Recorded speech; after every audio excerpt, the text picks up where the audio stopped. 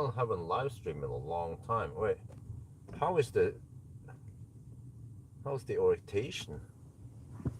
Wait, it just keeps bugging me about orientation. Stop bugging me about orientation. Oh, cool, Silver is there. Yo, what's up?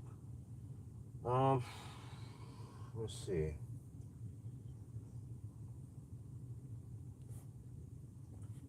Let me watch my own. How does it work? Is it buggy? Uh, is it horizontal or huh? It bugs me about orientation is locked. Well, stop bugging me about it, dude. I haven't locked any orientation. Orientation is fine. This is why I don't want to live stream this. I'm using YouTube app is pure shit. What is it? Retouch? No, I don't know what that. Look at all this shit. Okay. Alright.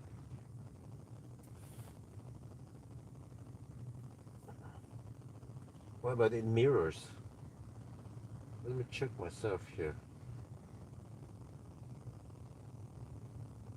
Check what it looks like. No, the error.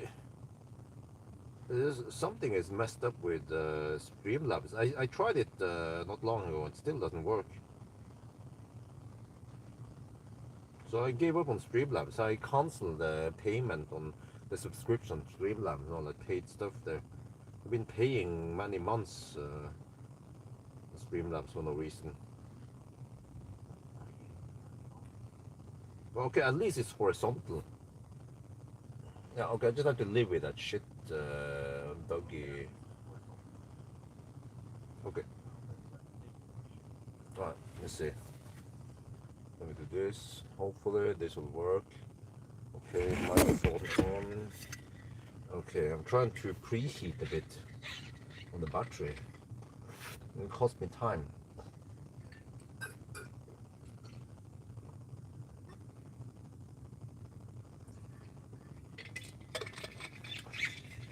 Wait. Can I not? Oh, okay, I can, okay. Okay, just have this one. Okay, so it'll work kind of. I need to click every time I want to see the chat. Alright, now let's plug in then. I think I preheated enough now.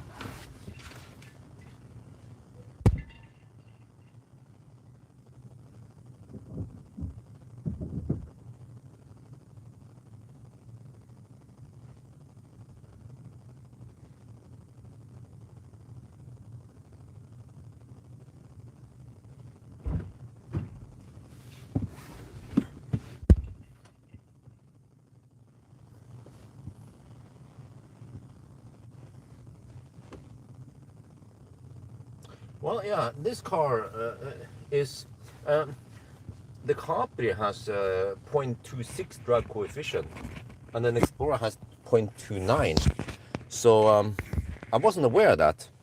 So that's why I'm gonna do it, just for fun. And plus that, I said, okay, let's try some live stream. I haven't done it in ages. Oh, it seems like Zoom is okay. So according to my calculation, we should do it in 9:55. But this is night run. We have to come back maybe around 6 in the morning. I'm not sure when. And then I have to do a quick kindergarten run. But then hopefully the kindergarten run and the feeding in the morning routine is done by 9-ish. And then we can proceed and finish in part 2. Part 2 will be another 4 hours. I'm expecting that we should be able to drive around 6 hours. Oh, well, no, actually, no. Okay, thank you very much for the Streamlab donation. It doesn't show here, but I still receive it via PayPal because it's direct PayPal. So, but thank you very much. I can always check here. Normally I wouldn't do that while driving, but unless we are charging. Yeah, okay, there's a donation. Yeah, $10 from Adam. Thank you very much. But I think the best or easiest is to just donate via the super chat or whatever it's called. Okay, let's see.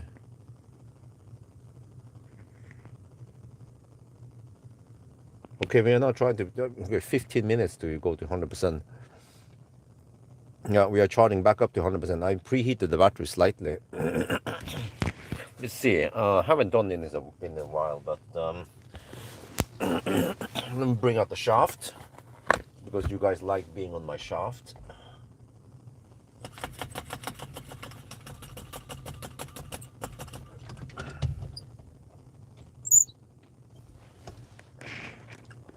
Almost forgot how to live stream, man. It's been 6 months or so.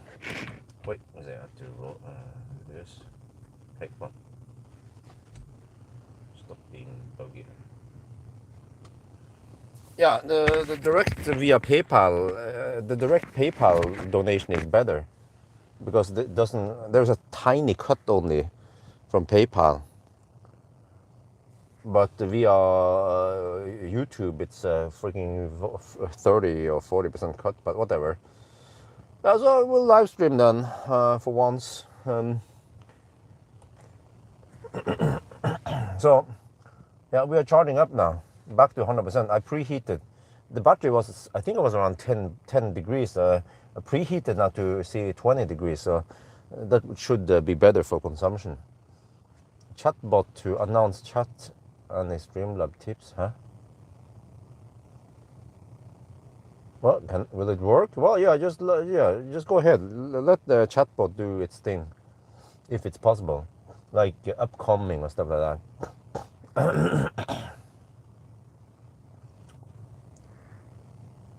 Yeah, you know, kind of funny. The way Ford uses the names on things, you know. There's a turnabout. Okay, well, we can bring a bot back. Yeah, why not? But first, Mustang. Let's talk about Ford. What the fuck are they doing, man? Ford. Mustang is supposed to be an American muscle car, some sedan. And then they make a freaking SUV out of it and call it Mustang Mach-E. And then I tried the Explorer. And the Explorer is actually supposed to... the Fossil Explorer is a big SUV, quite spacious. Because I remember I Googled about Explorer trunk space before picking up that mirror, right? I was like, huh? Is it really over 2 meters when you fold the seats? No, that's the Fossil Explorer. So the electric Explorer is just a small car, right? And then it's Capri, which is supposed to be like a sports car, you know? And then but the Capri, the electric Capri is almost identical to the Explorer, but it's a bit lower. Yeah, it has a lower ground clearance, and it's 21.5 centimeters longer and a couple of millimeters lower. But it's like, what the fuck are they doing, man? They're ruining all the legendary names. Capri and Mustang, especially Mustang and Capri. Those are legendary names. Possibly start at 11. Yeah.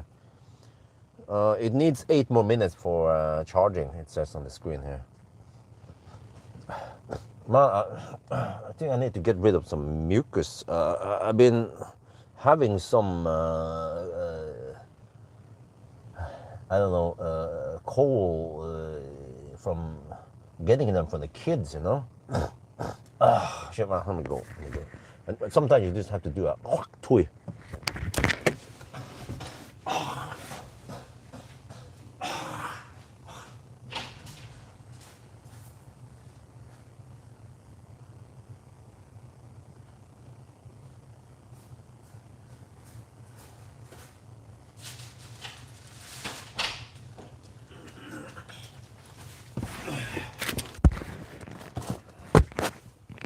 Okay. Yeah, so it's nice to be back for once. Ordered the G9 from Bilia, Drammen last week. Told him that it was for... Oh, cool. Yeah. Hey, why do you stop keep the heater on, bro? Come on. Cabin temperature is slowly going up. Wait, 25 degrees? What the heck, man? Okay, we'll probably start at 11 and kind of late. But this is the first time I set up everything, so yeah. So I needed extra time for that. Well, yeah, I should shoot the intro then before the car finishes charging. Then we can just get the heck out of here once it finishes. Yeah. So according to a better route planner, we should be able to get over to Spekkerud. Joniti, Spekkerud. I wanted to go past Spekkerud to go to Kunghalland and turn around there, but I'm not sure. We'll just see now how long everything takes. But I will try. Well, want to avoid traffic also. So maybe I should pass by Oslo around 6-ish. Yeah, and then I can do a little extra loop past Jessheim to Eidsvoll or something, and then back again. So, but yeah, okay. Well, around 6, then I should try to be home. I want to get home around 6:30, so I'm ready for Isabel to wake up around 7 and so on. You see. Then there will be a short stop here. So if we yeah, we might have only around 2.5 hour stop before we continue again. So do this night run so I get enough sleep, because Tuesday I'm going to, on Monday is just finishing, or tomorrow it's just to finish the 1,000 kilometer challenge and try to get some sleep, try to get some work also. And then on Tuesday I'm going to Bertelåsten, and I will do a side-by-side comparison between this car and an EV6 facelift. So that'll be fun. It seems like people like it. I also enjoy shooting those side-by-side comparisons. Yeah, the family, by the way, they are getting sick all the time, man. In the past, it's been so cumbersome. Axel is sick right now. He almost recovered. Isabel was sick earlier. She's been vomiting. Axel's been vomiting. Wifey had the fever at least yesterday and the day before. I didn't get fever, fortunately. It's the never-ending kindergarten plague. Ah, shit. HB auxiliary consumer. Someone else can maybe explain better. Okay, I need to shoot the intro now. Oh shit. Yeah, I need to shoot intro and get ready.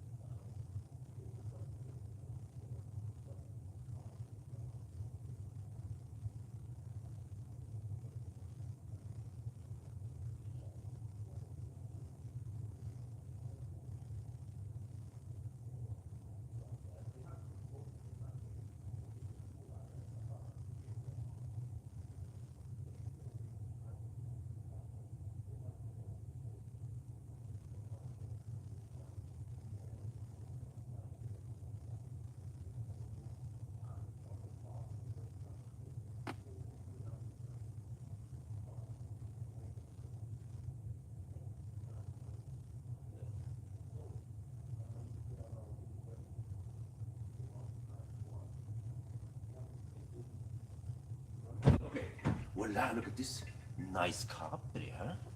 Okay, for once I'm actually live streaming. Haven't live streamed in about 6 months. But yeah, so I'm using the YouTube app now. They fixed the horizontal shit. When I tried 6 months ago, it couldn't live stream horizontally and only vertical. I was like, no, I'm not gonna do that shit. Well, we'll see how it goes. Streamlabs, it just bugged. It just gives me an 4.0 something error, whatever. Okay, forbidden or some shit. I don't know. Tried on different units. I tried on different phones. Tried everything. Didn't work. Okay, give it up. But here, it's nice and warm. 20 to 22 degrees Celsius in the battery. We are charging it back to 100% now. We have here, see, 78 something. It's going to be eventually 78.7 kilowatt hour nominal.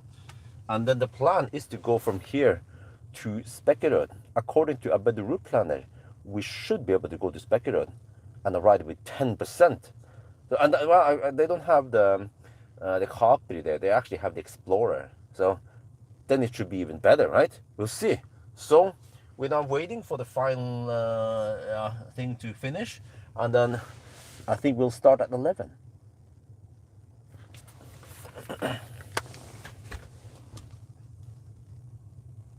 Okay, so I have to shoot the intro. We're now waiting. Yeah, once this hits 78.7 kilowatt hour, then we should finish.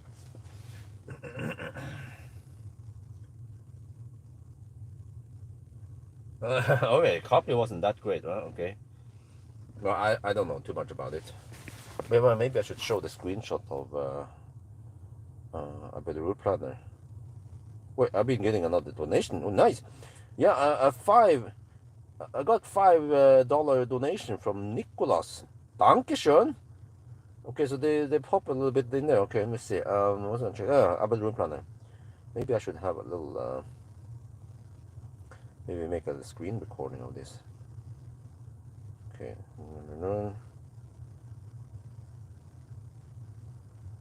Yeah. 10%. And then supposed to be 247 watt hour per kilometer. And then even it's based on Ford Explorer. Okay.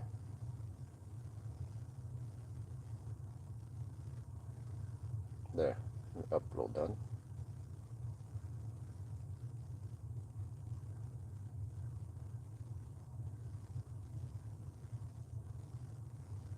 Drive, save. Okay, so seems like we end up starting at 11, and I was hoping to start around 10 something, but 11 it is. Premium model also, huh? When we premium, well, we have it's quite well equipped. It costs almost 600k NOK. It has electric adjustable front seats, also passenger seat. Late, but finally, yeah, I gave up shit labs, whatever. Maybe I should expand the.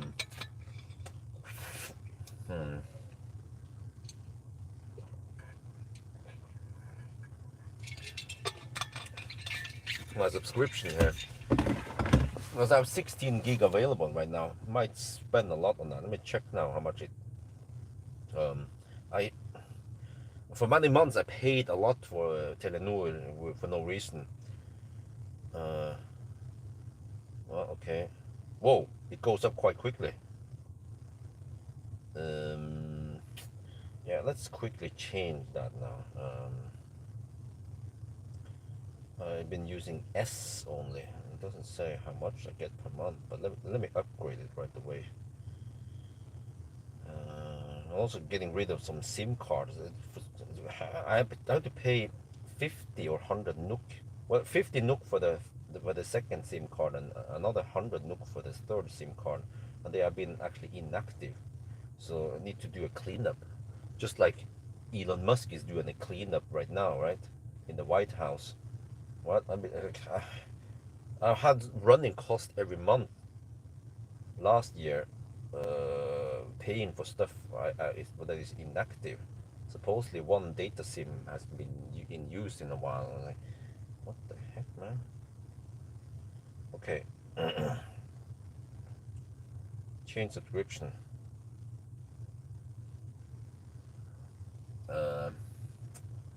Wait, are we done charging? Wait, it seems like it stopped. It stopped. Okay. Uh,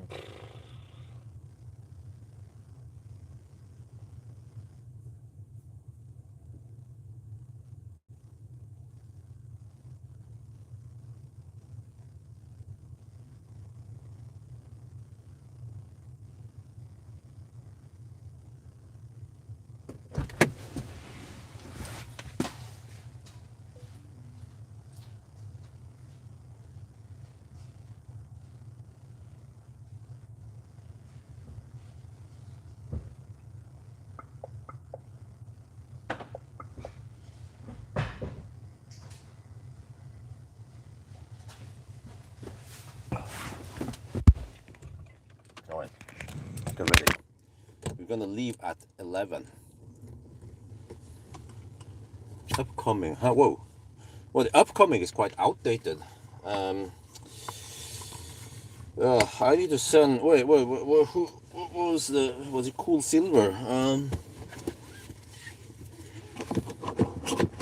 I need to send an updated in upcoming something, but maybe not right now. Okay.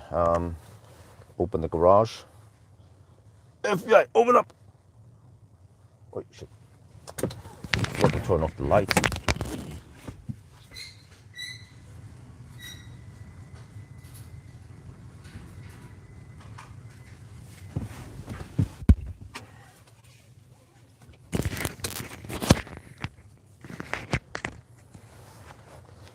Oh, well, I'm using YouTube app.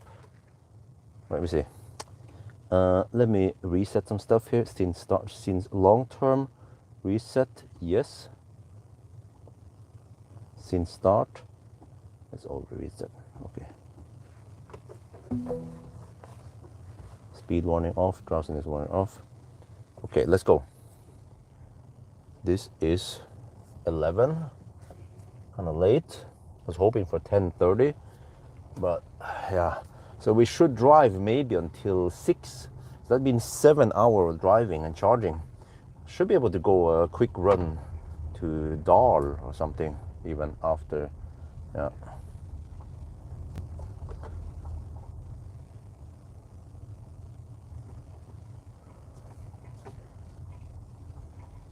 Wait, thank you.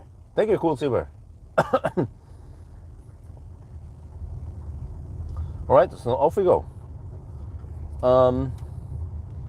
Yeah, this will be interesting.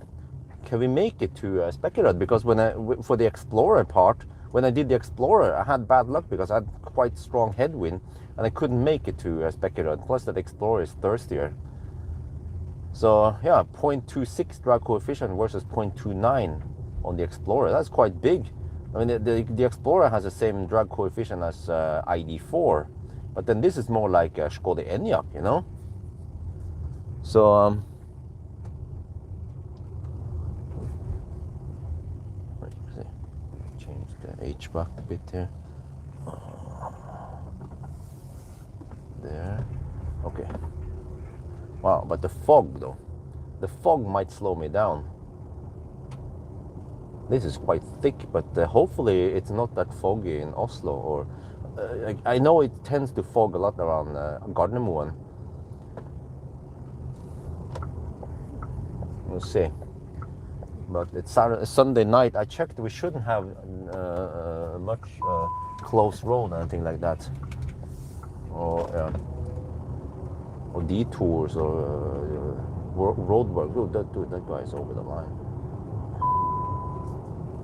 Driver assistance. Oh, it could be front sensor impaired. What the heck? Is it because of the fog? Must be.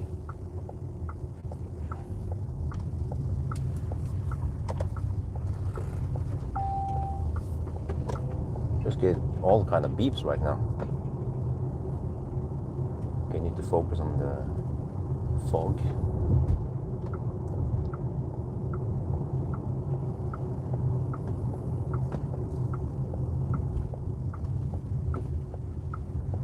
Oh, could be slippery here also.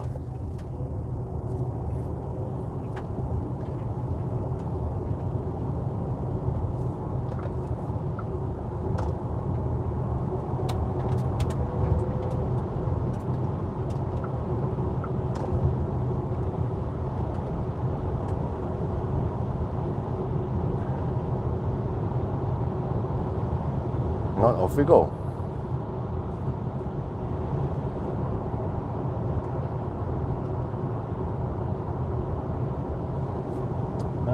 Text there is a bit hard to read. When are you returning to Sweden? Huh?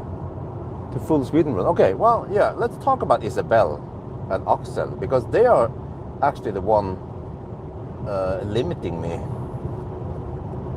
Because yeah, we shouldn't count on those family members helping us. They've been helping us in the past, but I think now we should just not rely on them getting over here. So Axel, he's 10 months old. Isabel is 2 years and 10 months.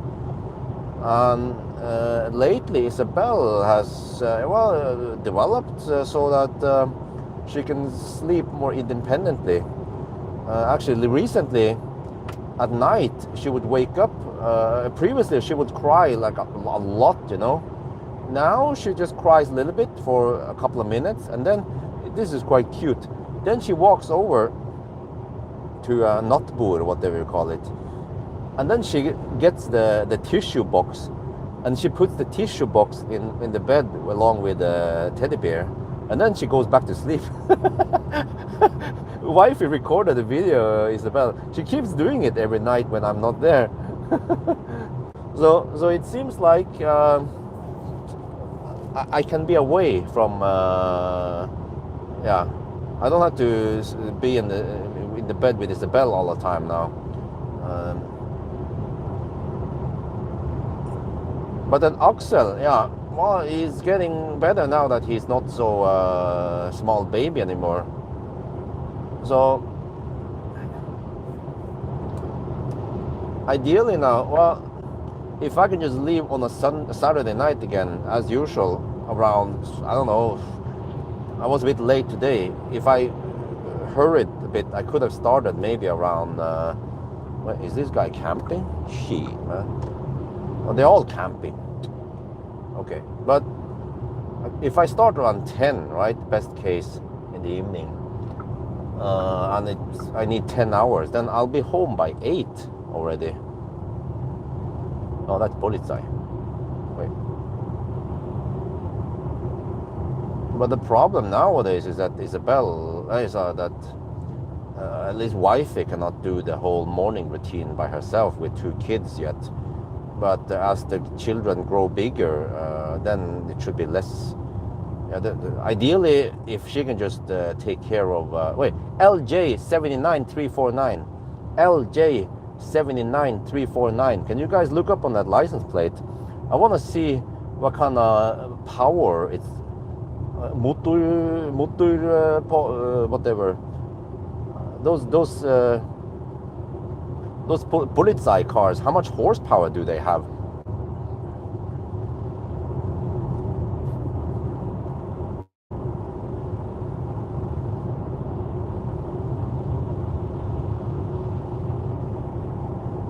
Okay, we just deduct a couple of minutes. We'll figure out. It's supposed to take 1 hour and 19 minutes to get to the border. So we could just deduct for any slowness. Oh, the Polizei just pull over suddenly to the... Polizei is right behind me. But then this freaking... Yeah, there, finally. I'm gonna drive at the exact speed limit. There, let me see. Let me check GPS speed. It's 110. I will just make sure I drive exactly at 110 on this GPS.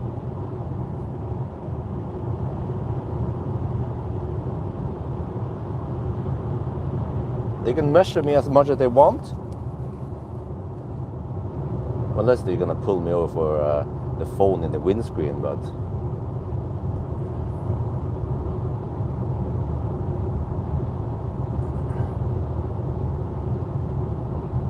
Yeah, okay. Double check now. It's exactly 110. Then it boils down to if the police wants to overtake me or not. Maybe I should let him pass.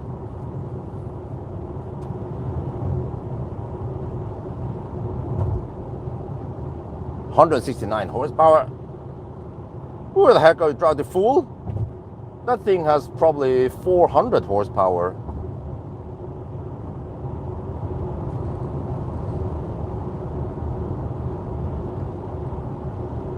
I heard that they beef up the Polizei cars a lot. Way more than stock.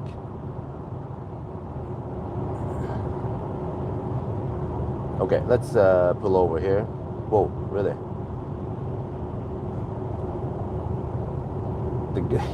The guy behind me just cut right in front of the Polizei without using blinkers, or I'm not sure.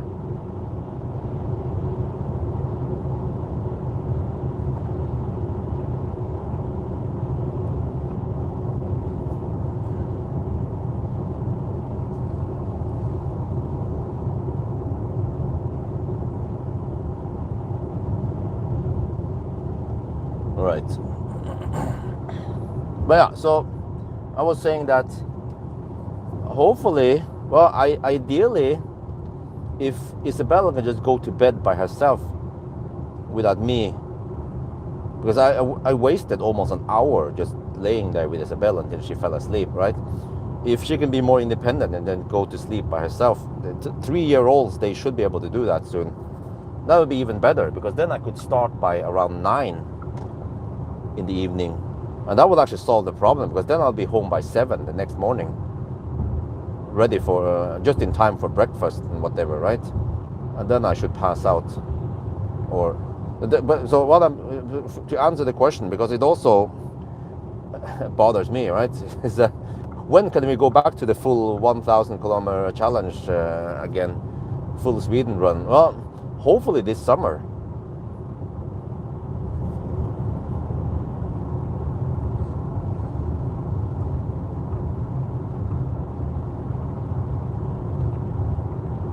No, what the heck? Dude. Oh, this is super annoying. No, stop that. I misclick on this stupid haptic shit. No. It's gonna increase by 1 kilometer per hour. And then, no. Shit, man, this is so bad. And then I accidentally press the distance crap. And then it's temporarily locked on distance. And I have to wait until it times out, and then I can go back to speed increments.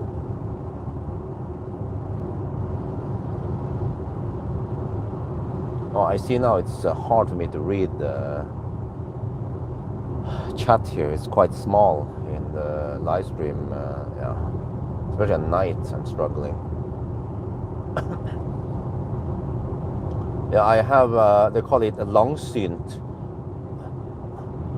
I actually had it since I was a kid. They say overlongsynt. So, but I've been doing fine without glasses. I mean, not fine, not perfect, but okay. But now I feel like I'm getting old and I have problems reading, especially at night. Or have to, yeah, have to keep stuff far away so I can read it, focus. Well, it's not that quiet. We are 20 inch. Once we go faster, then it's gonna be noisier.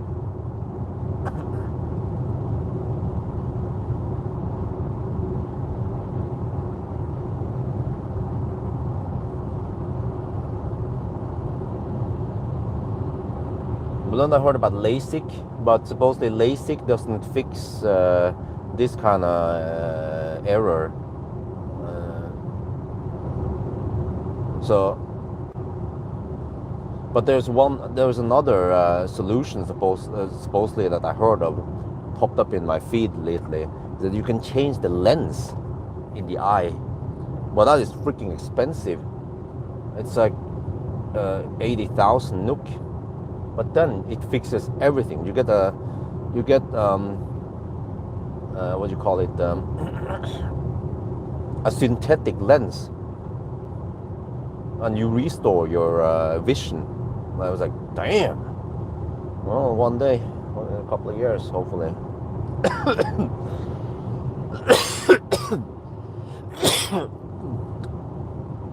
No, there's a bullets I got. Wait, so there was a.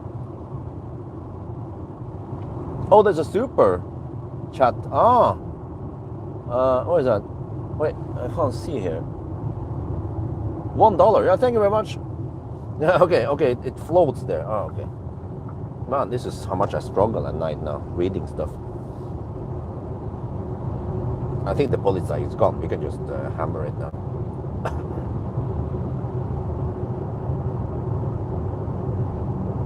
Yeah, also contact surgery. Yeah. So whatever. Feel like I still need to prioritize stuff at home, like a heat pump. It's gonna be hot soon in a couple of months, but we'll just deal with that eventually. No, health insurance doesn't cover this because it's a natural part of aging. They don't cover this. They cover something irregularities, like an accident or something like that, you know. But they don't cover aging.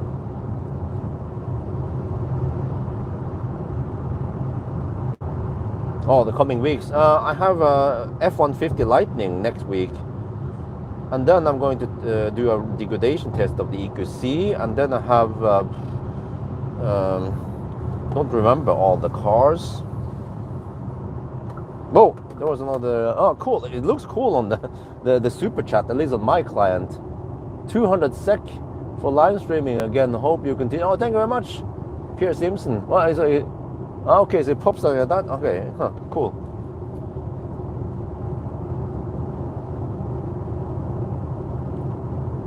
Yeah, and then after that I have Hyundai Inster booked.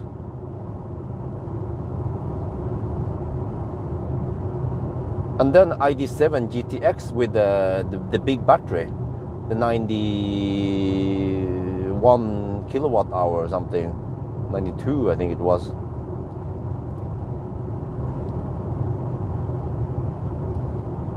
And then I also have the Porsche Macan booked. And then I have Hongqi EH7. And then also the EHS7.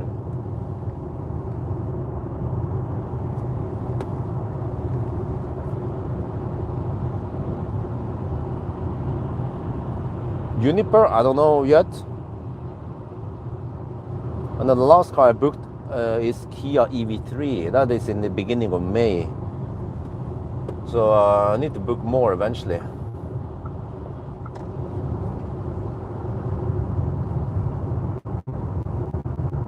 No, 5, I haven't booked it yet. But see, I already booked myself until in the beginning of May, so two more months ahead. So ideally, I should be able to do 2 cars per week. I haven't even touched into a bunch of vans. That would be interesting. But in order to do all that, I need to hire a dude, probably full time. But I just don't have the money to do that. Actually, if I didn't build a house, I would be able to hire a dude. But I feel like we were growing out of Alnabru, so it was på høy tid to upgrade. And but it's a big upgrade, and most likely I will never need to build another house in my life. The house that I built was for my family, and I see now that they have plenty of space to grow in. But if I had a dude helping me full time, I could do 2 cars. He will have to pick up and deliver the cars, and so I can focus on shooting video, do my tests. But actually, some of the tests we can actually do it together somehow. Yeah, maybe I just jump in between the cars or something. So then we can go, for example, Hemsedal with 2 cars. That would be interesting also, side by side.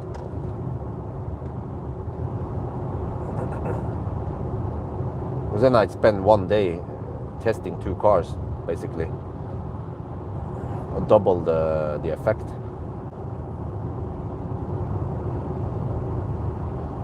Oh, well, I need to hire in the company and stuff. I need to find the right dude also. Let's see. For now, it works like this.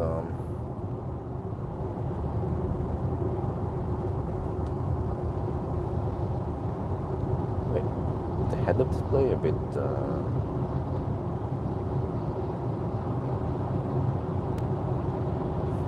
Well, that Porsche is sounding. Oh, Rus already. The fucks, man.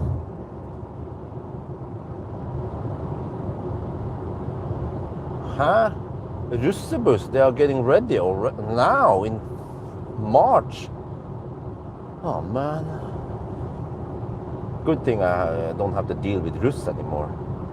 That's also one of the reasons why we wanted to get out of Alnabru.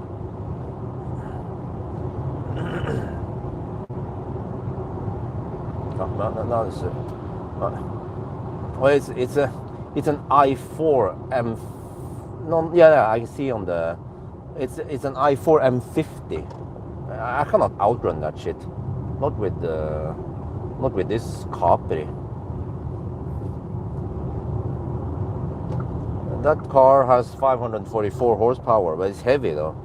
I have 340 only.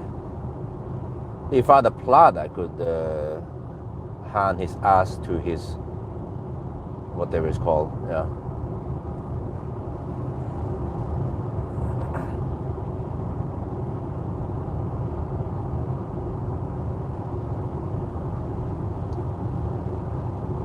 Okay, anyway, let me see, consumption 204 watt-hour per kilometer. Wow, this car is actually efficient. It's, you know, I just realized the Capri here is quite similar to a Skoda Enyaq in a way, but it costs almost 600k NOK. You can get a Tesla instead. Why buy this car? You can get a Model Y, Uniper. Support Elon Musk also. Huh?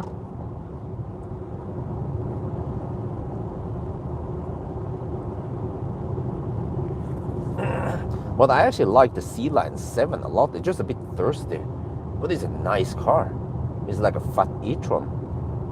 The comfort there is so great.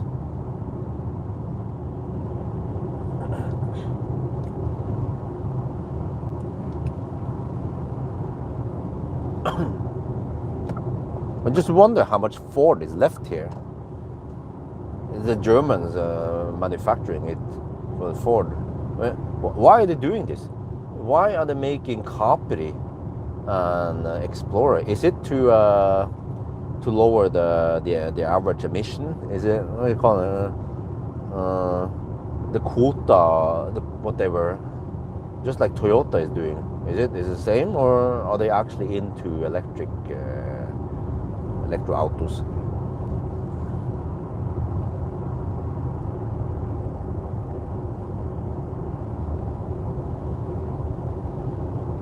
I think we have to deduct a couple of minutes. I'm not gonna explain in the video that there was a Polizei, but they just say that there was a fog. Yeah.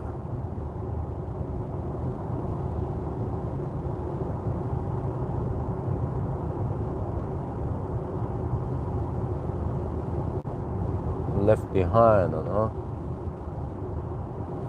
Well, at least they chose a good EV platform. You know what they could? At least they didn't go to Stellantis.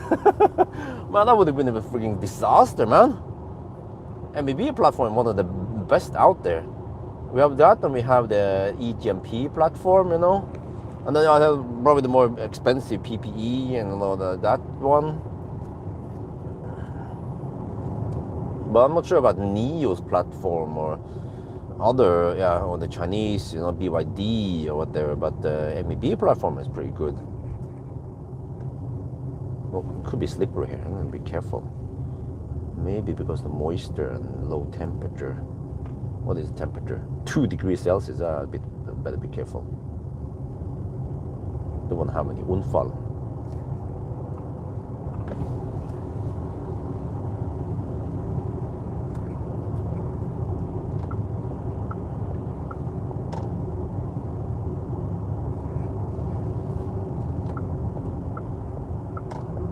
Do you think the Germans auto industry will die? I think they are so well established, and they probably have protection from Deutschland or other European, I don't know, EU. Yeah, I don't know. I think it doesn't. They don't die that easily, and they still have fossil to rely on for now. So yeah, it's harder with smaller startups to survive, right?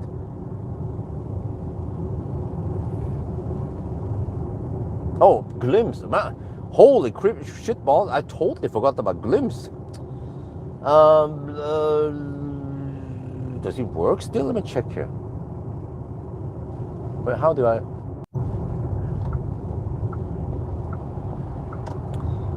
Oh, I haven't set up glimpse. Okay, I might do that later. But you guys kind of know roughly the position. It's not critical to see exactly where I am, right? Or you might recognize the place anyway. Kind of need to be stationary when I set up glimpse.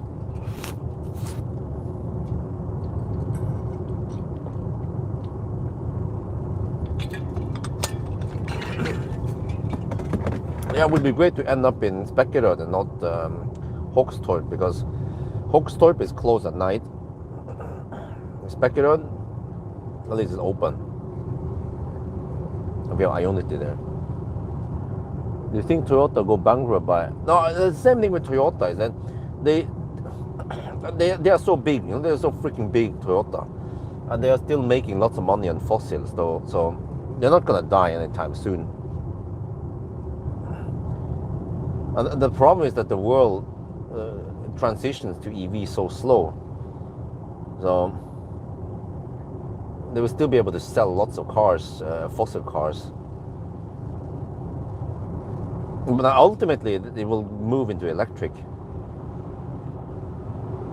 But I think even the slow pokes like Mazda, Suzuki, they will still have time to save their asses. But of course, other brands that have started earlier, like Tesla or Volkswagen, they have a head start, a huge head start.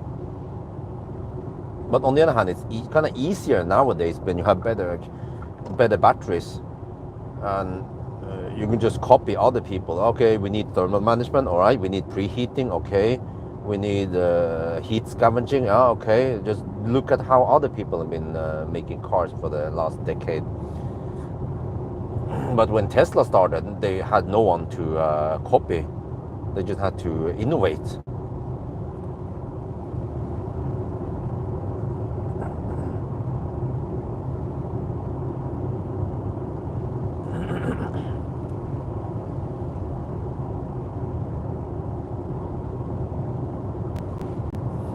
Okay, wait, let's see.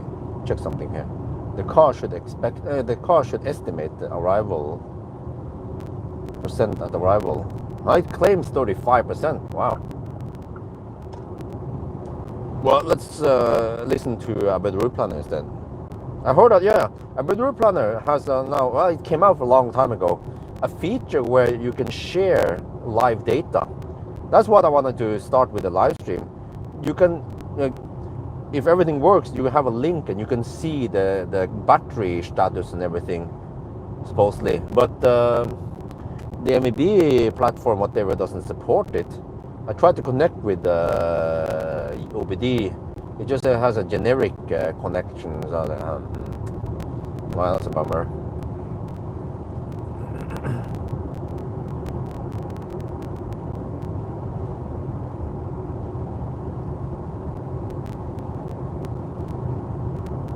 But I think eventually there will be more and more customers. They want electric cars, and just look at Norway, But eventually, the other brands they need to start transitioning, because the market wants electric cars, Electric trucks, also electric, whatever, you know.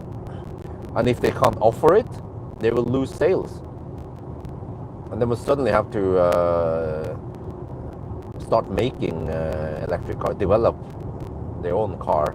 Or they can just go for a platform. That also works, right?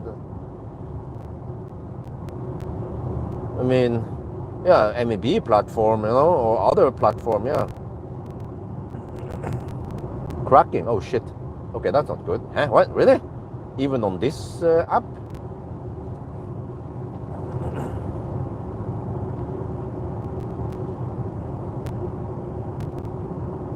Yeah, hyperchargers. Fortunately, more and more CPOs use hyperchargers, and they are actually quite reliable. Way more reliable than tritium. Circle K goes crazy on hyperchargers. Also seen many other CPOs. I think in Germany they also go for hypercharger. Even Ionity start using hypercharger, 200 kilowatt version at least. And Kempower, man, they are just on a roll. They're dominating. It's going to be hypercharger, Alpitronic, and Kempower, and taking over the world.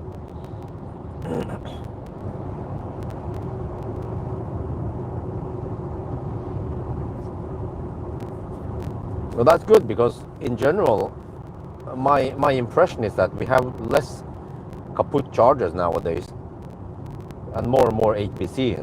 They're everywhere, man. They pop up like mushrooms, at least in Norway.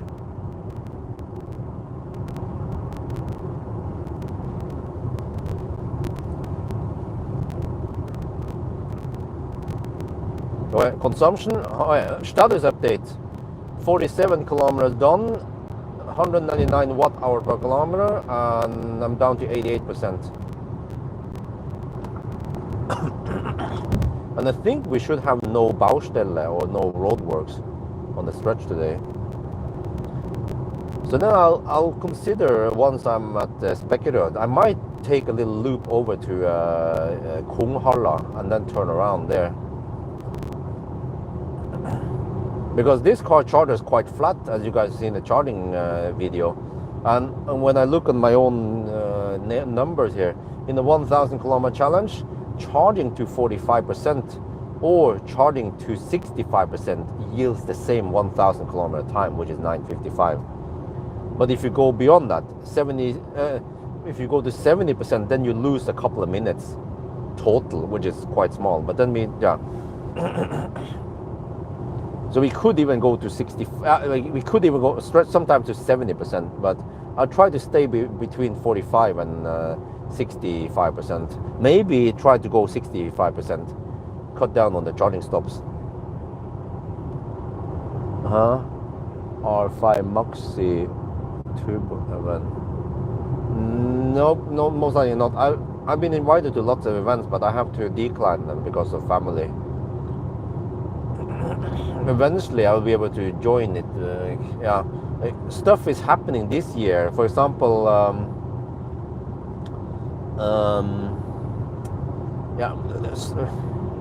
there's some critical stuff that needs to happen. Wifey needs to get a Norwegian license, driver's license. But before that, right now, what's holding her back is Axel. But once Axel starts in kindergarten in August this year, then we will have time in the daytime to do the thing. Yeah. And then once wifey can do a kindergarten run for me, that would be so much better for me. But also the kids need to be a bit more independent, so wifey doesn't get exhausted from taking care of two kids at the same time. Even nowadays, it's kind of hassle sometimes.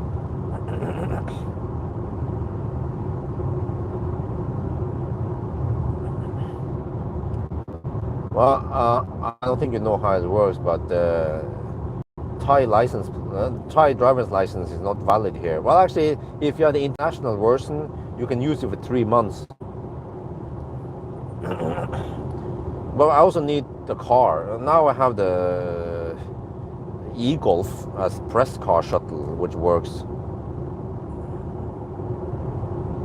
Well, even an e-Golf would work for her.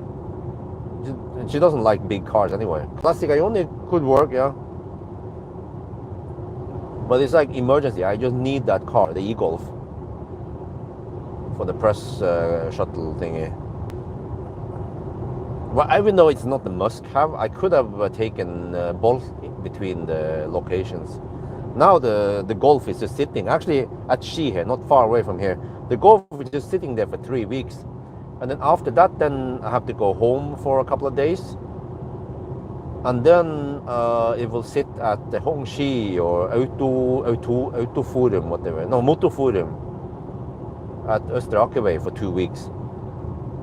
So in a way, maybe it would be better if I just use taxi in between the places.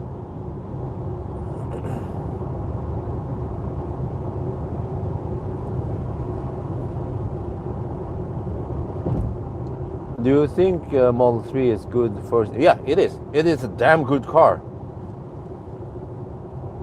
Absolutely. I see in the prices. I look at Juniper prices, but I see that the Model 3 is a lot cheaper. So, I mean, if you don't need the space on the Model Y, then Model 3 is a damn good choice. It's more efficient, you know, has more range. And also the nice comfort in the Highland. And you can just get the stocks, you know. And you get the both stocks. And you can customize it. So you have lots of cool stuff going on with the stocks also.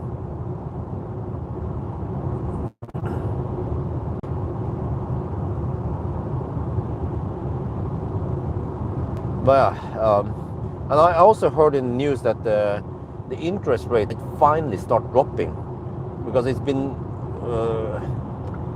crippling me for the longest time, the high interest rates.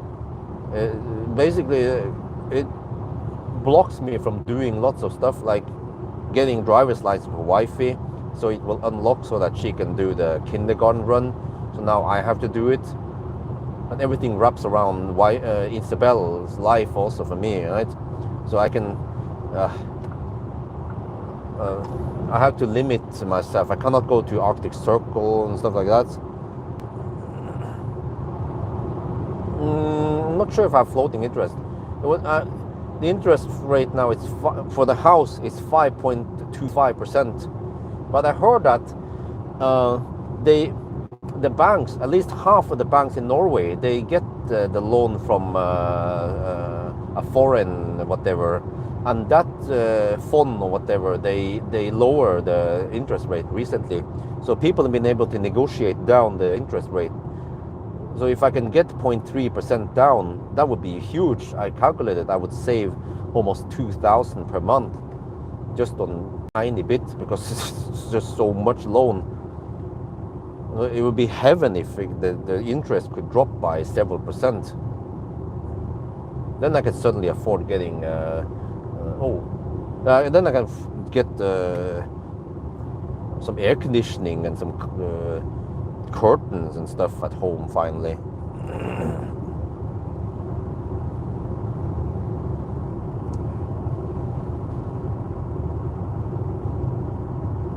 In Norway it costs around 40 to 50k NOK to get driver's license.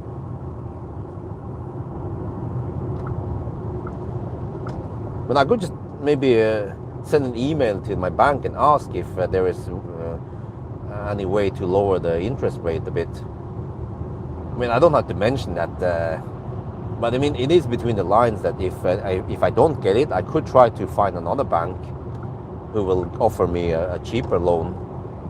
And maybe it's easier now that it should be easier now that the house is built for another bank to approve it. Since I already have a loan in one bank, they'd be like, okay, well, apparently he can pay for that loan. So if they can offer the same loan but with lower interest, then that should work, right?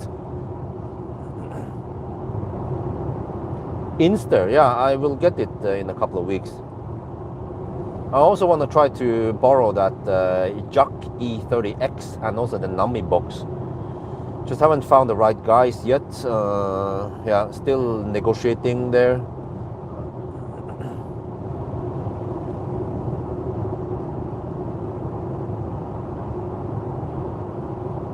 inflation, I haven't paid attention to that. I think it's still low in Norway. Yeah, like I mentioned, interest on my loan is 5.25%. Okay, consumption is 194 watt hour per kilometer. We've done 62 kilometers. We are at 84%, and the car estimates 31% at Spekerød. And car scanner reports that it is 30 degrees in the cabin. No, there's no way it's 30 degrees in here. It'll be boiling if it's 30 degrees. It has the sensor placed in a weird position. It feels like 21, 22 degrees Celsius in other cars right now. Okay, maybe I'll lower the temp slightly there. Wow, 6.5% in Australia. Oh, that's high. Yeah, I heard that in the end of March, they're going to announce that the interest will drop, hopefully by 0.5%, which is going to be huge for me. I was able to just survive the worst interest rate and the building of the house and all that. Yeah. If the interest didn't go that crazy, if Putin didn't invade or try to invade Ukraine, then my economy would have been better, hopefully.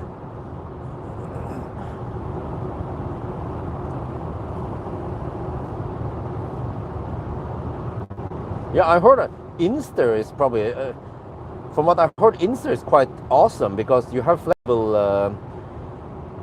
seat solution. You can slide the seats forward, back, depending on if you need more space for people or cargo. And you can also fold the seat or do some crazy stuff like that. I need to test that shit, man. Maybe try to sleep in the car. I could just sleep outside the house, maybe, if it's too much cumbersome to go somewhere.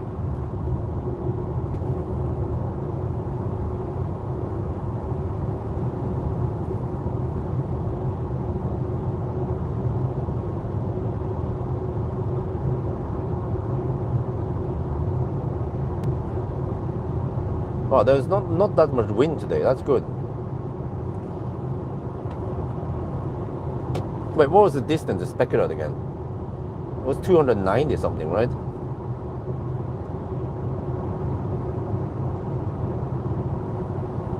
From Home to Spekerød is supposed to be 289 kilometers. If I have 78 kilowatt hour divided by 289, then I have a budget of 270 watt hour per kilometer.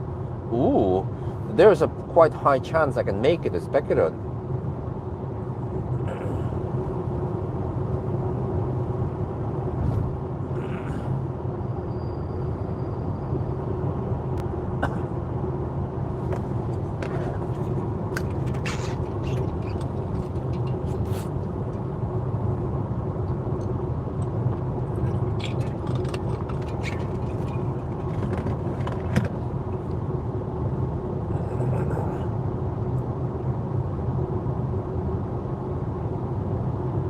Wait, so I need 2.5 hours to drive to Spekerød. But then the charging stop will be quite schnell, around 20 minutes only. And then I drive back. So it's a 5 hour way. So I can be back after 5.5 hours-ish. No, wait, no. No, I need to charge one more time, yeah, before Jessheim. Yeah. No, I will charge at Strømstad, I think it was. And then, wait, so after 6 hours, it means 5 in the morning, I could be at Jessheim. Maybe I'll take another loop and then charge at Ionity Dal and then go home around 6-ish. Yeah. No later than 6:30 to get ready for Isabel. And that's good. That means I can cover maybe around 650 kilometers before I pull in.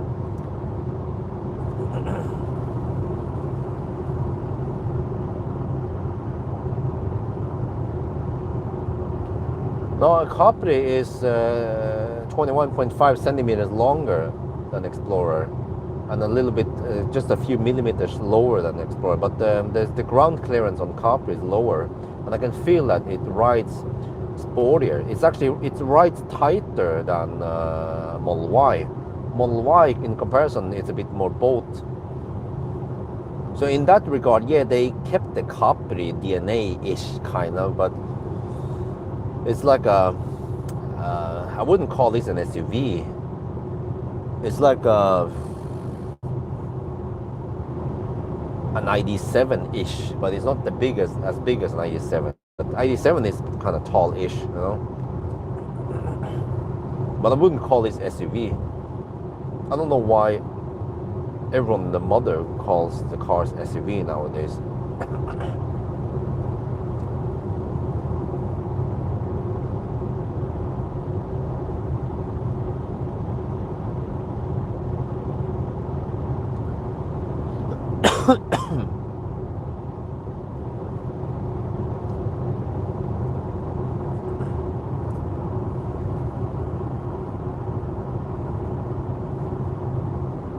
Yeah, something like that, ID5, yeah. Or I would maybe compare this against a Skoda Enyaq, in a way. But I mean, it's still a 600k new car, so that's kind of expensive. I think you can get a Model Y for a lower price, around 550. Well, actually, how much do you have to pay for Uniper anyway? Long range. Model Y long range Uniper. You know, you could get a quite good deal on the pre-Uniper. Tesla, they are trying to clear the stocks, and they are dumping prices on the pre-Uniper, and that Model Y is still pretty good, and it has proper stocks also. Oh, what car is this? BYD. What is that? Otto 3, I think it was.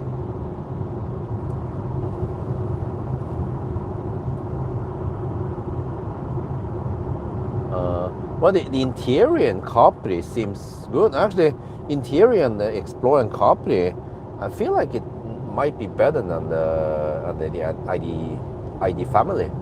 But I'm going to do a side-by-side comparison, just like the C-Line 7 versus G6 I did. I will do that on Tuesday. So it's going to be Capri versus EV6. And the reason why I chose EV6 is because EV6 is like the sporty version of the Ioniq 5. I think in Norway, Ioniq 5 is more popular than EV6, but in other countries, it seems like EV6 is also quite popular. So hopefully that video will generate lots of views, get more subscribers, and yeah.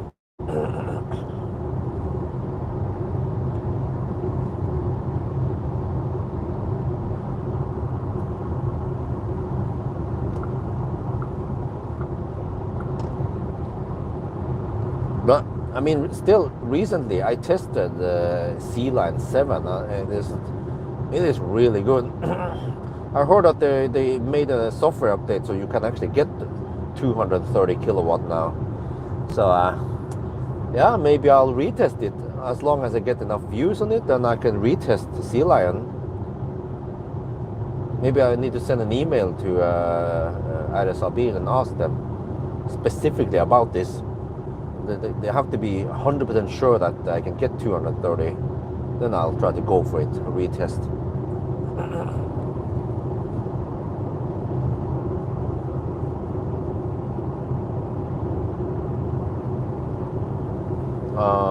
Scavenger battery heating. Yeah, the MEB cars, they have that. I'm not sure about all of them, but at least the modern MEB platform. Yeah, I think all of them have it, right? So I can see now, battery temperature is 17 to 21 degrees Celsius, and inlet is 12 degrees. So it has been slowly scavenging heat from the battery. Outside temperature is 1.5 degrees. Ideally, I should have warmer battery at 25, but I started with around 20, so it's a nice start position. Did waste some extra time though to do that. But I was setting up live stream and car scanner anyway, so I was preheating the battery there around 15 minutes while setting up. But I mean, even Sea Lion, the app on the, I think it's a BYD. Yeah, there's a BYD thing. Also, Tang has it. You can actually preheat the battery from the app. I was like, damn! Why don't other apps get that shit, huh? Manual preheating on the battery.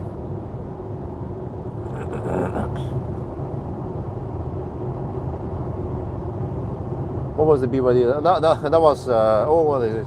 That was Tang. I had trouble. When it was below minus 10 degrees Celsius, it just failed. What is this? Is this a schedule? It seems you are moving roadworks. Okay, so no reduced speed or anything, right?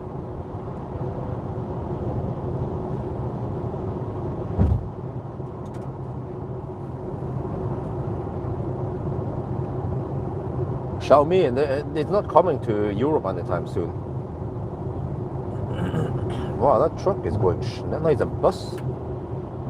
Wow, overtaken by a train also. Damn. Dude, that truck, that bus is going schnell. I'm going at 100 kilometers per hour plus VAT. Dude. Reiser.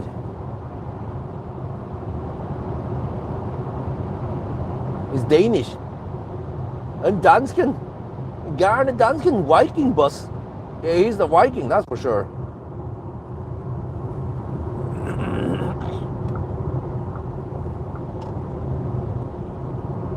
That was not 100 kilometers per hour.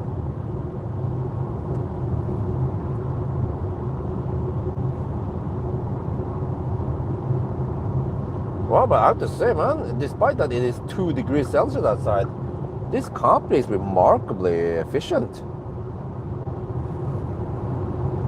It's the MEB platform. At least Ford, they picked the right platform. I'm not gonna say anything bad about Stellantis, but what other platform could they gone for, huh? Well, they probably want to stick to something European. They couldn't go for EGP platform if they're selling.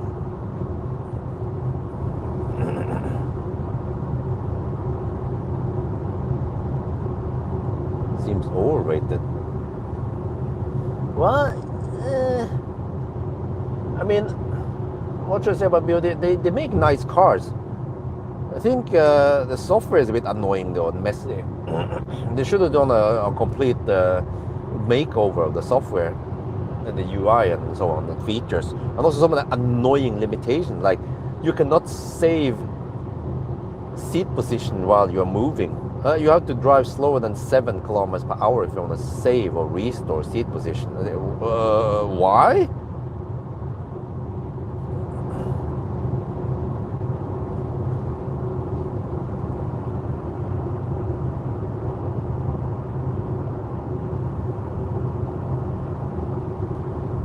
AC, because 22 kilowatt AC, from what my experience, it's not going to cut it on long trips.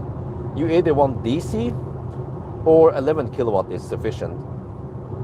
So that's why it's cost cutting to just go for 11 kilowatt rather than 22. Plus that, at least in Norway, 22 kilowatt AC is not that common anymore. They have actually shut down most of them. It was a waste of money. The CPOs are losing money on it. So they just offer DC, and for most people, DC works fine on long trips. Well, you need more than 50 kilowatts for it to be any use. No, Xiaomi is not available in Norway.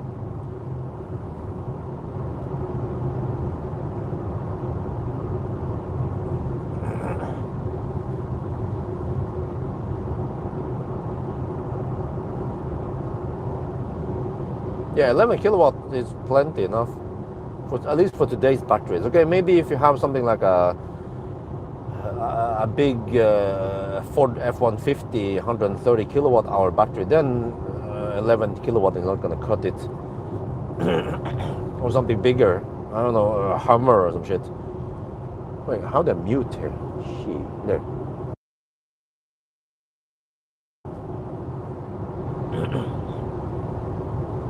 Okay, now the car says 25% at Speckeren. Status update: 92 kilometers done, 207 watt-hour per kilometer, and 75% left. And I have 59.6 kilowatt-hour left, according to car scanner. Great news! I did a 0-mile test of the Capri. It will come out in 2 days, I think. Spoiler alert: the car went brick, just like the other MEB cars. I was like, shit. So I was sweating for a while because I had to pick up Isabel when I was stranded by the Windows XP background. Are you satisfied with the video view count of your channel? No, I wish it was higher. I wish I could get 50k views like I did on the Uniper video. I wish I can get that on every video. The problem is that I cannot make those videos on a regular basis. I would like to go to Arctic Circle, for example, more often, or do some other stuff. But as of now, it's kind of limited. Hopefully, in, I don't know, 1 to 2 years, then we can actually do some cool stuff. But I feel like I prioritize the family. But I actually enjoy family life, and weekends, you know, it's a nice time to spend with children in weekends, since they are home from kindergarten.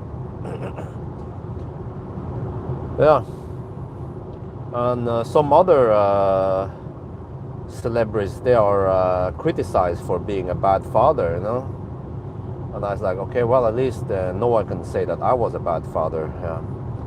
But I've given my family everything. Yeah. I had to sacrifice the channel's growth, basically.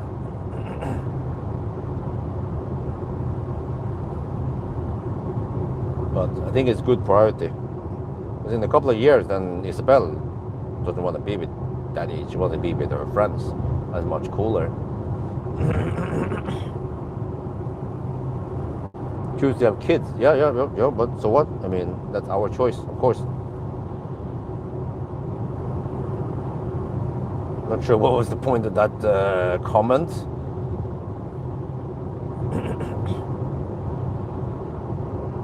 I mean, it's not like it was an accident, you know.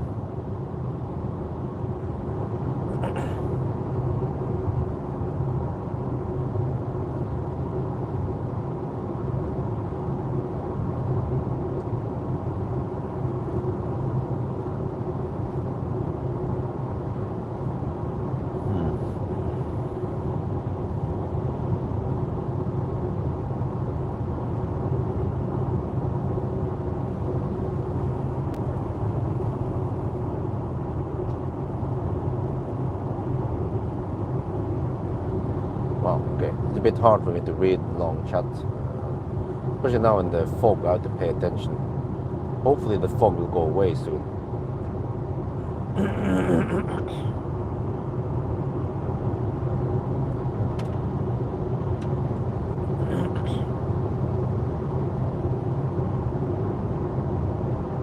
And now that we hit the 110 zone, then you start hearing how noisy the car can be sometimes. Oh, it's good. I mean, it's MEB car, so it's good. It seems like when they go for the MEB platform, you don't only go for the drivetrain and battery, right? You might get other stuff also, like, yeah, some of the software behind it. I have the optimizer. I can manually preheat. I can see how many kilowatt I have and so on. So started realizing that Tesla doesn't even have that shit. It's very useful. You can see how many minutes it will take to preheat and what the potential is. You know, like, dude, why didn't Tesla make it?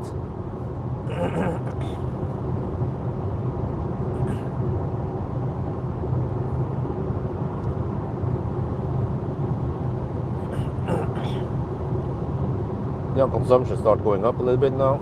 Let me go faster. Battery is slowly cooling down.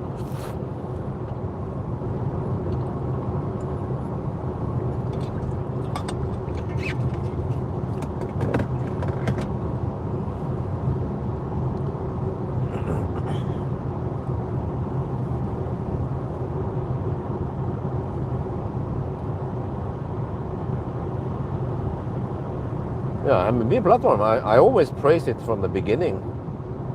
That is good. Okay, it had its downsides here and there. Also, the software wasn't that great in the beginning, but they've been improving. Also, the drivetrain part and the cooling and everything. The latest, like the one we're sitting in right now, is very good. It doesn't rapid gate. I can actually keep the heater on. No way. Actually, I might mess up things a bit with the heater. I'm not sure. We'll see. Well, I think I can at least keep the heater on in the beginning until the cooling starts.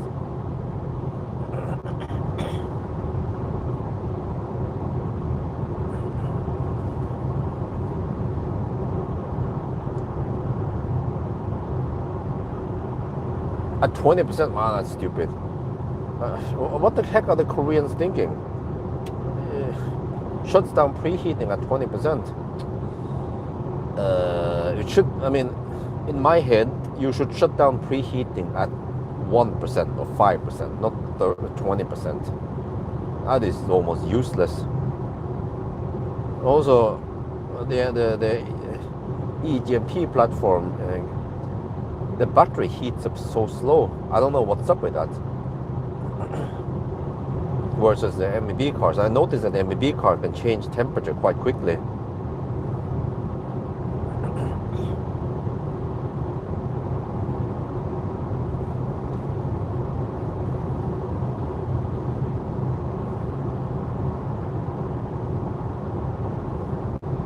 Yeah, EGMP platform.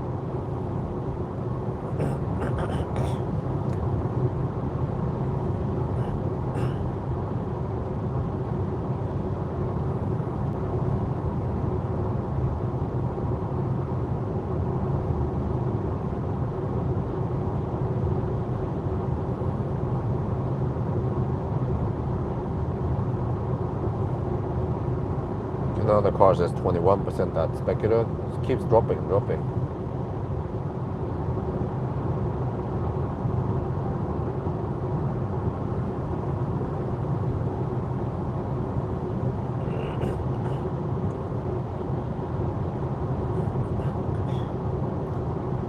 Oh, it's so nice and empty now.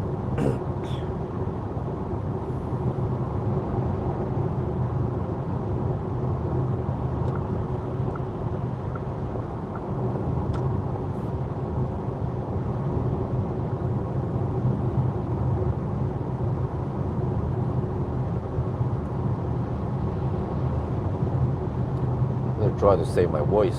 I feel like voice is not the best condition nowadays. Because I have some slight flu or something. Some mucus also, but I can do the hartois. The kids cannot do that. That's why they vomit. They vomit out some fluid, mucus, and sometimes also food.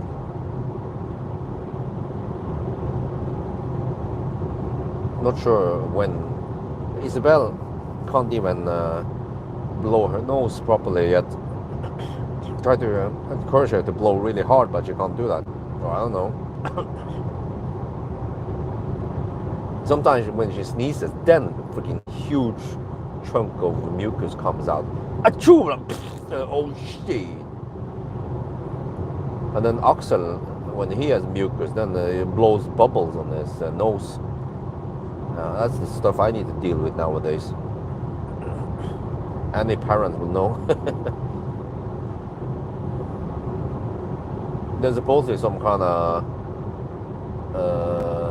flu that is spreading nowadays around schools and kindergartens.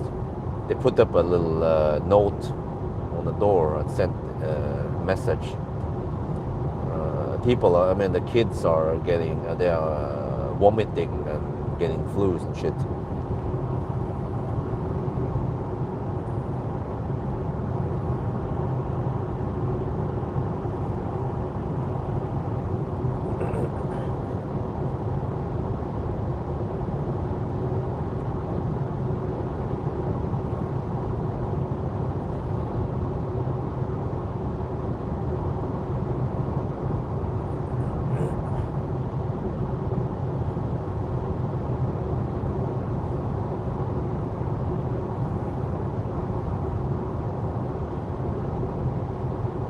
Right, you know, speaking of 800-volt cars and so on, someone mentioned in the comments that the new 400 kilowatt Alpitronic, that the one that supposedly the one that Circle K are installing, those CCS plugs, they can actually deliver 600 amp.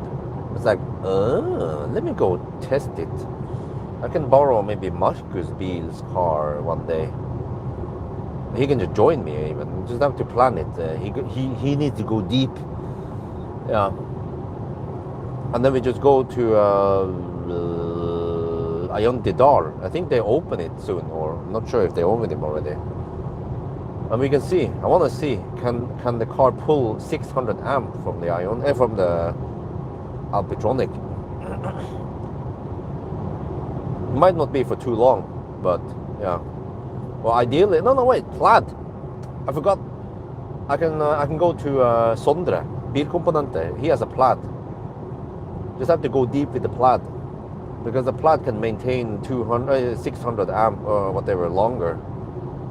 That would be interesting to see. That means around 250. Yeah, Plaid should be able to pull around 250 kilowatt then. Lucid, nope. I got in touch with Lucid, the e-car expo. They're gonna come back with me with a new Lucid Air, but that has some improvements. Yeah, there's supposedly heat pump and some other improvements now. So I don't know, they're slow.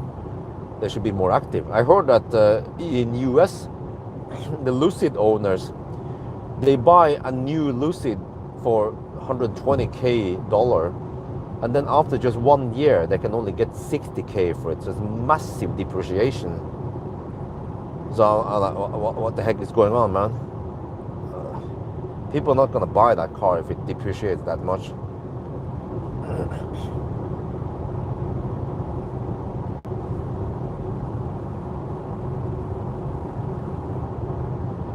Oh, even two. Oh, what's this? Oh, shit. This is why I need to pay attention here. There's something going on here. Then go 600 amp. Sorry, I had to pay attention to what's going on here. Oh, okay, whatever. We just deduct by the time we are at the border. Maybe I shoot a little video here.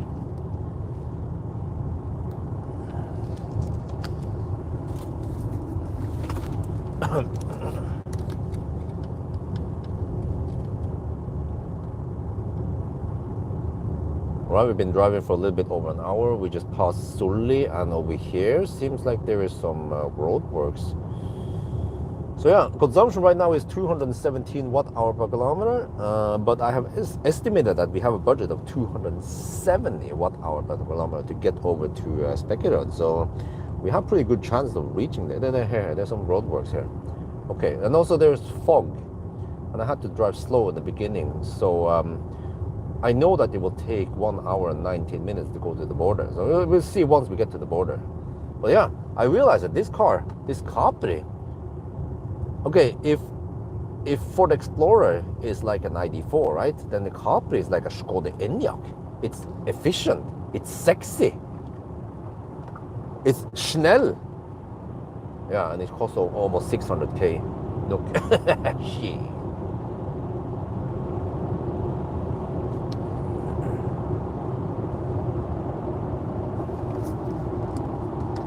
But okay, now I can try to read. What was I saying?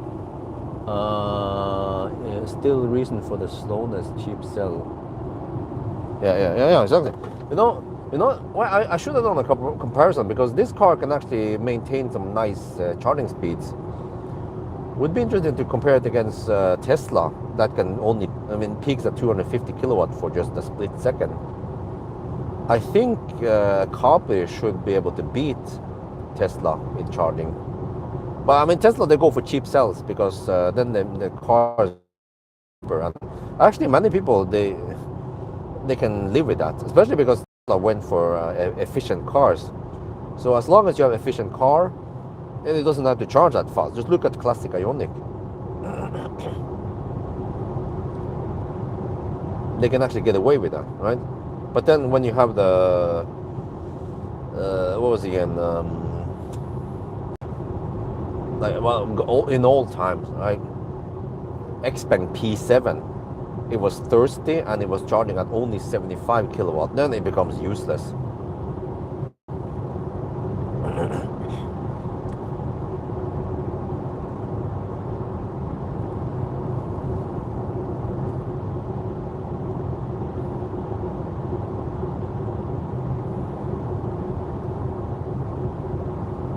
Wow, when the heck does the fog go away? We're gonna get fog all the way to, wait, Pierre Simpson, where in Sweden are you located? Do you have fog over there in Sweden?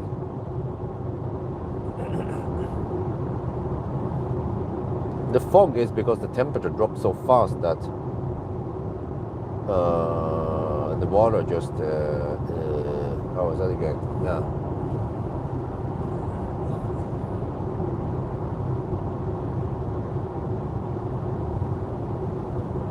Have to watch out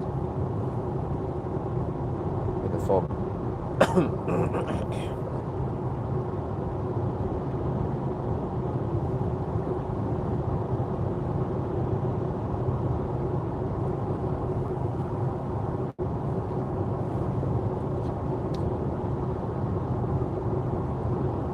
Wait, did I say 200? Okay, 270 budget. Yeah, we have pretty high chance of getting to speculator. Now it says 20% at speculator. Status update: 126 kilometers done, 219 watt-hour per kilometer, and 64% left. I think the state of charge scale is quite linear. I have to check at 50%.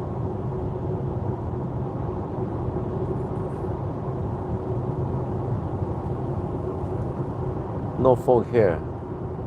Okay.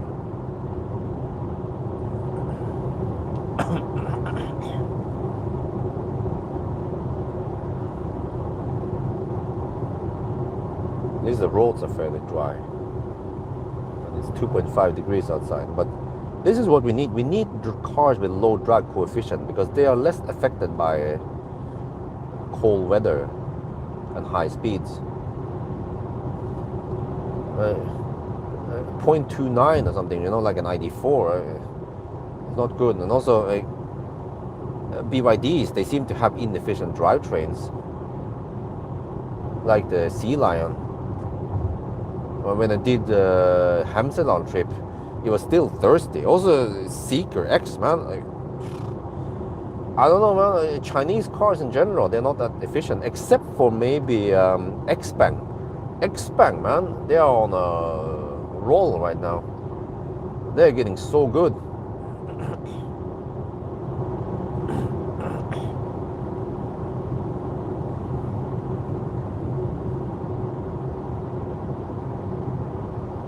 Whoa, whoa, whoa, whoa, whoa, whoa, whoa. EL6, I don't remember EL6. Possibly. But I remember some of the other Neos, they were not that efficient. They felt, I think from what I remember, they were kind of thirsty.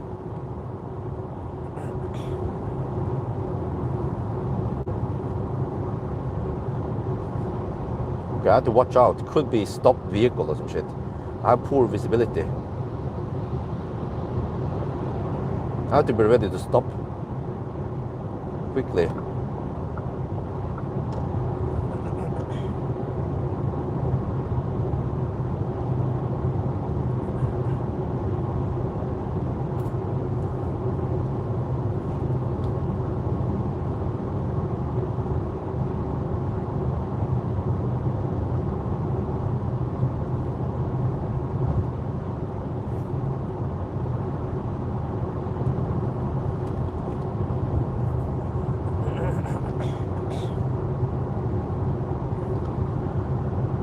Well, but yeah, I have expanded the subscription, the data plan. I mean, for the live stream phone.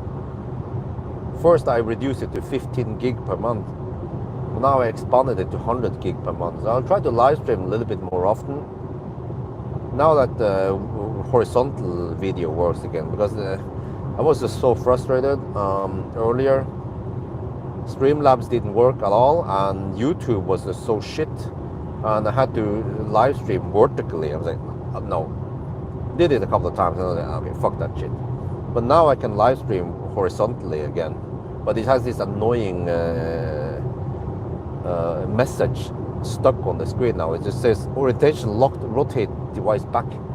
And it actually makes the chat slightly out of focus. And that, yeah, but whatever. As long as we can live stream horizontal, then it's good enough for now. And the good thing about the YouTube app is that I don't have to pay anything for using it, unlike Streamlabs. And also it seems to be more stable than Streamlabs. And the good thing about YouTube app is that it's quite clear once I'm offline. Streamlabs, I could be offline and I don't know what shit about what's going on.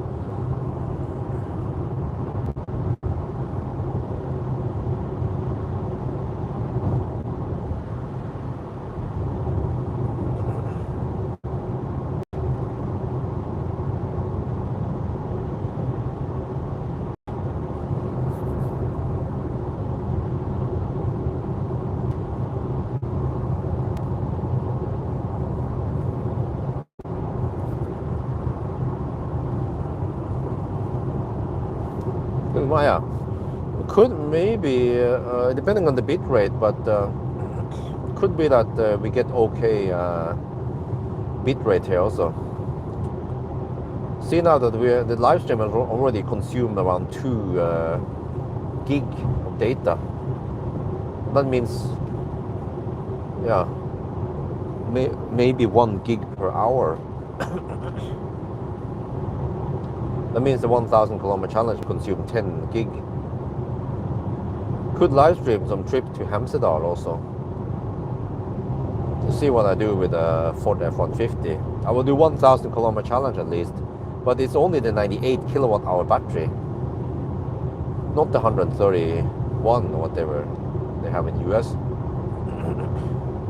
So on Wednesday I'm swapping cars, returning this and getting the F-150.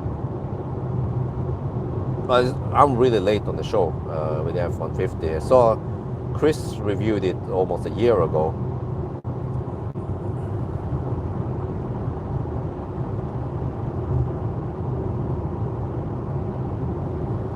Huh?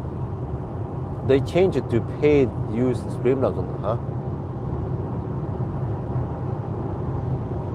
Paid to use, really? Oh, so I didn't enable some of that shit. Maybe that's why I couldn't use Streamlabs. There was some kind of ultra whatever you can pay for. I was like, no, what the heck is that? I didn't pay for that ultra package. So maybe that's what I needed to do to access it. So I was getting forbidden every time I tried to live stream.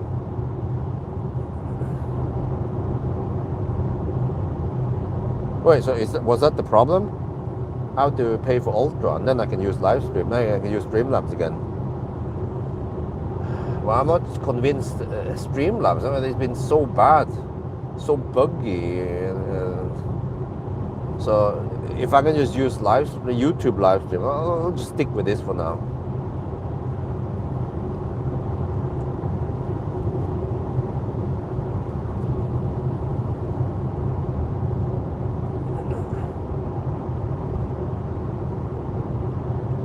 Charge finder, huh?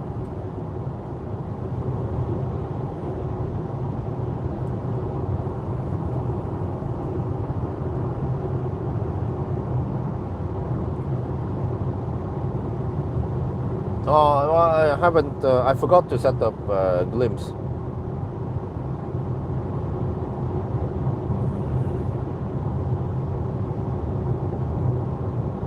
Let me check quickly now if it's easy to. Wait, how do I do that?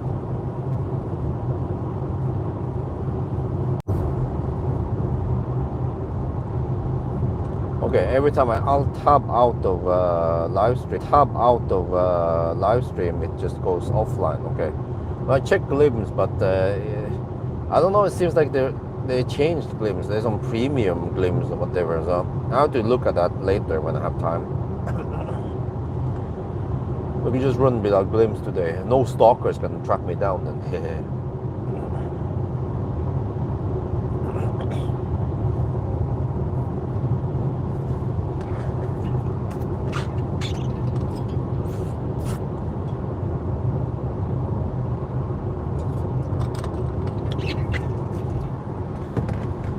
Man, I have to be careful. If I say too much, nine, people are gonna think I'm a Nazi. Shit, man. I have to be careful about the dangerous angle also on my hand movements.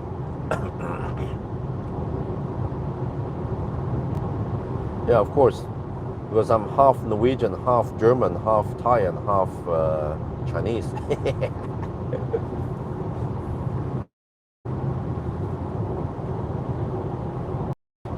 Man, I can't see shit. I'm not sure where the heck we are right now.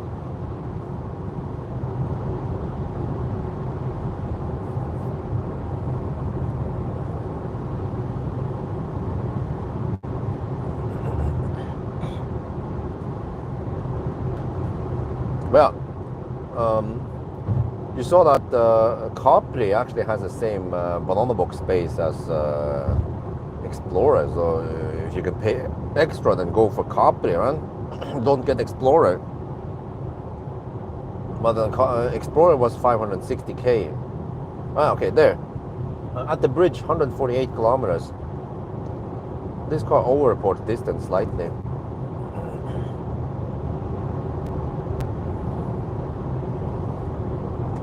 The Capri seems to have slightly more equipment also, like electric adjustable seat for the passenger in the front seat. Or is that massage also?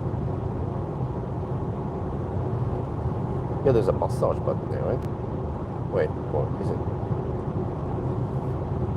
Wait, no, that's just the memory button. Wait, that's a memory button. And then 1, 2. Oh, there must be a massage button here. Oh, there is massage here. Oh, nice. Just cat massage, European massage. It's a joke. It's like, are you in yet? Are you in yet?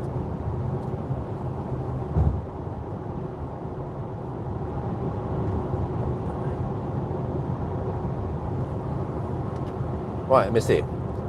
We must deduct a bit here. 1 hour and 22 minutes now.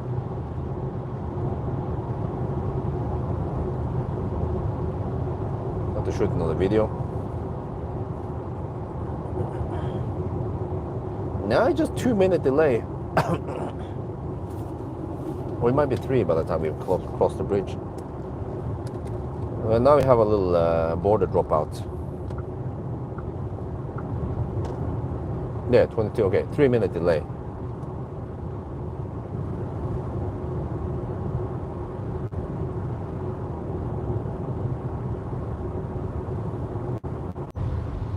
There, you can see here, yeah, you recognize this, right? Okay, everything is just so foggy, but we spent 1 hour and 22 minutes getting here. It's supposed to be 1:19, so we will deduct 3 minutes because of some slight delays here and there. All right, that's good. And then so far, we will arrive at Spectacular with 17%. Yeah.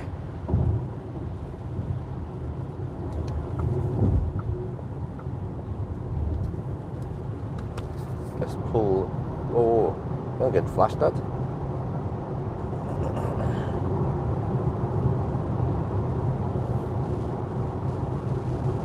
The Matrix action is going on right now, huh?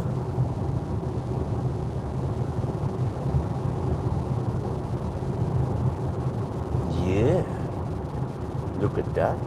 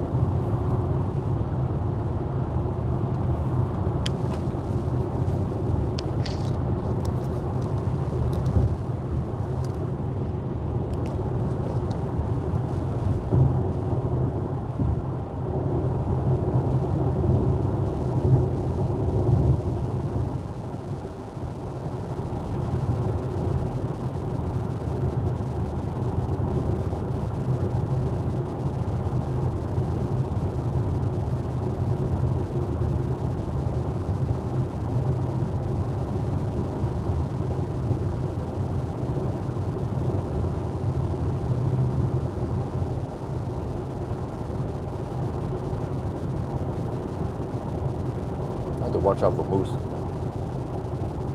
Wow, check it out. We have fog and we have matrix lights going on. Wait, there.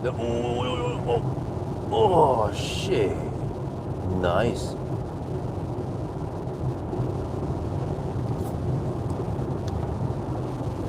Okay, in the fog here, I have to pay attention. But especially around intersection, I have to be careful. There could be moose. But hopefully the fog will clear soon. It seems that the matrix is not turning off in time. There, it turns off really late. Cannot detect oncoming traffic, it seems like.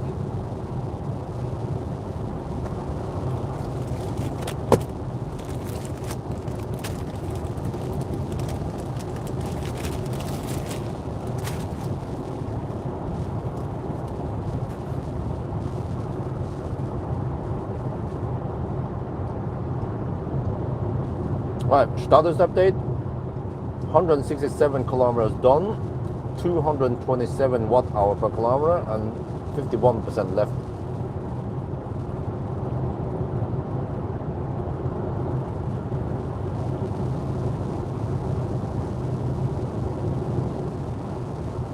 You're getting close to Strømstad now. It's way too early to plug in here. Now the cost is 14% expected.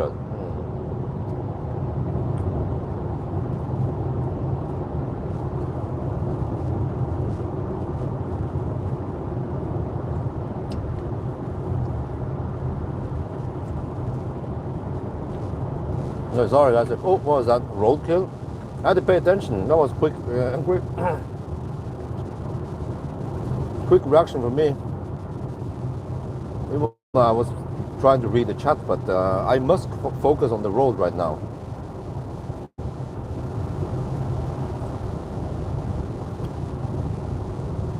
Watch out for obstacles. I wonder if that was a roadkill. Didn't want to run over the roadkill.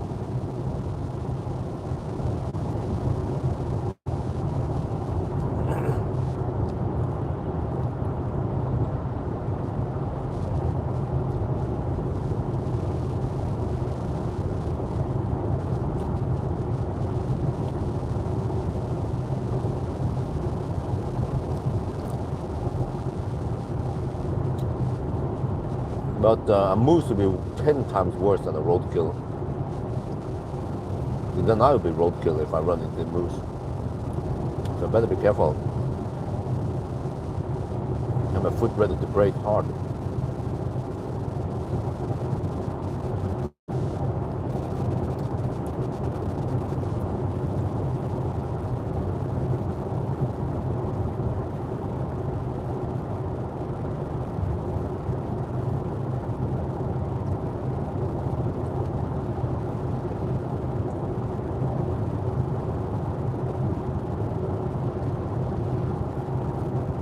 I see that the state of charge scale is slightly non-linear.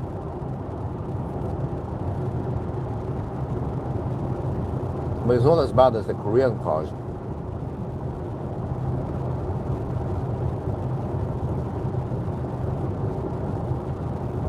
Oh, here's the exit to Strømstad. Wow. Almost didn't recognize it.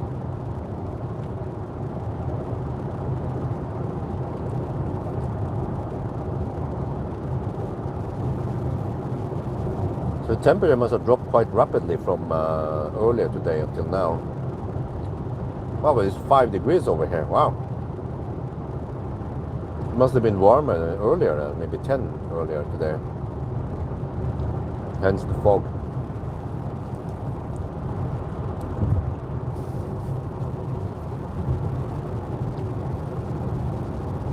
But sorry guys, I can't read the chat right now. It's on the road.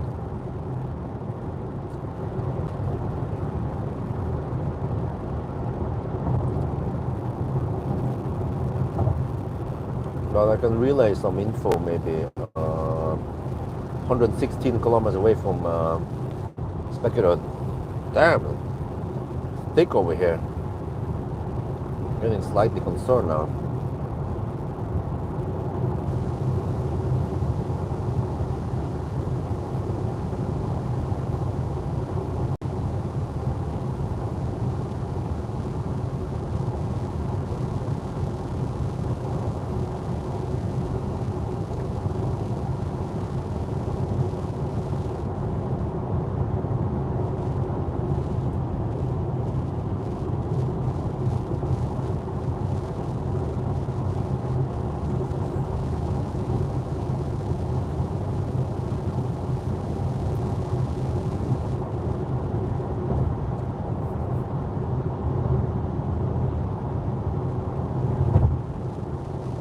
low beam is better, even though it doesn't give you much vision either way. And the front fog lights, they're probably useless. Try it. Front, really? The front fog lights are kind of useless. These are these speeds.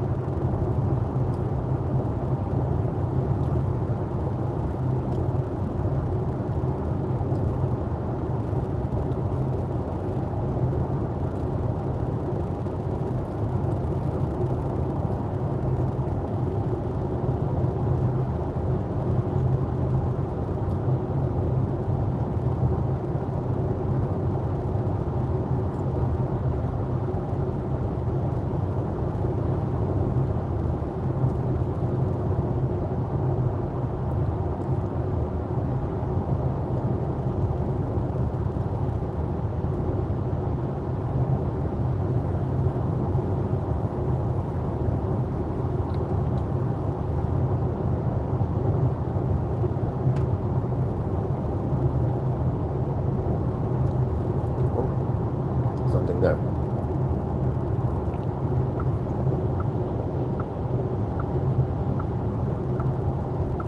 I should do some rare fog at least.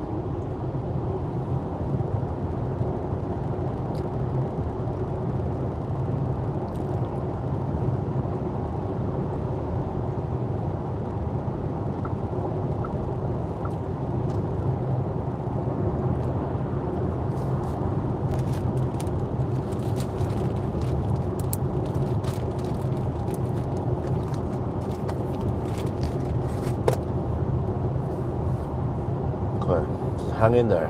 Hopefully the fog will. Yeah, now it's getting better.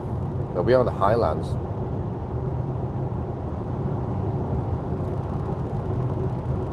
Getting close to Trondheim. 4.5 degrees Celsius. Oh, finally we get some good vision. All right, let's see. ID3 clone? Nah, not really.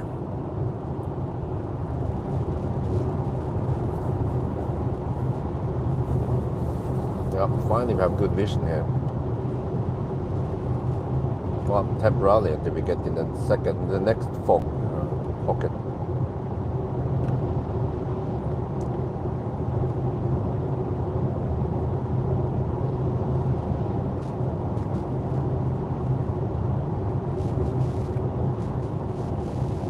Batteries cool down to 15 to 20 degrees Celsius. Wow, I'm surprised that right now we have 5 degrees Celsius delta between min and max. But we are still 106 kilometers away from Spekedon, and the car estimates 14%. Actually, towards the end, it's getting better and better at estimating it. So I've seen it in the Hemsedal trip. It could estimate it maybe 100 kilometers away, fairly accurate.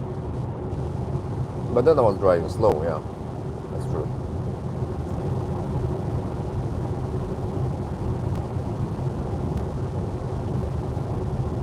But also see, consumption is 234, and the budget is 270. So we are still far away from the budget.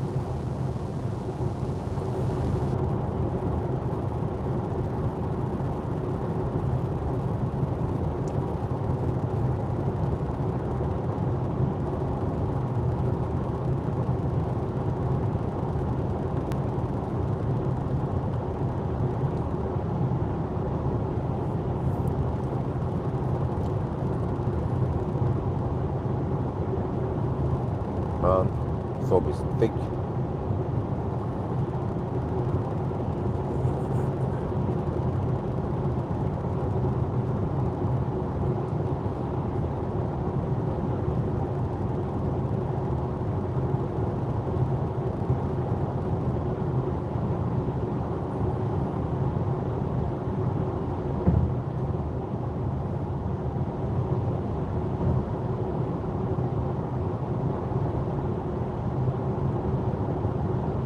What?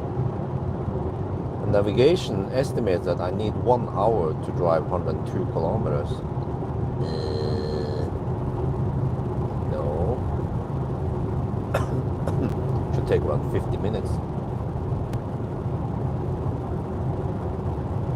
Oh, intersections is where I need to be careful. Could possibly be a moose around here.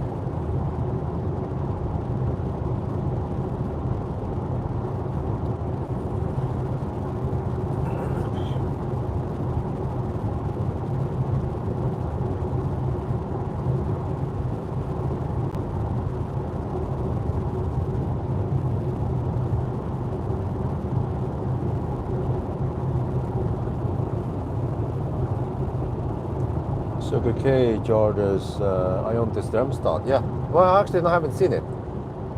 Heard about it, I haven't checked them out yet.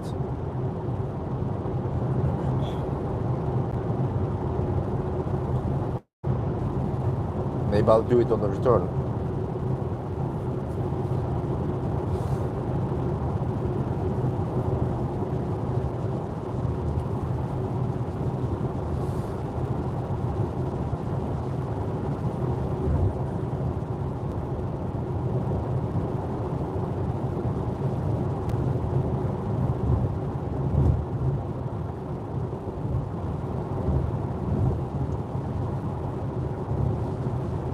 Oh, the fog is thick.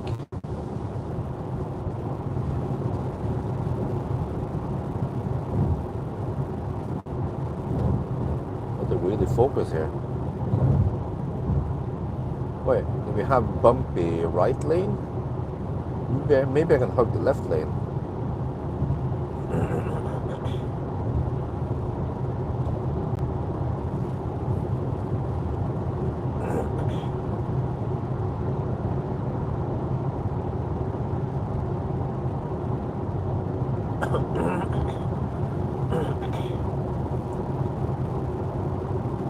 Oh shit, man.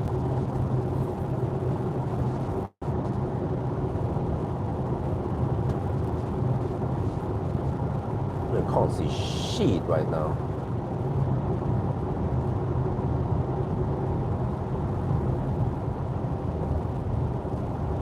This is really thick.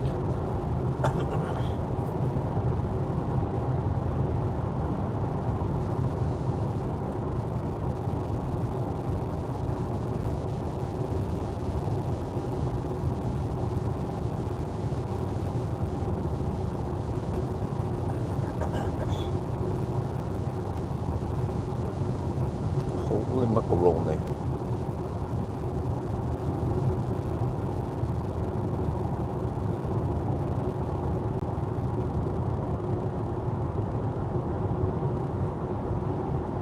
Tandem, right? Okay.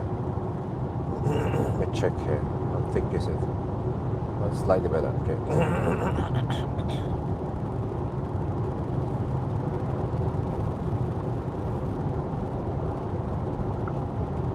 What is that? Ford Mach E?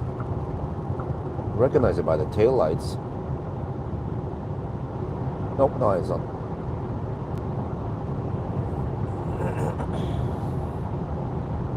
It's a Citroën actually.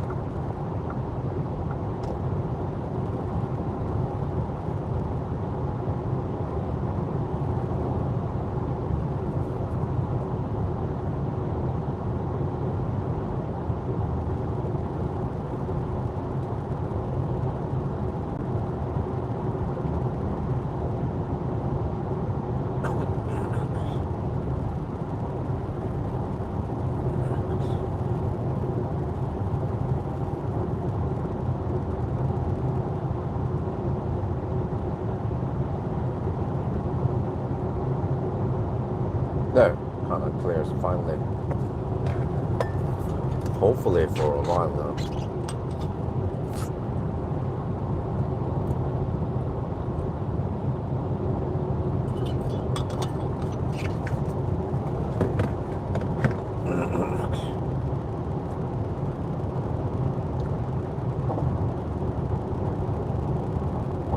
Degrees outside. Wow, that's cold. Oh, we're on a highland. Okay.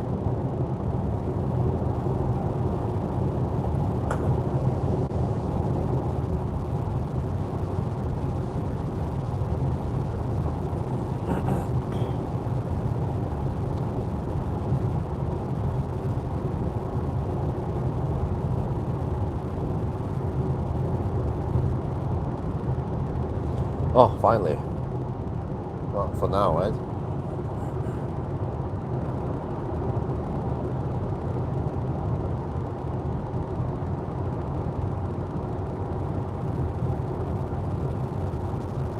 Hopefully the fog will be less on the return.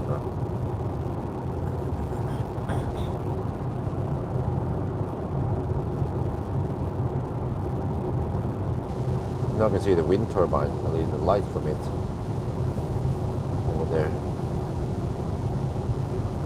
Yeah, Stats, 202 kilometers done, 237 watt-hour per kilometer.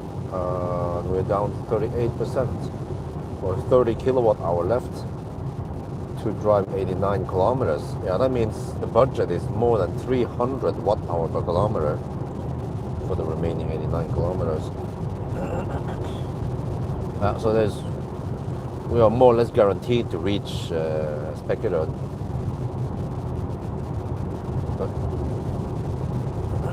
I wonder if I have more juice. I could go past Spekerød and then turn around. What if I can reach Kongalv? But I don't want to charge there because I mean I can run over to Circle K. McDonald's, but wait, they might not be open 24/7. But if I just turn around there and then go back, for what I remember is around 10 extra kilometers. That's 20 kilometer round trip times 250 maybe consumption. 5 kilowatt hour. Oh, that's less than 10%. I might do that. We'll see.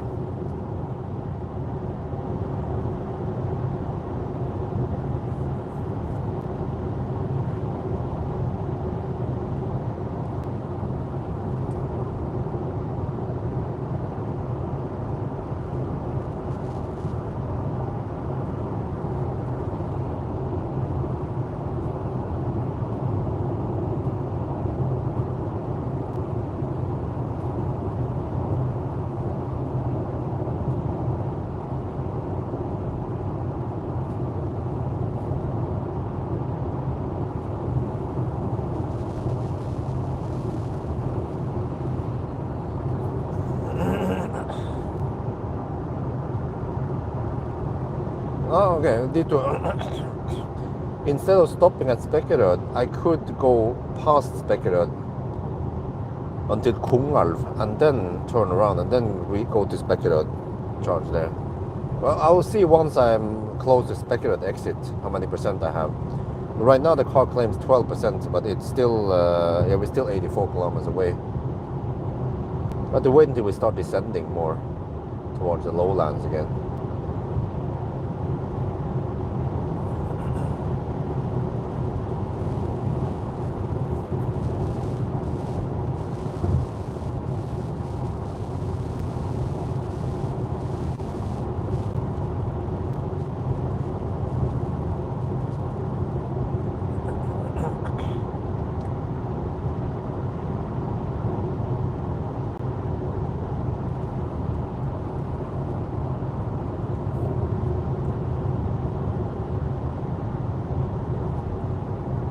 Yeah, I mean, interesting when I see the charging test that the previous gen, or yeah, was probably a different battery, right? Rapid gate then.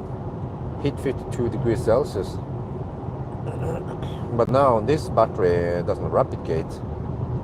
Charges marvelously fast. And it's even just a 400 volt system.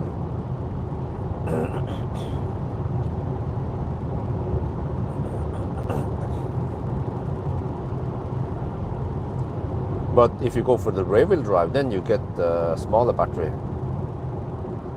Yeah, then that battery charges at only 135 kilowatts.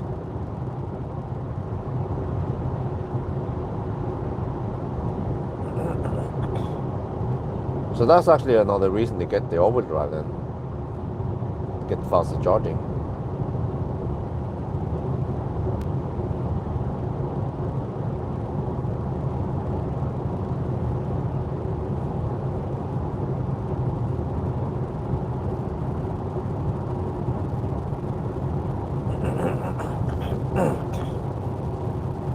Hey, cool Silver, can you check distance from Spekkerød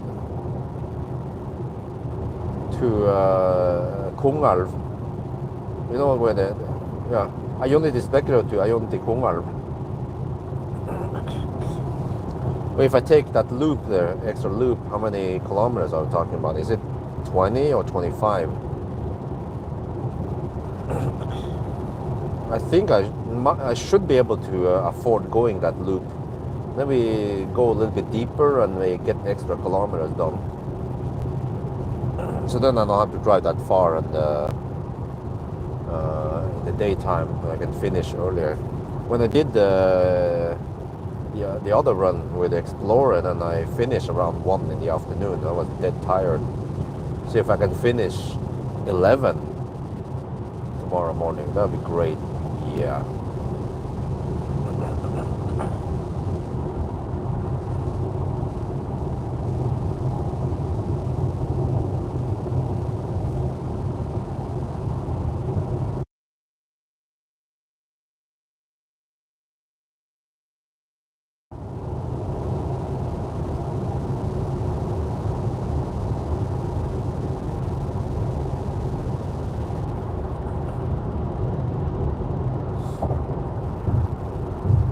Oh shit, it's 41 kilometer. Oh, I thought it was a 10 kilometer extra. Oh, 41, that's not gonna work.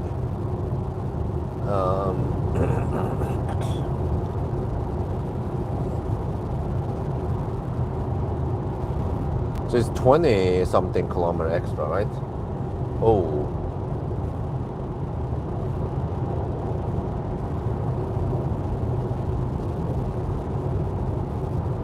Okay, that means around 160 if I charge at Spekkerød, then I could go to Kongalv and then turn around and then go for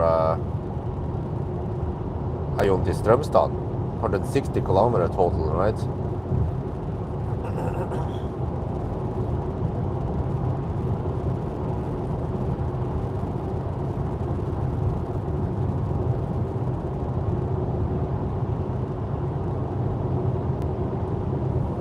That should be possible. We just have to check out how much we consume now. But we might be able to do that if we charge around 65-70% at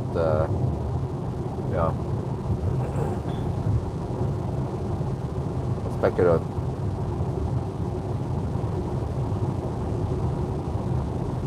Man, back to the fog again. Shit. In the lowland. Oh, yeah, okay, that makes sense.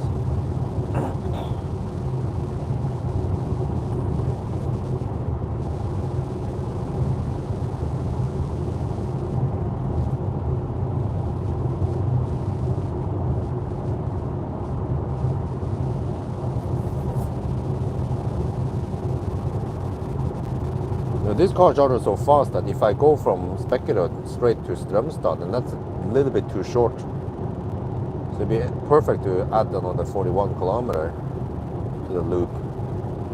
Well, I shouldn't go too deep, too far south, because then the problem is if I go to, for example, Varberg, is that it adds around at least 2 hours extra. Yeah. possibly 2.5, and that means that I'll be back in Jessheim a bit late, and I then get stuck in Stau, in morning Stau.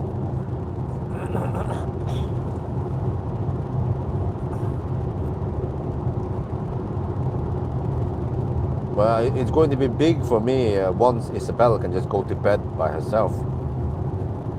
I will save almost an hour there.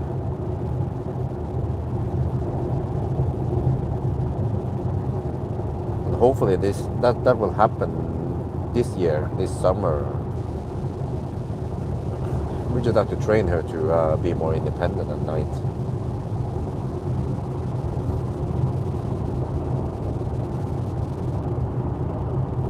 137 kilometers from Kongarm to Strømstad. Oh, okay. But what about what about from Spekkerød to Kongarm, but just to loop around, not to go to the Ayundhjarta, you know? Spekkerød, Kongarm, and then Strømstad. That should be 160, right? And then I calculated if I have 250 consumption, then I need to spend only 51% of the battery. So if I expect 260 consumption, then I can charge maybe 65, 70. Yeah, so to 70% should be possible. I will calculate once we are at Spekkerød, because then I know what consumption we are dealing with. It's going up now. It's 238 right now.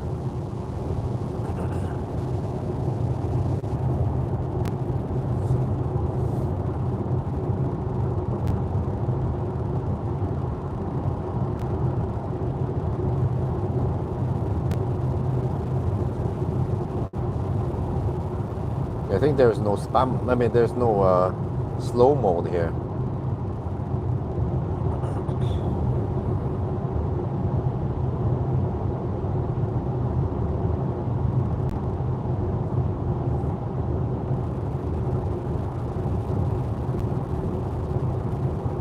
Oh, now it says 10% at Spekkerød. Well, at least I go deep.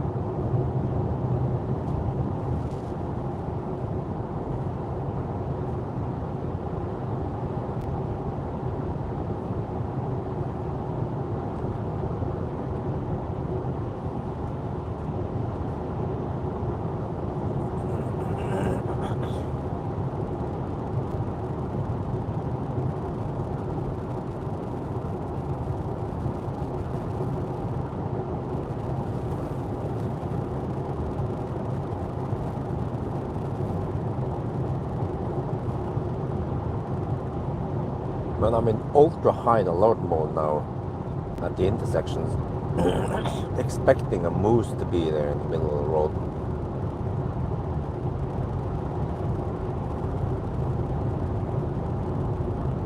Oh, this is Håby. Okay, we are here now. It's so hard to recognize things. 158 kilometers. Okay, thank you.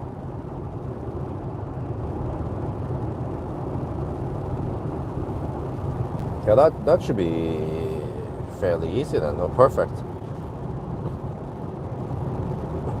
And then from Strømstad I could go to I think, or I'm not sure. And then I only the Dal. No wait. I wonder if I can go straight from Strømstad to Dal. Maybe that's too far. I can check with about the route planner. But the craziest thing is that about the route planner estimated I will arrive at Spekerød here with 10%. But that was with based on the Explorer, not the Capri. So I bet the route planner might be quite accurate in this case.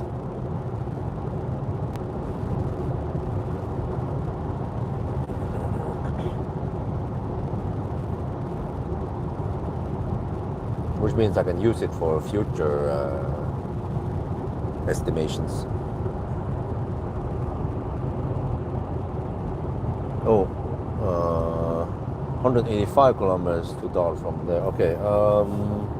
Well, I have to pass through Oslo, so that becomes a bit unsure. But I think about the route planner might be able to figure it out for me, whether I can make it to Dal or not.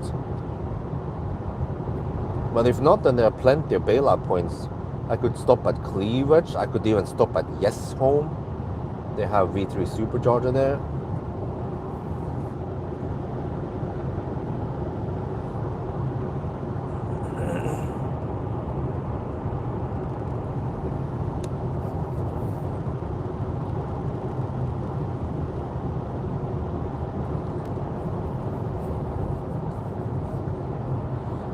Well, unfortunately, it seems like the fog here is not that bad.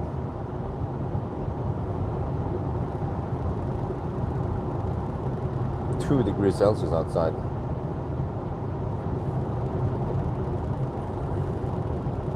Battery is at 16 to 21 degrees. Huh, it has gone up a bit now. And I haven't preheated on anything yet. Oh, maybe I should soon. Yeah, let me check.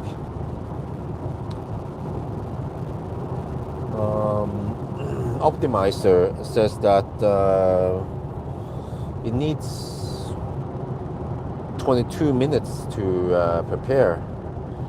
But if I use the if I preheat too much, then I might have too low juice, right? 22 minutes to prepare, and we are roughly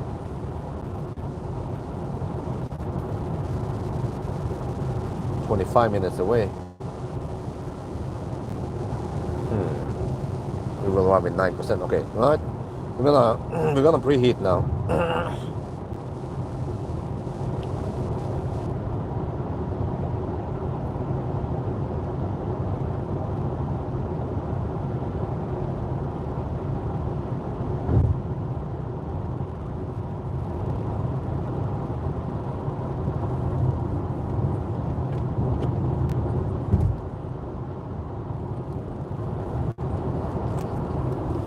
Get ready for the video.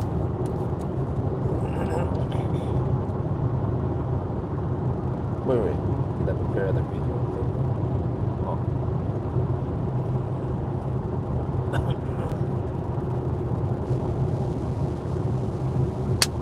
Preheating before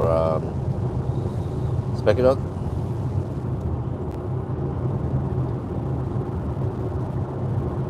Wait, I should be on this. Okay, we are 52 kilometers away from Spekerød, and we have 27% battery left. So, no, actually it's 25%. Yeah, it's different from this display, whatever. But if you go to the optimizer here, you see that we need 22 minutes to preheat. And it says if you plug in now, we will get 124 kilowatt. But if you preheat, we can get 153 kilowatt. This is alien technology that you can get all this information. Even Tesla doesn't offer this, but the MEB platform, you can also get this in like ID7 now. You know, this is super useful to see. Well, you don't need to know about the battery temperature or anything. You just want to know how many minutes and how many kilowatt you get. Yeah, so I'm gonna start battery preheat now, and then you will see that it will start. The HV auxiliary consumer will start going up now. It's at 2.5 kilowatt. Well, that's kind of high. Yeah, but it should go up. So what was it? Right here. Now we're just gonna hammer it, and then hopefully by the time we reach Specular, then the battery will be in perfect temperature.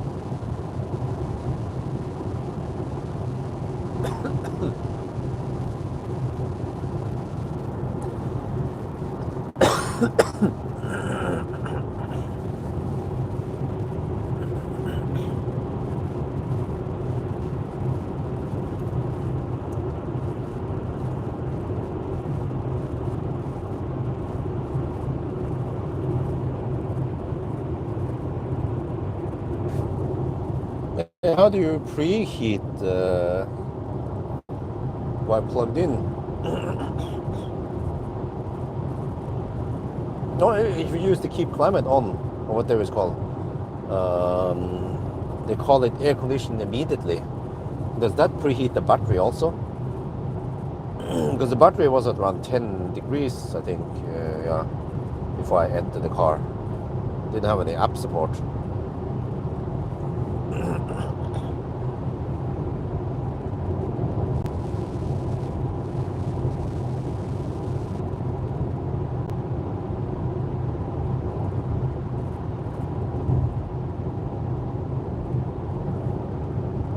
Okay, let's see.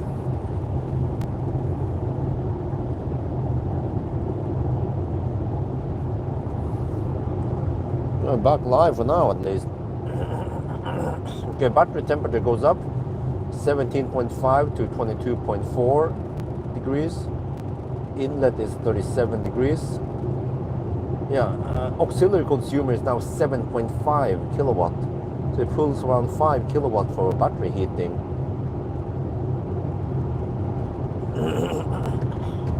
Let me shoot another one here as we drive over Uddevalla.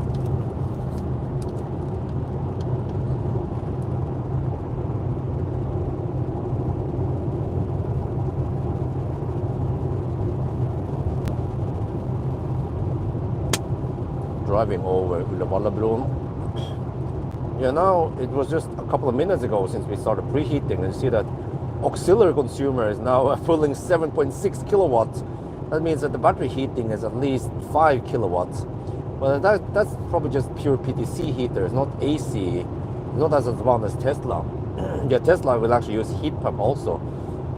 But yeah, battery temperature is going up quite quickly, 18 to 22.6 already.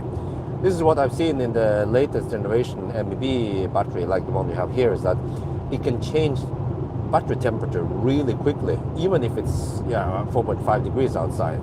This is some impressive stuff, and it's only 400 volt based platform even. So in comparison, the eGMP platform,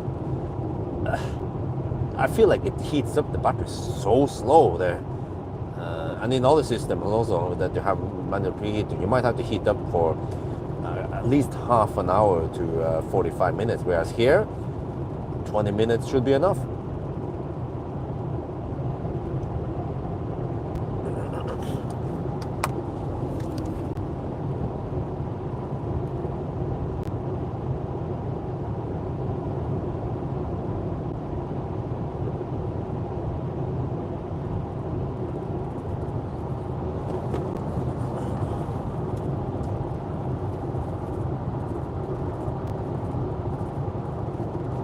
Huh?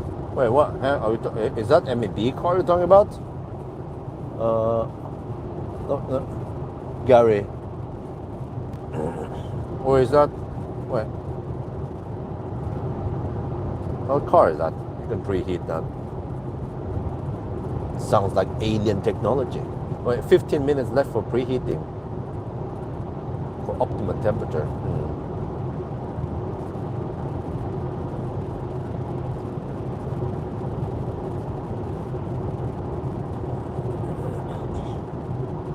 I can turn off the rear.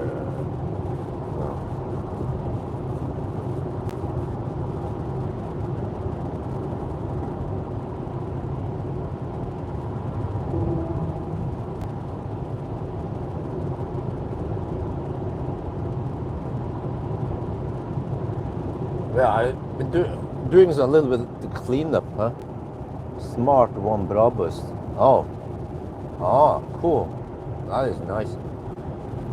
I had several phones just stacking in my drawer for years. I don't remember what. I was looking for something, and I pulled out my old phones.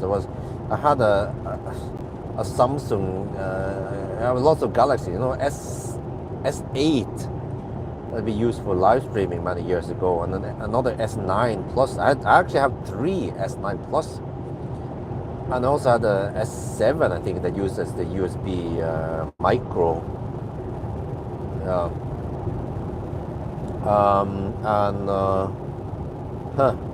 And there was another phone, I don't remember, but one of the phones was like, how do you put it? It was bulging out the battery. I was like, oh shit, get that shit out ASAP.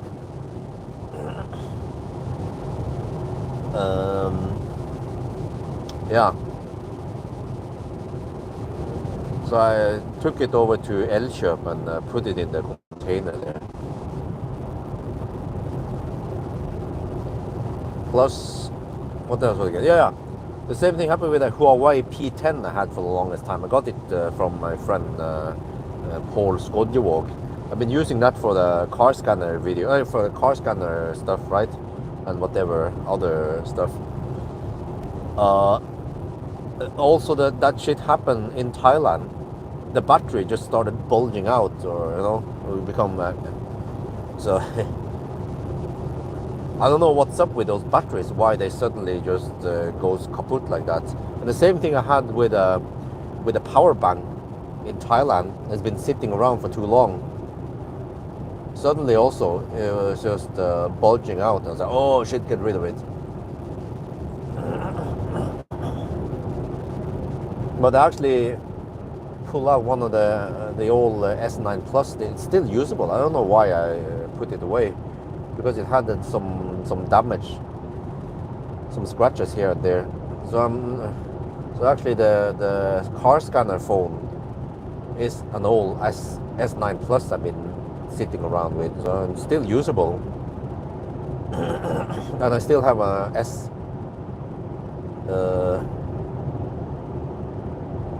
no wait. Yeah, I still have an S8, but I got rid of the S8 because the fingerprint thing is in a weird position. So I'm like, okay. And then the S7 uses micro USB. So I don't want to deal with that. Just want the USB-C.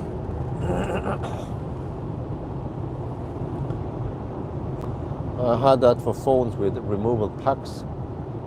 Huh. Yeah, but I think eventually, if it sits around too long and it bulges out like that, it could catch fire, right? Have a thermal runway or whatever.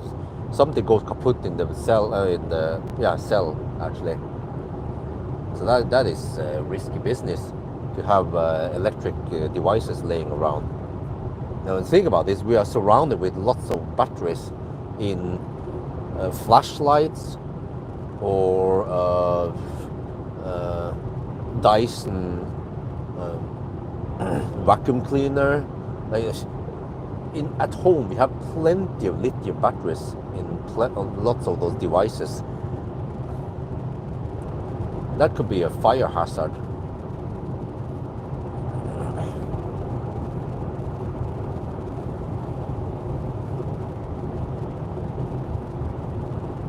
Okay, 10 more minutes before preheating. Well, we are already at 21 to 25 degrees Celsius. Now we can receive 169 kilowatts. So wow, this battery is awesome, man. It can preheat so quickly, and it needs only 25 degrees Celsius min temp to receive max speed. I mean,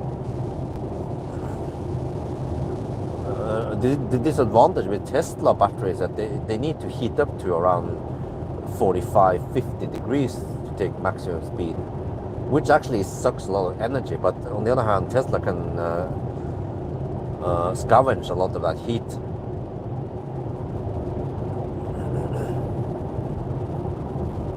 But it usually means that Tesla needs some time to preheat to 50 degrees.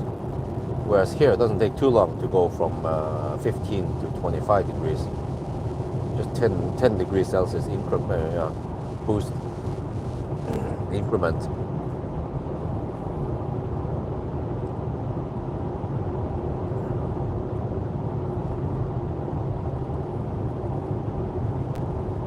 So we'll see if Tesla will ever get back in the battery game, because I feel like they've been lagging behind in the battery for the longest time now.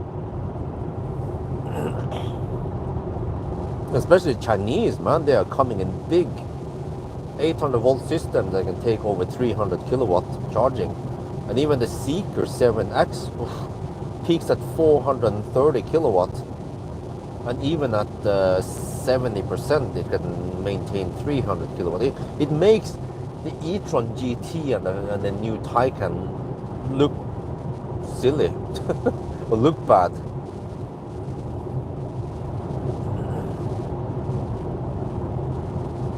No, optimum charging capability is reached.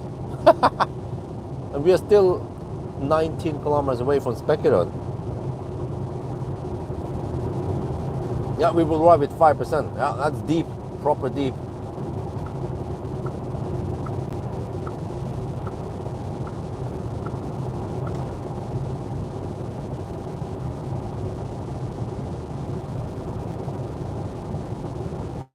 None. I'm getting hungry now. Actually, I had some. I was hungry earlier. I had some mangoes, dried mangoes. Yeah, but I'm not sure how much time I have. I'm gonna dig around a little bit, shoot some video. I might have only around 10 minutes of eating time after some pee and whatever. That means time for hot dog, right? Double sausage penetration. We don't have time for circle kebab. Circle kebab. Elrock, nope, not booked yet. But there are so many cars out there I need to test. Okay, we're down to 10% now. We're 16 kilometers away.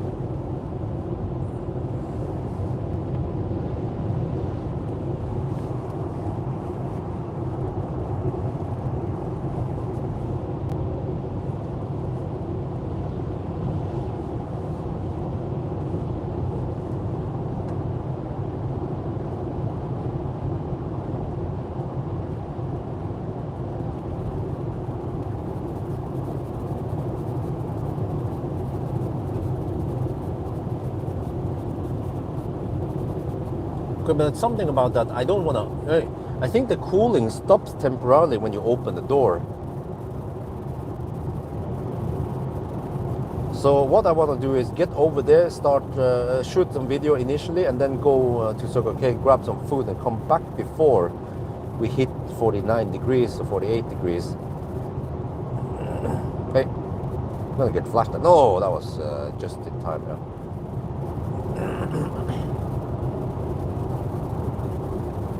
Thai food, yes, absolutely. I miss Thai food, but I don't miss the Thai roads. I miss the Thai scenery. But I mean, to be honest, that Bangkok run became a bit cumbersome, especially with the traffic and the intersection and stuff.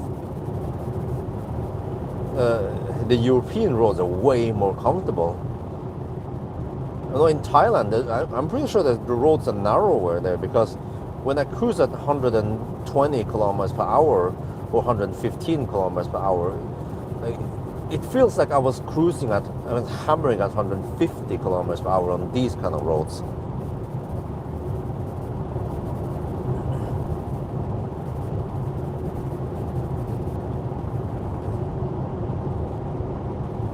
Unfortunately, I did not get in any accident in Thailand. But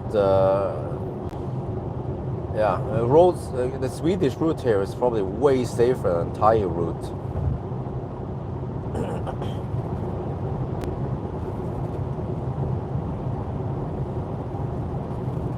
But the only danger here is freaking moose, man. Yeah. If I was in the wrong place at the wrong time, then the moose could have killed me, or rather, we would have crashed into each other. Yeah. The moose would also have died, of course, most likely.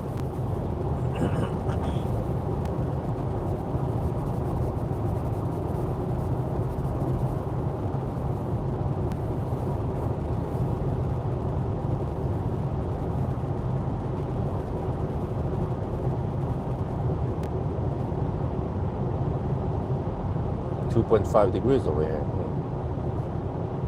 Well, we're down to 7%. Status update, 282 kilometers done, 251 consumption, and yeah, 7% left, 6 kilowatt hour left. We go proper deep now. We go deep like Elon Musk. Oh, shit. 14 kids with 4 or 5 different wives? Ah, damn. At least he didn't have several wives at the same time, right? Right? Or is it something we don't know?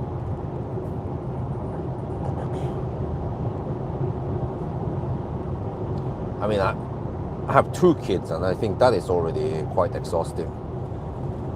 So, yeah. We start seeing now that Isabel likes playing with Axel, and also Axel seems to enjoy playing with Isabel. So yeah, 2 kids are enough. They have playing buddies, and they are quite close in age.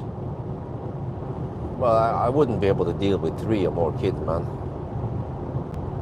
And even with nannies, you still need to spend some time with them.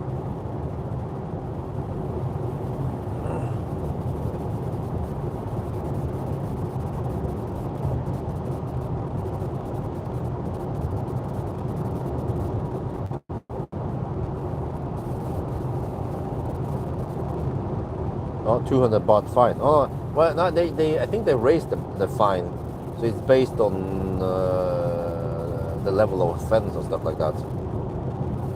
Okay, but gonna get ready to yeah, plug it in now. 6%. Wow, this is awesome, man. We can get all the way to Spekkerud. In summer, it's gonna be even easier.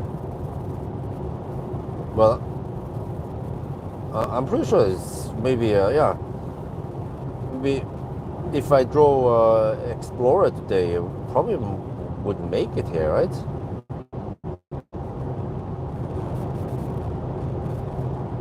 Would actually be. How many of you guys would want to see like a double 1,000 kilometer challenge? If I draw two cars, well, not me and me and my future presenter, if we draw each car on the 1,000 kilometer challenge, it's going to be expensive to hire him at night, of course, but yeah. You know, I could hire him for full time, right? 40 hours per week, but I might need him only 30 hours. And then he get like avspasering, whatever, right? Or I think one day, if I can afford to hire a full time dude, that's gonna be big.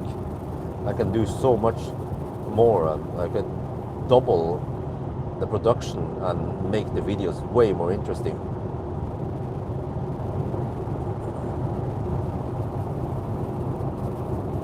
Okay, let me see.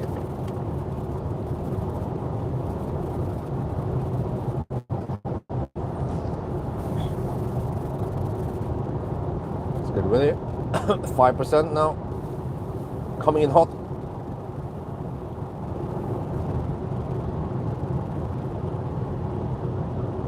Battery is in perfect temperature, 25 to 29 degrees Celsius.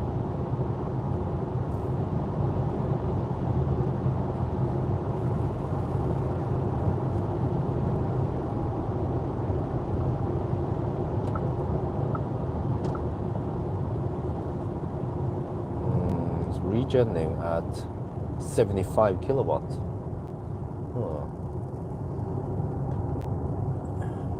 It has good handling, the Capri. The only limitation right now is the tires. Oh, can I get in there before the mother trucker? No, he's going the other way. But how much power do they have now at 5%? Oh, 175 kilowatt. Oh, game over. Damn. At 5%, I have 175 kilowatt power. Okay, get ready. Mic off for now. Oh, good thing over here we had good vision. Yeah, it's good handling. Goes like a rocket-ish. Okay, charge port is on the right side, with the wrong side, should be on the left side or the right side. Let me just use this charger here closest. In case handshake fails, which, yeah, okay, get ready, alright.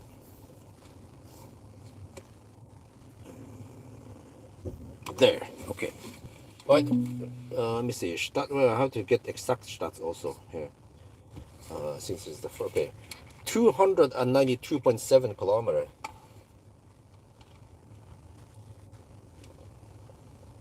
Specking out, yeah, 1.5 degrees, okay. So, 292.7 kilometers, 249 consumption, and 5% left. You can also calculate the net capacity based on that. Wait. Let me just get this quickly. And then the data. Okay.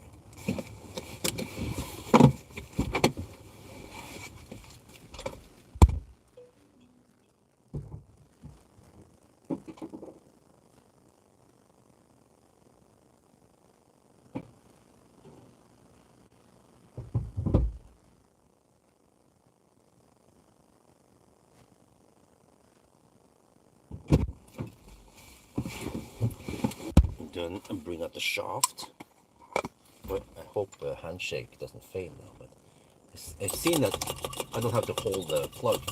It will actually successfully handshake, or the car is not sensitive for that. What I've seen. What I hope.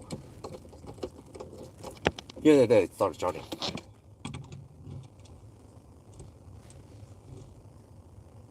Okay, all good. Let me see.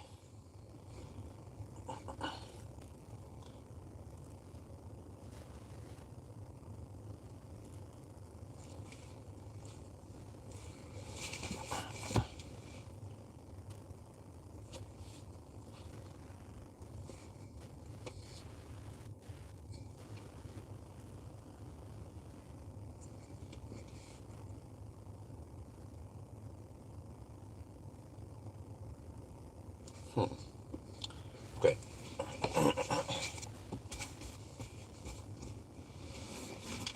The glimpse thing is still not working, but okay. Now I can have heater on. Let's see.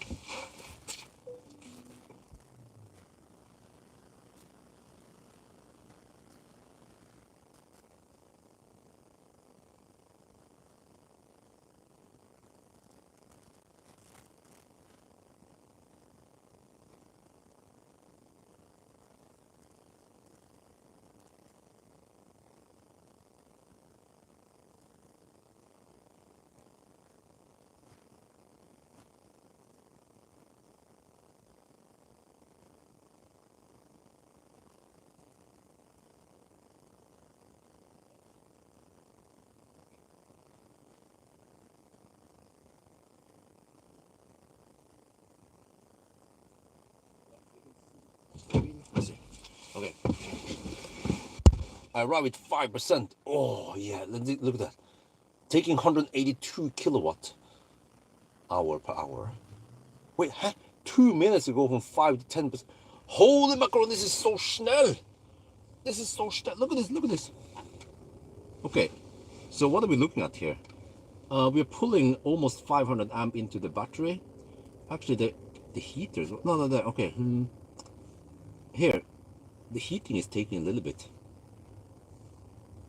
Wait, it's cooling already. Uh-oh. Okay, you know what? In that case, I want to do this. You go here, and then off. Wait, is it cooling? I'm not sure. Is it cooling? Alright, whatever. It means that we have to hurry, because this is going to be a fast charging session, and I need food. So, okay. Wait. Oh, yeah.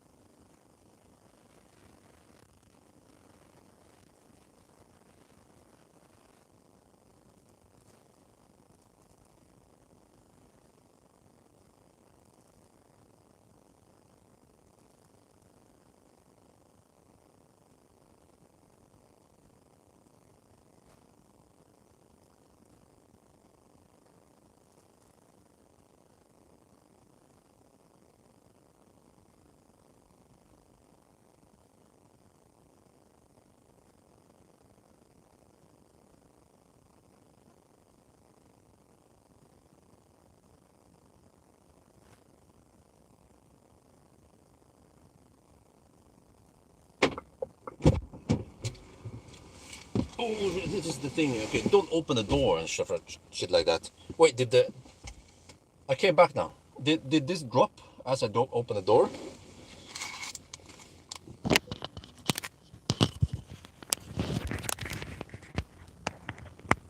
I think I'll just, yeah. I think it's safe to close the door now that I'm sitting inside, but let me shoot the video. I went for some hot dogs. 1.28% over-reporting. Okay, thank you very much. I just round it to 1.3% then.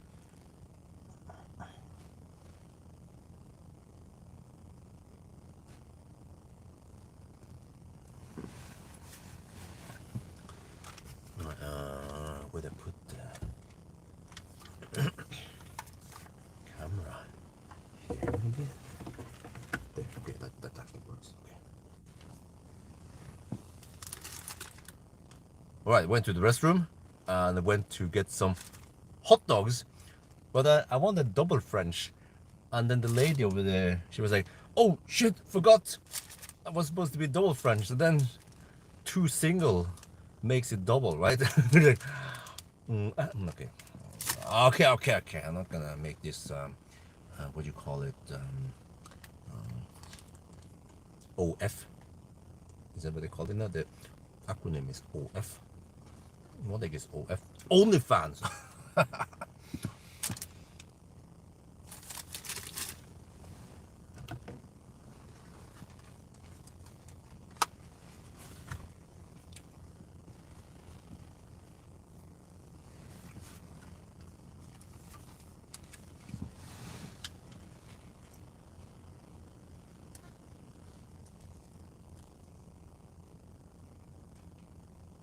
What? We've been driving for 10 minutes and we are at 40%. We could have left now. But I'm gonna go for 70, no, it's 65%, I think.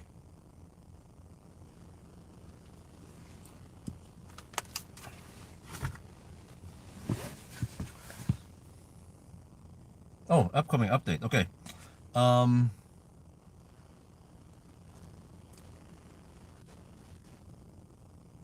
Yeah, I'll just say them quickly. You can just play back, right? Or you can, I don't know, Cool Zero, can you record my voice or something?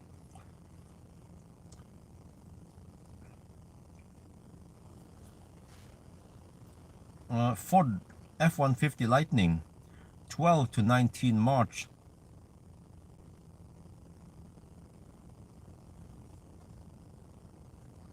Hyundai Inster, 24 to 31 March. ID7 GTX, 86 kilowatt hour, 31 March to 7 April.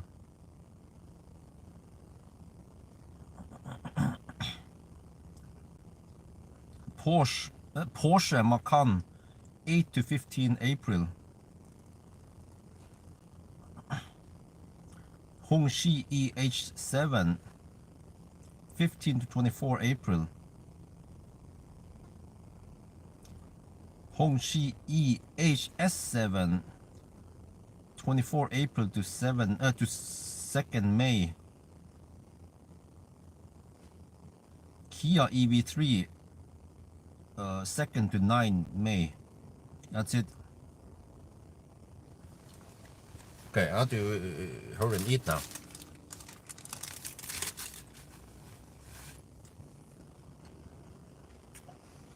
Let me see. How about Root Runner?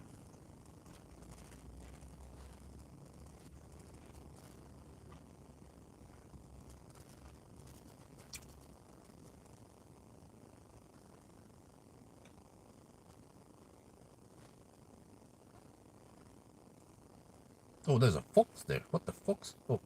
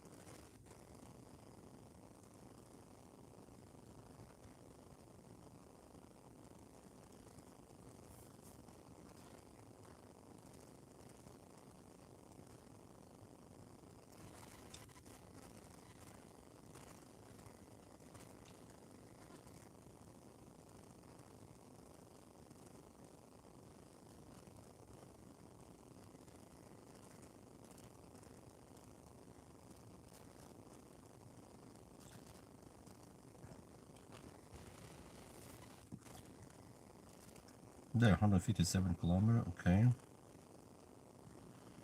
What? The car? I bet the Ruplanet claims I need to spend 52% only. Consumption is 260. Huh? How did they? Huh? Really?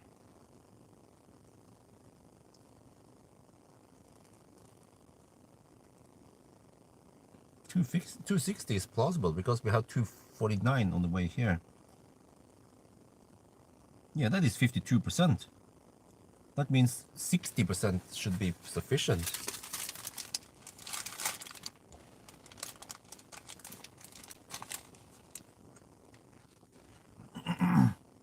Uh-oh. We had 50 degrees. Is it not cooler?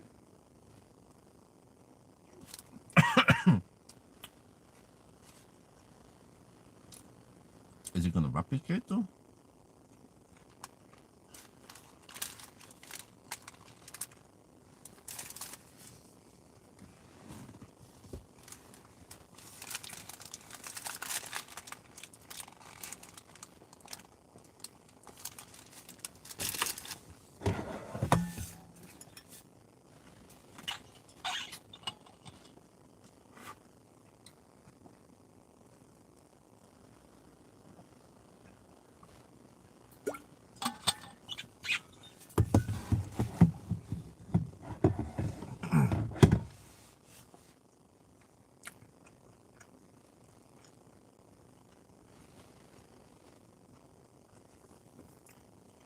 But actually, I think it's... Oh, I know why the temperature is higher. Because we went deep. Yeah.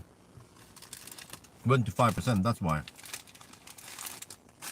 But it's actually no big deal if we arrive with 15%.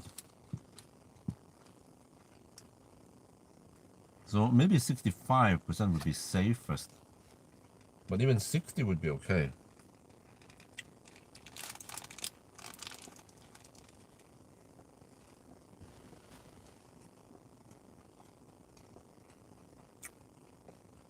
You've been joining with 16 minutes, guys.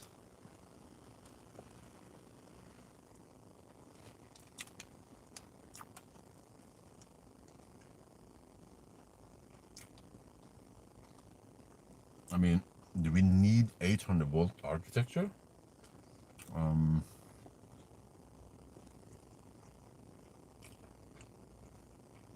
Well, an 800 volt car might be able to go to 80% in, I don't know, maybe not 16 minutes. Well, Seeker 7X, right?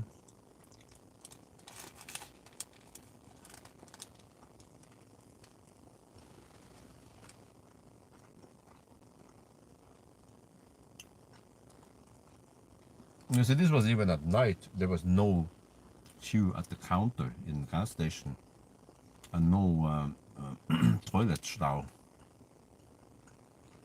I could have been 5 minutes delayed just to grab some food.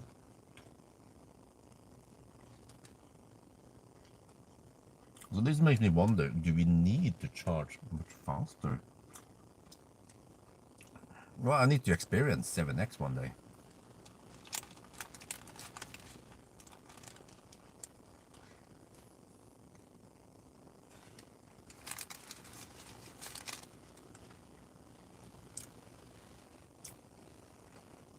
And the display shows 58%. The car's display, I mean. 58% state of charge.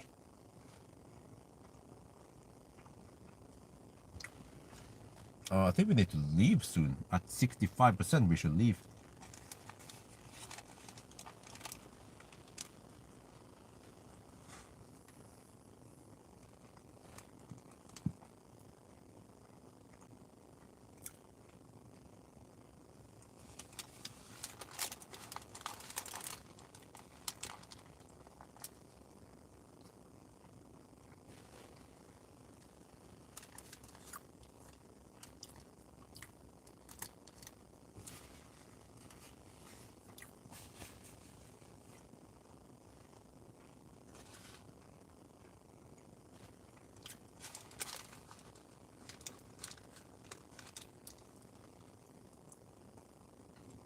So we will possibly arrive with around 12%, wait, 13% at Strömstad. But then we're gonna have a slightly flatted curve, I think.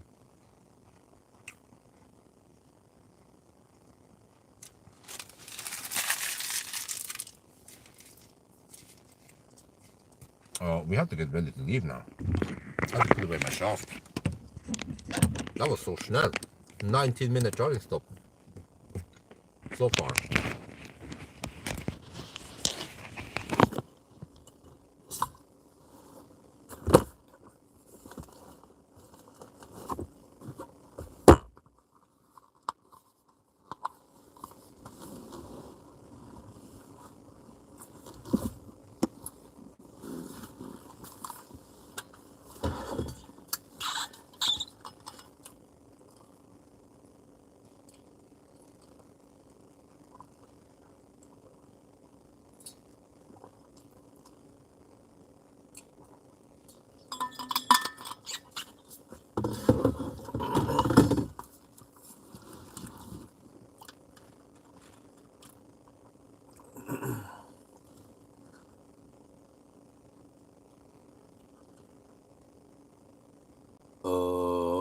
We are good to go. We've been charged for 20 minutes. And we should be able to drive around 160 kilometers now. What the heck? This is so slow. I haven't even finished the second hot dog. And the plan now is that I feel like I have enough time. I'm gonna go. Wait. Okay. No. So we're gonna go towards Pawel and then turn around and then head north and then charge at Strömstad. All right, let's go.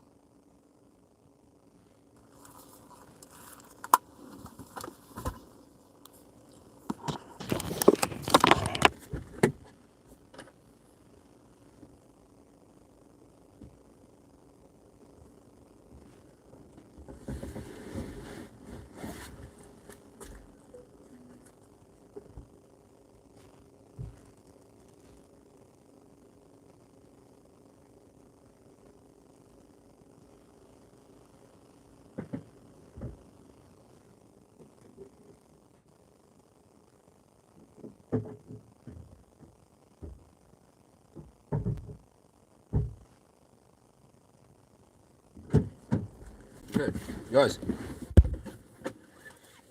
52 kilowatt hour in 21 minutes.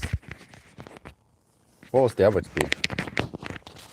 That was snel. Since start, let's switch over to since charging for now.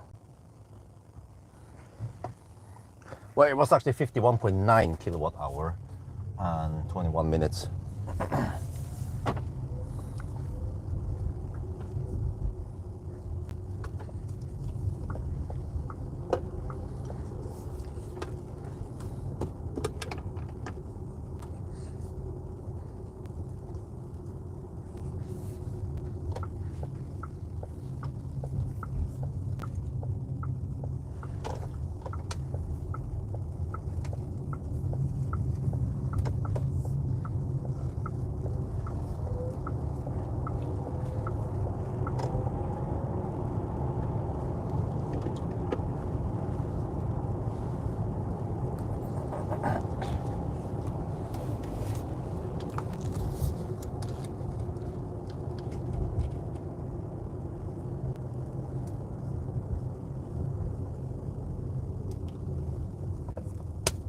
After speculate.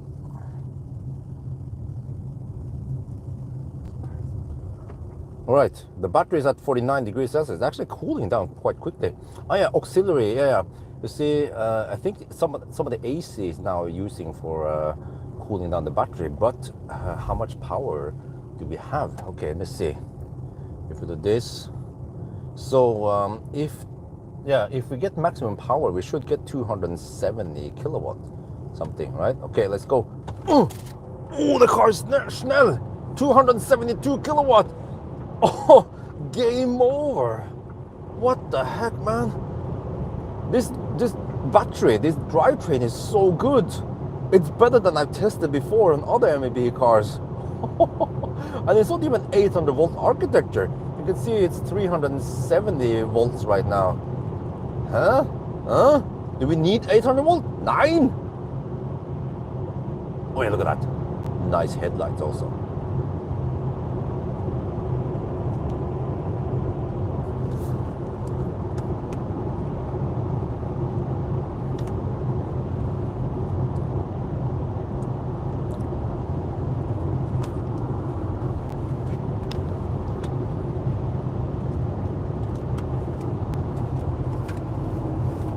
Oh, it's a streaming phone. Oh, it's at 100%. Let me borrow that for a little bit here.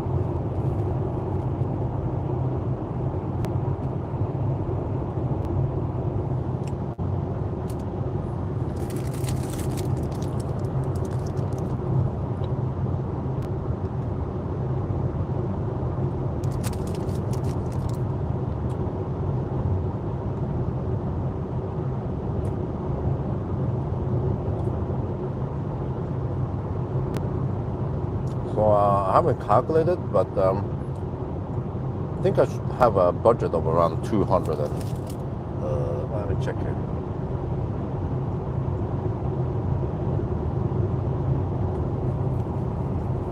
I don't know, but wait, how much again? 50, huh?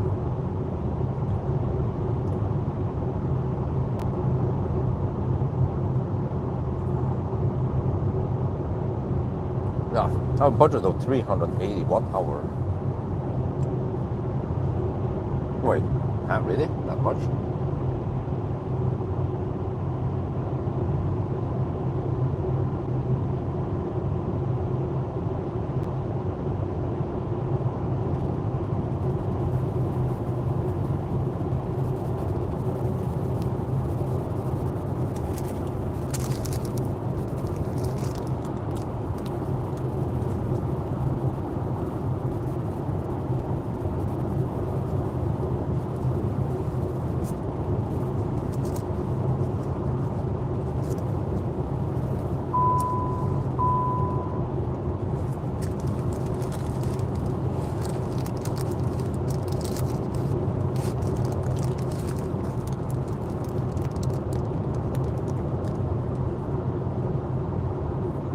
The auto high beam are not the best. Never get flashed out a lot.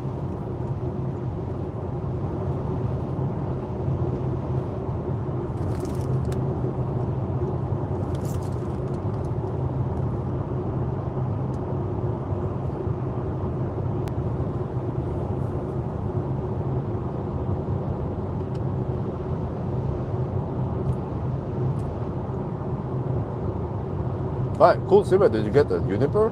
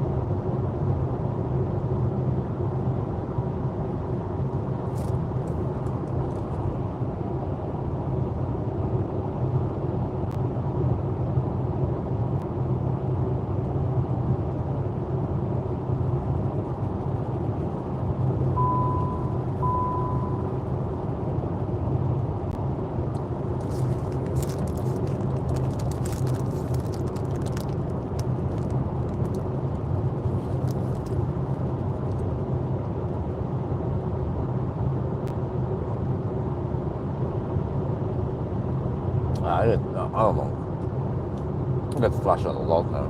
Shit. FC Machina, yo, Spadicap, what's up?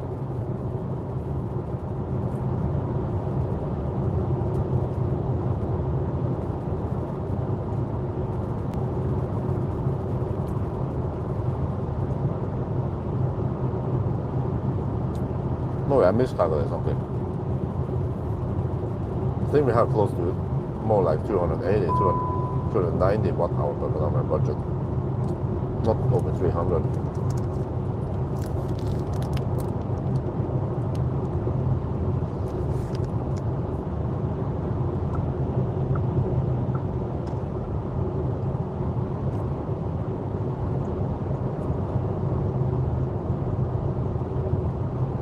Or is that the crazy bus we overtook earlier? Yes, it is. Wait, did they stop? Guys, you guys remember around 2 hours ago I passed a bus that was going around 110 kilometers per hour. The Danish bus. I think this is the same bus. Let me check.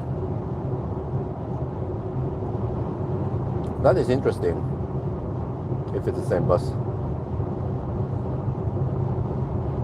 Yeah, it's the same bus. On the side it should say Viking bus. Yes, that's it, Viking bus.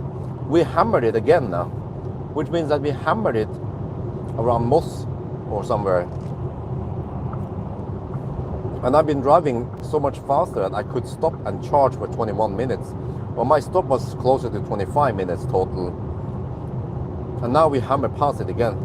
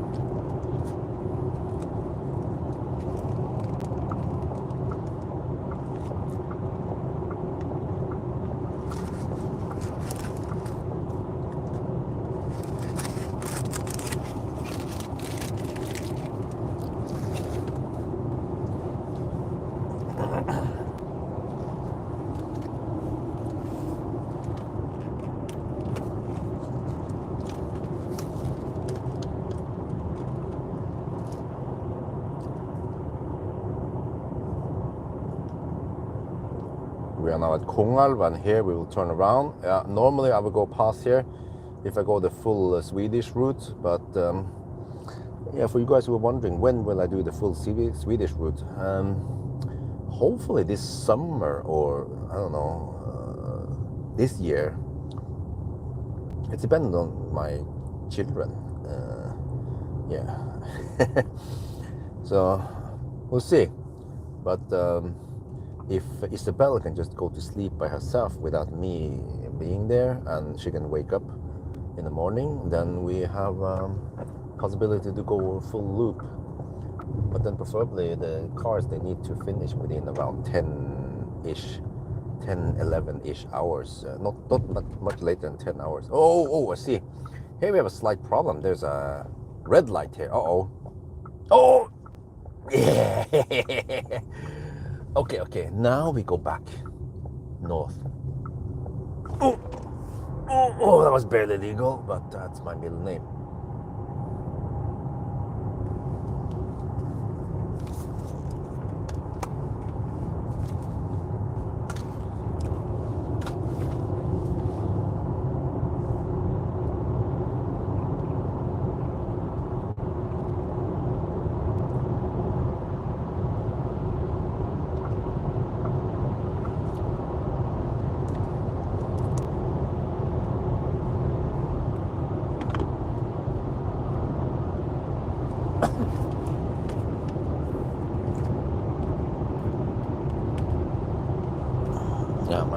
flash that all the time. Is it oh, there's a bus driver again. Danish bus driver. Dansken.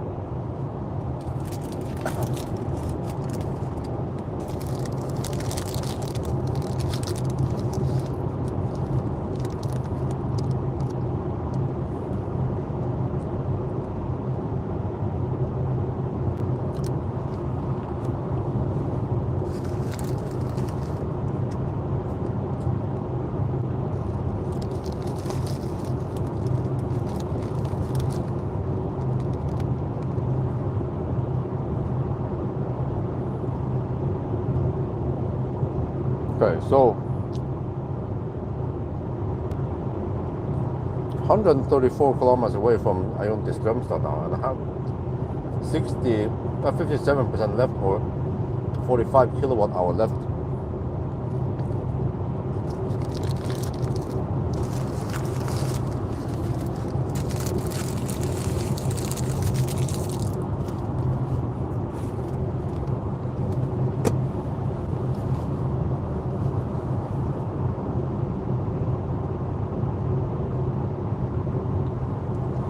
There's a budget of 338 watt hour per kilometer. We're currently at 280 since we left Spekerad.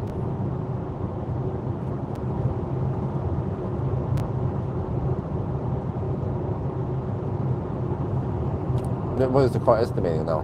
Arrival with 18%. Yeah, that's fine. We will probably arrive with 13% then, as I expect calculated.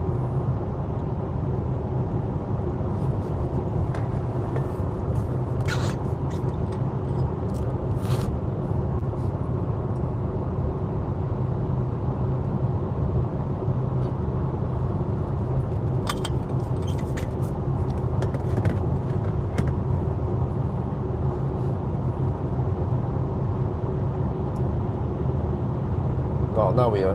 Wait, I'm not sure. Are we scavenging heat? Hopefully, it's not dumping all the heat out. This auxiliary consumer is 2.2 kilowatt right now. And the battery has already cooled down to 41 degrees Celsius. And now we should even get some tailwind. Oh, we have almost full moon. Moon is around 60% full. And we can see the wind turbines. Yeah, you can see the silhouette of the wind turbine to estimate. Yeah, we have tailwind right now.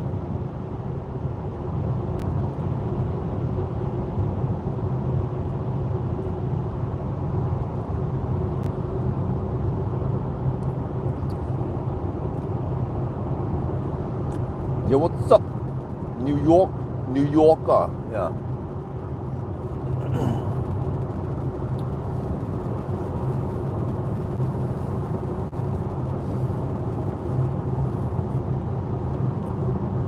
Well, can someone check for me? Well, no, I forgot. Okay, from Strömstad to once again, Strömstad to yeah, you know what? Strömstad to Eyon to Dal should be possible. It was 180 something kilometers, which means that if I go for 70%, and we have to pass through Oslo and we have some tailwind, that should definitely be possible. I can check on about the route planner afterwards. Once we are there. But man, that was 21-minute charging stop from 5%, which means that the next stop will also be around 20%. It's 20 minutes because I will arrive with 13% and I need to go to 70 or 65. 20-minute charging stops. Okay, we didn't reach 80%, but as long as the car is efficient, then 65-70% on these cars might be the same range as 80% on those Chinese cars, right? So it's all about efficiency. That's why Tesla has been in the game for such a long time, because they make so efficient cars.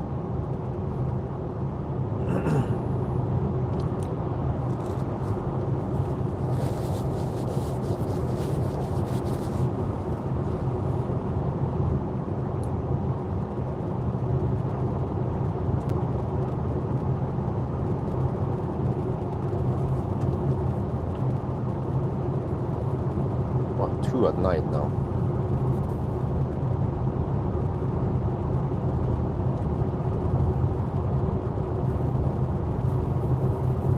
Oh. Isabel, Isabel, you little baby, you cute baby. She, she must have woken up at some point. And the tissue box is in the bed now. And she sleeps again. That's good. Don't want her to be stressed out because I'm not there. I still wonder why she picks up the tissue box and puts it in the bed. But it seems like it calms her down if she does that.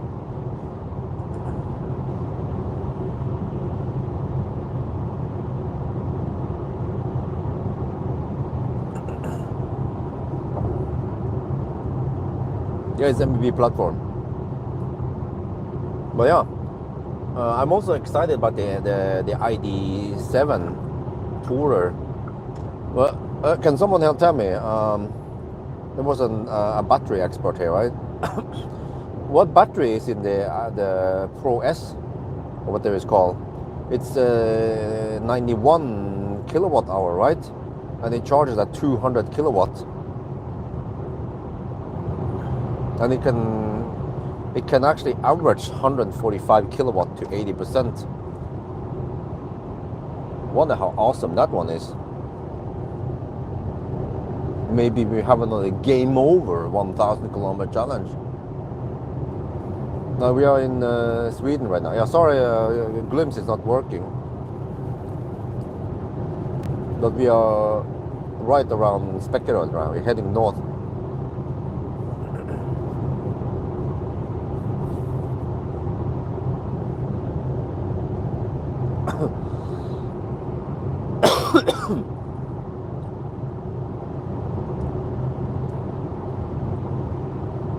Okay, let me try to get the location.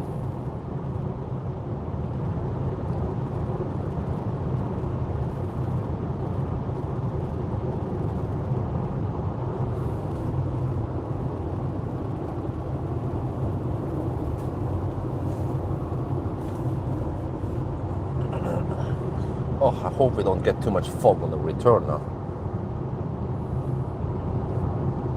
That some of that had cleared up.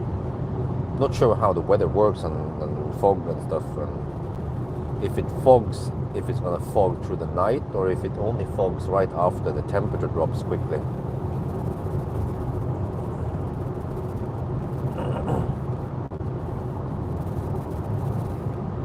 Well, they might hit fog in around 10-15 minutes, or after Uddevalla, we hit thick fog again.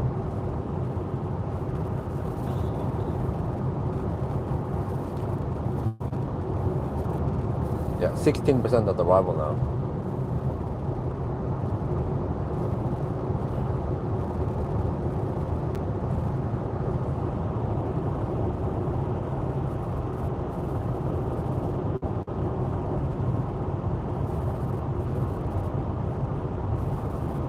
Yeah, the gross capacity is supposed to be 91 kilowatt hour.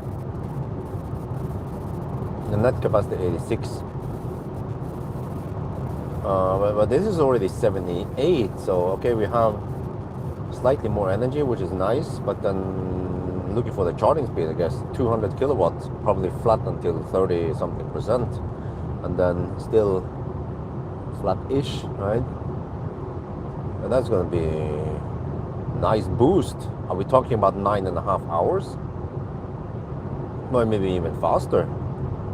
Hopefully it gets warmer by the time I can test it in a couple of weeks. Yeah, it will be in beginning of late March or beginning of April, but it will be at night.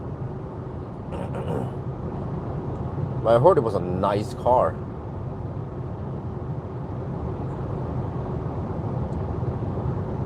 I was actually disappointed in the Audi S6.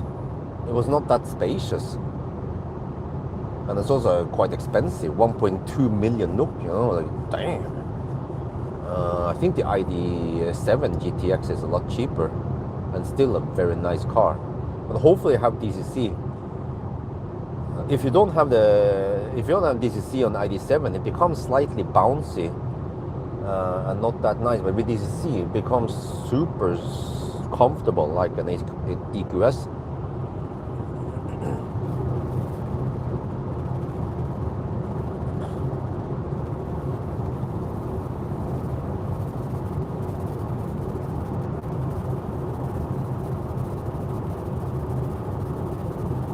Oh, I don't know what the neighbor has.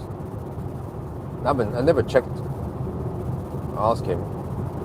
But he works for Mølle Bil.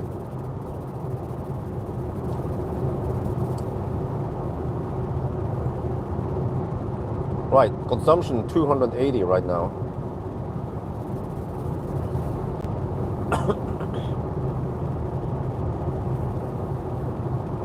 But it is a station wagon and GTX, yeah, all-wheel drive.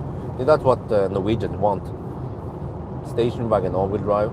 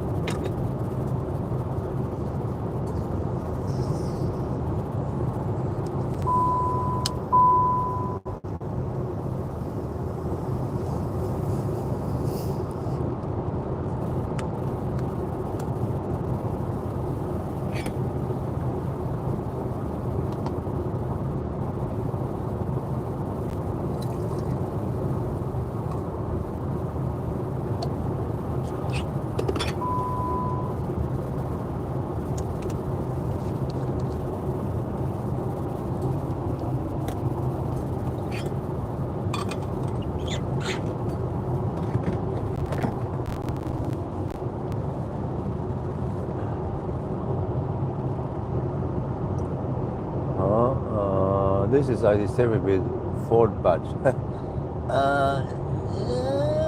Kind of ish, but it's not as big as, not as spacious as ID7. But it has some of the Ford-ish user interface. The vertical screen and the Ford-ish OS, but with a touch of the MEB or the ID software. It's like a mix of ID software and the Ford software. Well, you know, I think actually, I think this is probably based on ID software, but they make the skin or the UI look like a Ford in colors and whatever. But I recognize the elements and the buttons and the way things work, that this appears to be an ID software beneath it.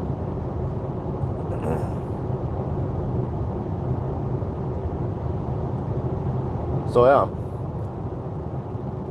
first I had some mixed feelings about the Explorer, but this seems to be a way better car, more efficient but still comfortable, and has a bit sporty-ish ride, and still, yeah, plenty headroom. You know, it's not like a Model S or something. So it's like tall like an ID3, right? But just longer than ID3. Well, I just wonder the price. 600k NOK. You can get EVs.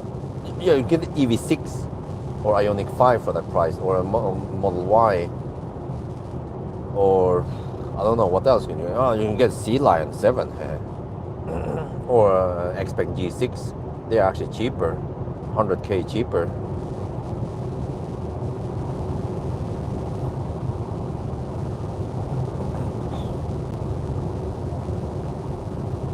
But actually, I was quite surprised when I tested Sea Lion versus G6 side by side. The G6, the ride, the way things sound like, the noise and whatever, and everything just felt a little bit cheaper, more plastic or hollow or something. But the Sea Lion was just rock solid. Felt like a German car. The doors, the steering wheel, the noise, soundproofing. Only minus with Sea Lion is that it's so thirsty.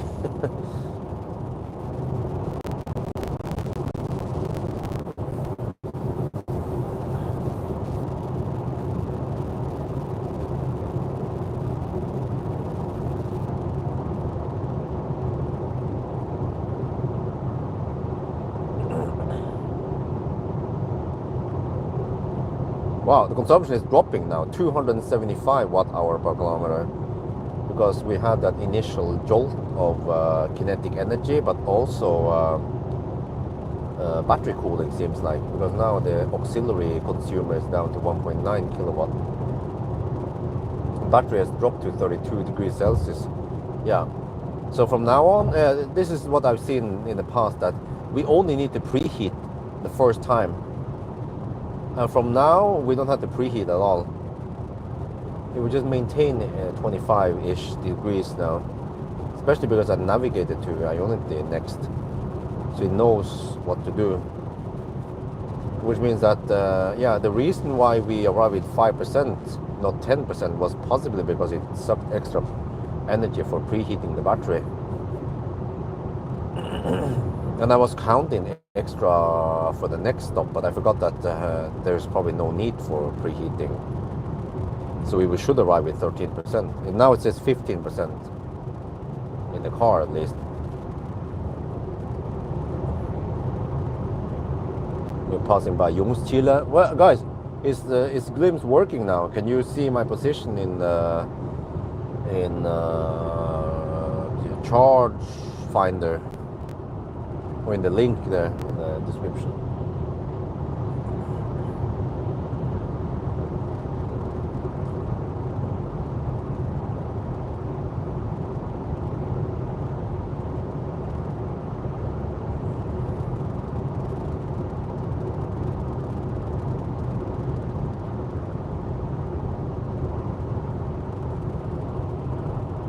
Oh, it is working. Right, great.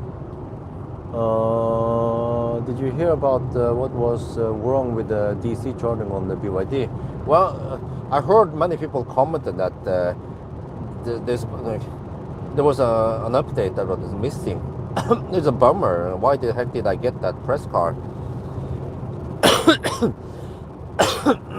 that didn't have the speed unlocked yet? So,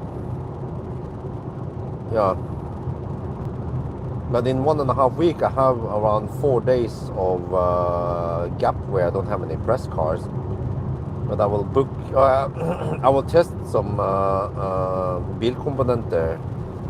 Yeah, maybe I should test the charging on the plan and some freaking insane LED bar.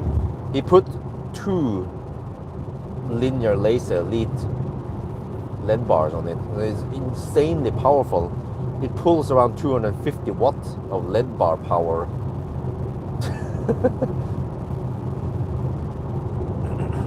And then I want to borrow the Model Y to test the test logic thing. But actually, those 2 things should take only half a day each, right?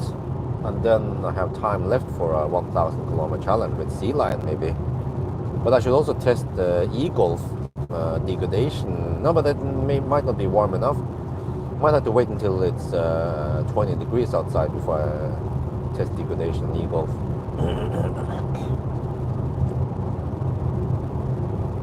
So I can send an email and ask if it's available.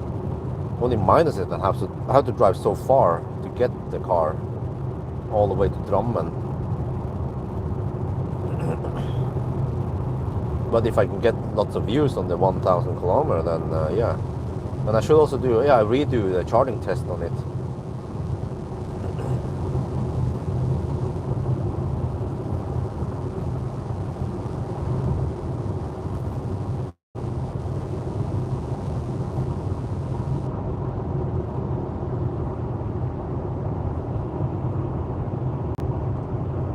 That one. The tongue. I don't know, man. I don't know if I want to waste more time with tongue. It was painful to drive it.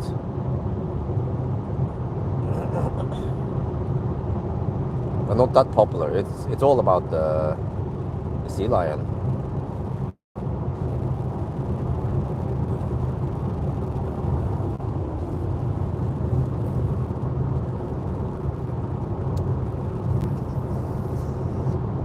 Oh, temperatures. Oh, it's temperature dropping. Still, yeah, 1 degrees over here.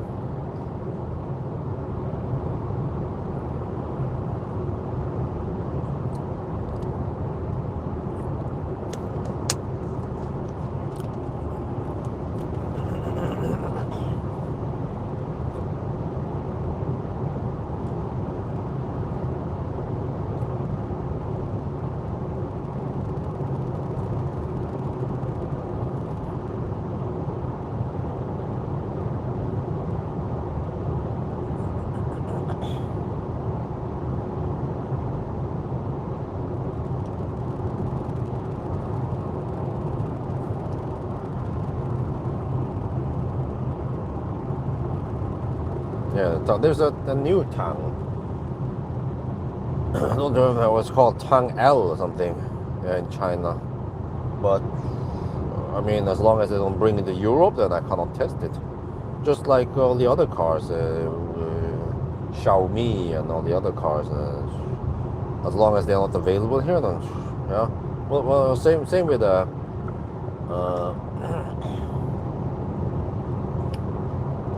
was it again? The cheap car.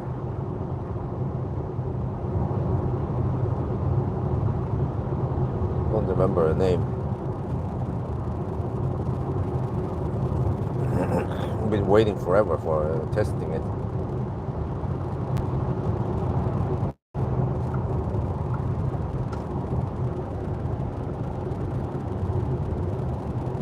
And also, Genesis is not available in Norway.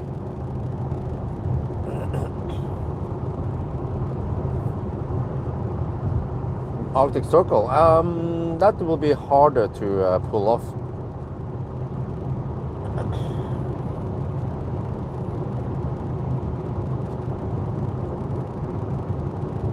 Because of Isabel, very much. And I could go for an Arctic Circle run on the weekend, but then she has to come with me. And I'm not sure if she's keen on sitting in the car for 16 hours for 2 days.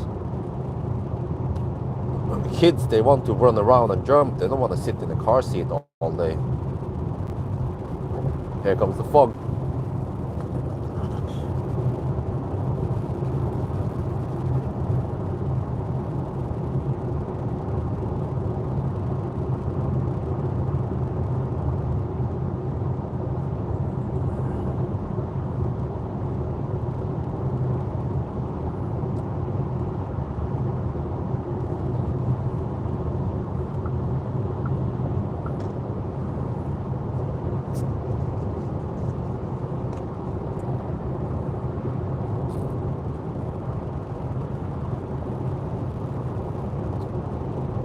Dacia. Yeah. Dacia Spring. That's the one I was looking for.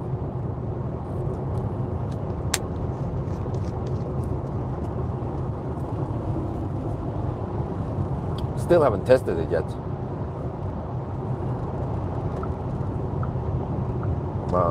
Let's hope the fog is not so thick.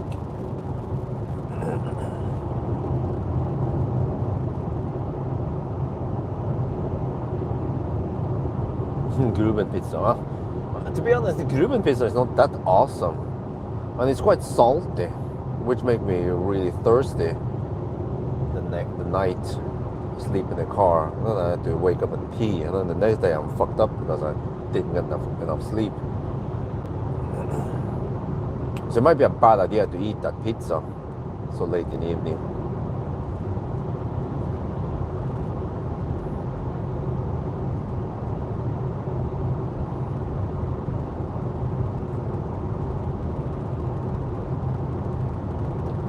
3.5 degrees outside. Wow. Well, consumption is 277. I'm surprised it's kind of high. And also, additional consumers, whatever it said, well, probably AC compressors, still 2.5 kilowatts. Is it still cooling down the battery? But if it's heat scavenging, which should be ultra low, right? Like Tesla. Tesla will pull only 500 watts, even in minus 20 degrees Celsius. You pull 500 watts to heat up the cabin. That is Tesla alien technology.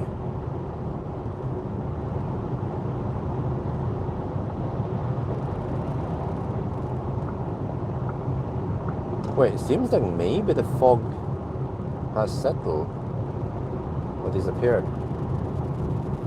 Well, I don't remember it was foggy over here earlier.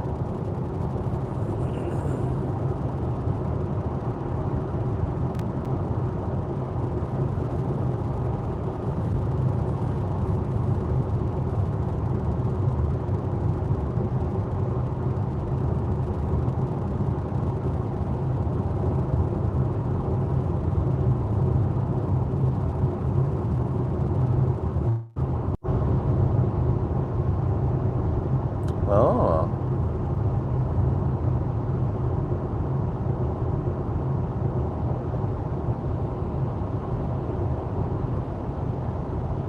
Okay, I made the font slightly bigger. So user interface is a bit weird, but it seems to be easier to read the chat now. Because I'm getting old. Until I can get my eyes fixed, then I just need to make the texts a little bit bigger. A pizza baken. I'm pretty sure like even the smallest towns in Norway, they seem to have pizza baken. We also have pizza baken in Jessheim, and Jessheim actually doesn't have that many restaurants in general, compared to Oslo at least. Wait, it was foggy here earlier, right? Hopefully the fog has gone away now. Not sure how that stuff works.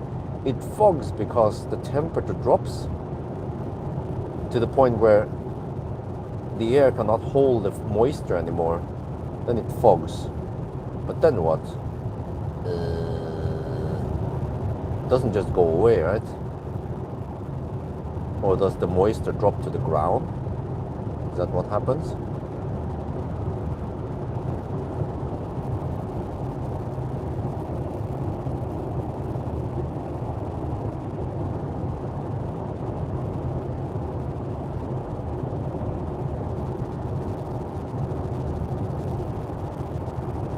Reading glasses for close-up. Well, I was checking. I consider it in Thailand. I went to what do you call it?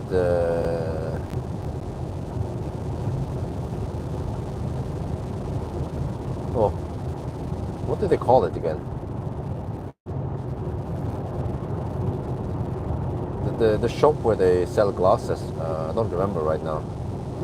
But and they checked my eyes with different lenses and stuff, and they figure out how much I need, and then they let me try some lenses, and damn, I never seen stuff so sharp for decades.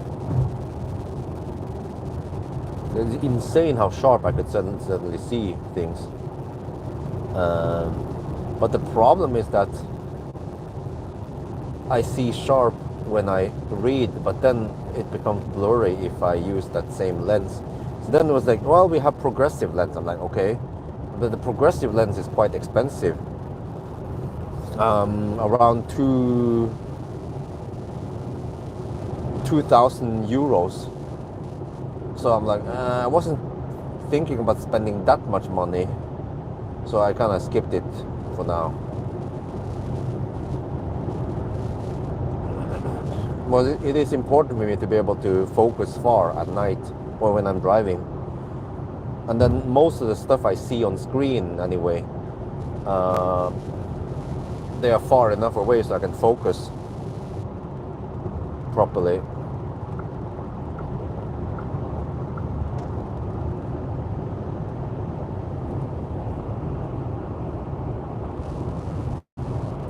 remember that you read, huh?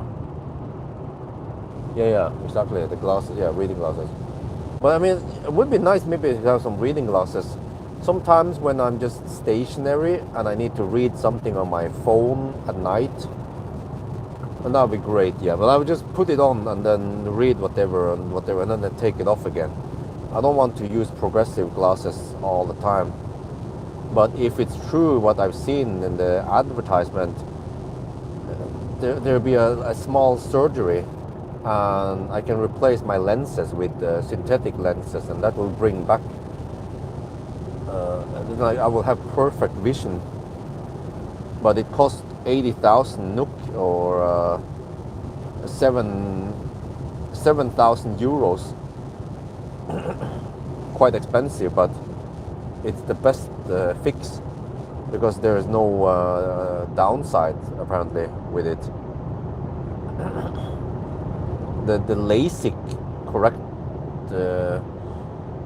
LASIK treatment has some disadvantages, and it cannot fix all kind of errors like I have. For example, LASIK cannot fix it. Supposedly langsynthet, they can only fix kortsynthet. I don't know what it's called again. Optician, yeah, optiker. Well,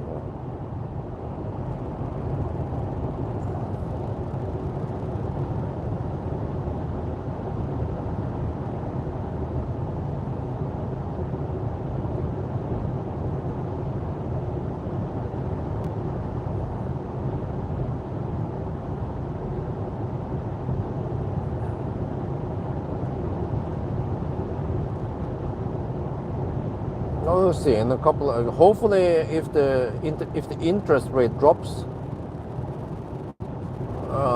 and if my income goes up, I would love to get the eye treatment, the surgery, because I consider my eyesight to be somewhat important, but I cannot get it as company expense. It's just personal aging that needs to be fixed.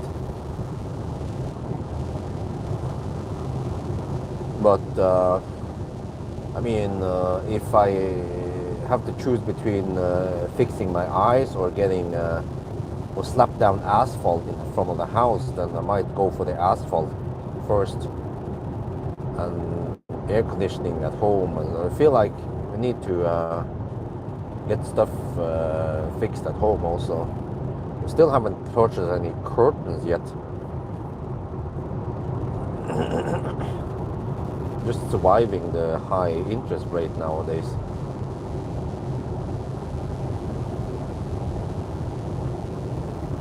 But I also have to introduce merch soon, merchandise, sell T-shirts and stuff. Not sure how well the 999 T-shirt would sell nowadays.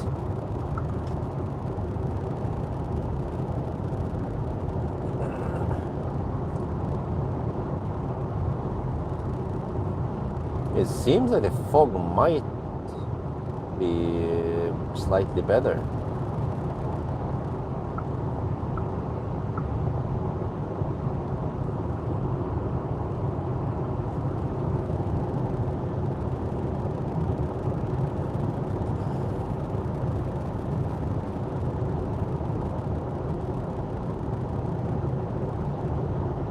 What do they call it? Far-sighted and near-sighted?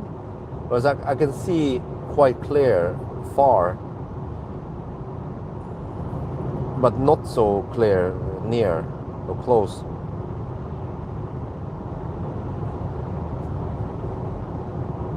And then if I use the non-progressive glasses, then I can suddenly see quite clear near, but then far will be super blurry for me.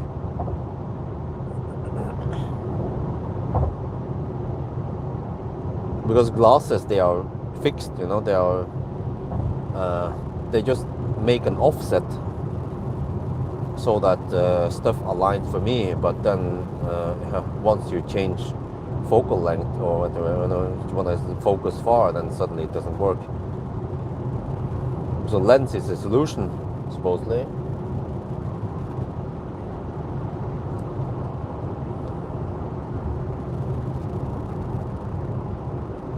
Yeah, I still have stuff I want to get fixed. Nowadays, when I have pumped bottles, I always gamble for the lottery, hope that I will win 1 million NOK. But the chances are ultra low.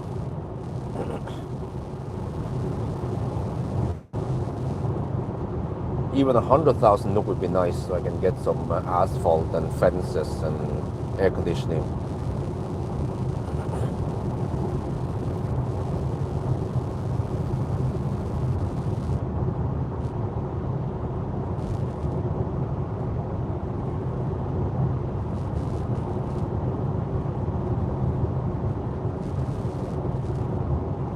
Oh, it's getting thick now. Have to watch out for moose.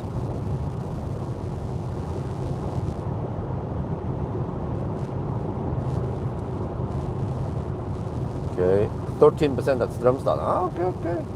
Nice. Consumption is 273 right now. It is high-ish, right? Okay, you guys want cool Simon, do you want status update?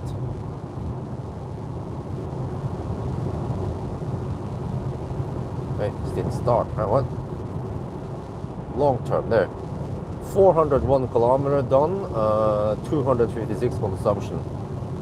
And we have no corrections, and we started at 11.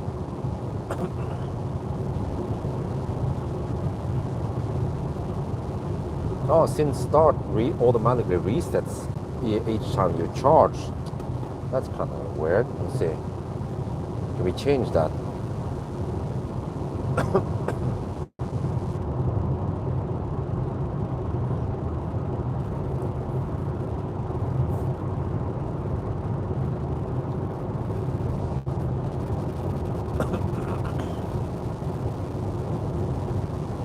Yeah, can't find it.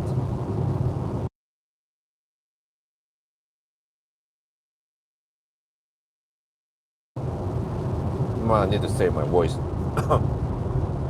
Talking too much.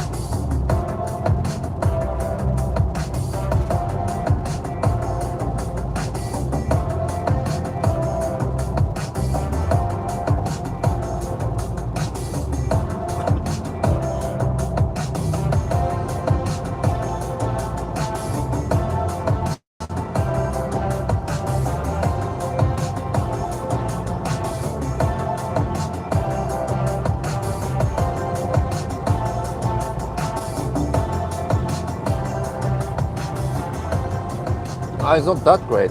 It's there. I mean, it's Bang Olufsen, but it's like okay.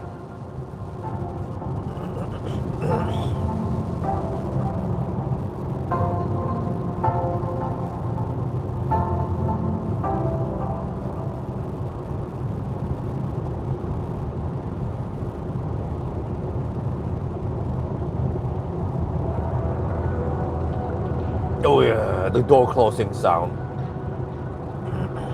Door closing music. Oh, we need more of the door remixes. We'll do another one with this car versus the EV6.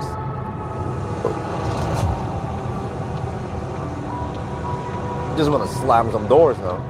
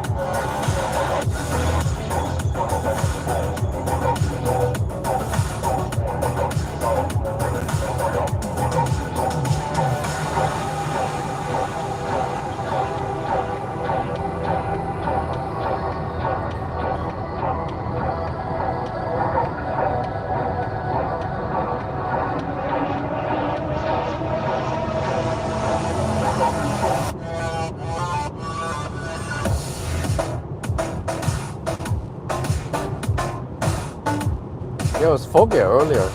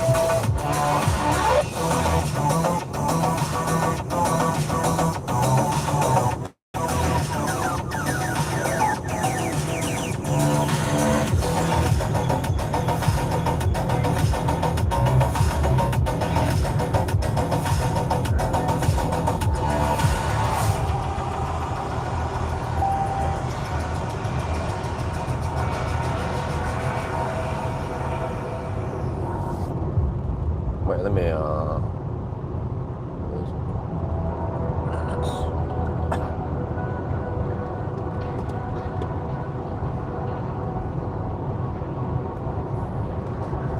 oh, you have to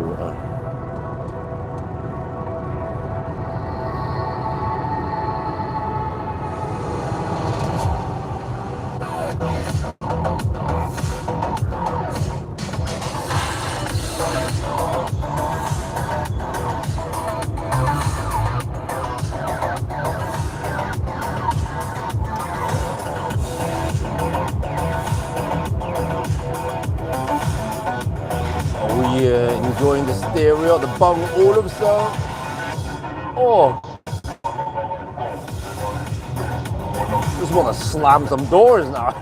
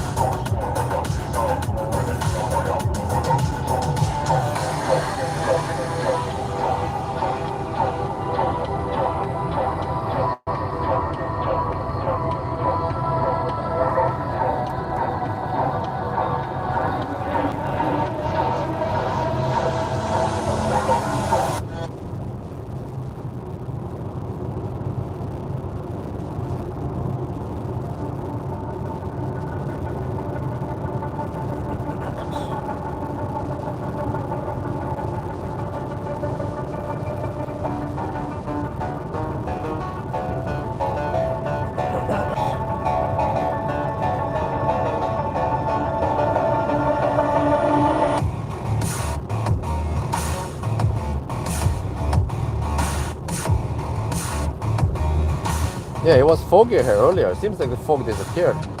Nice. Hopefully the same in Norway.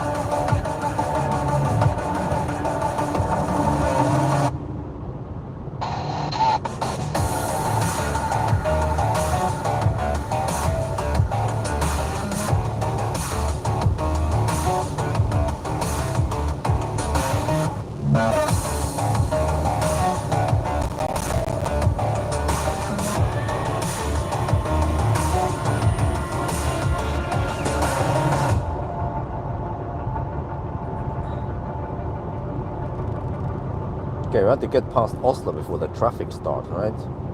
But I think we should pass that by around 5 at night. Or in the morning, or how you count it.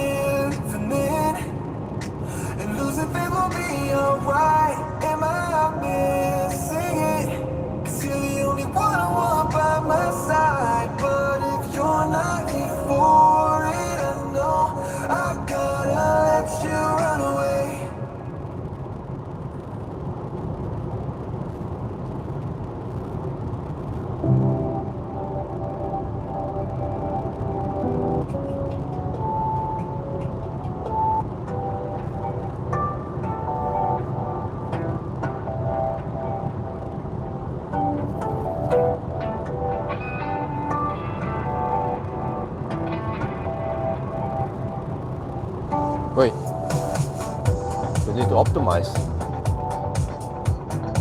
Nope.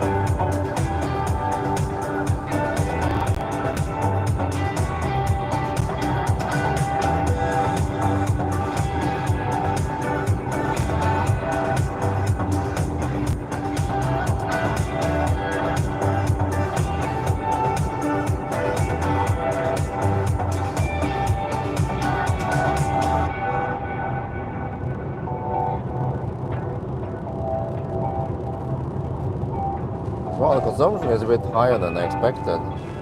We are 275 right now.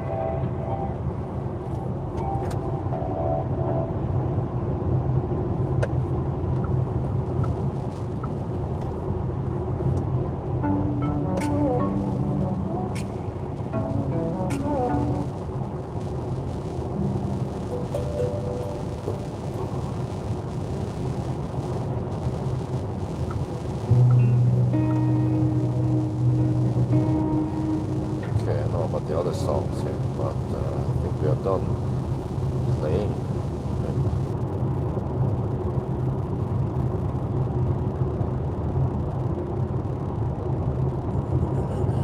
I have to get ready to arrive soon. 10 kilometers away now. We're down to 13%, so it seems that we consume slightly more than expected.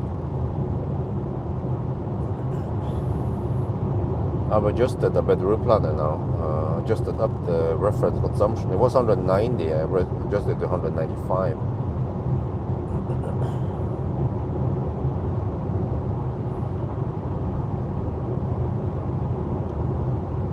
Maybe a battery planner doesn't know that the road is wet, because it was foggy earlier. Well, I'm trying to understand how fog works, but the moisture is so the moisture is what you call it, has absorbed all the, I mean the air, I mean, is saturated, but then eventually the fog contains water, tiny water droplets, and that should drop to the ground and the fog should clear. But that means that the road gets wet because of the fog. And the battery planner might not interpret fog as wet road.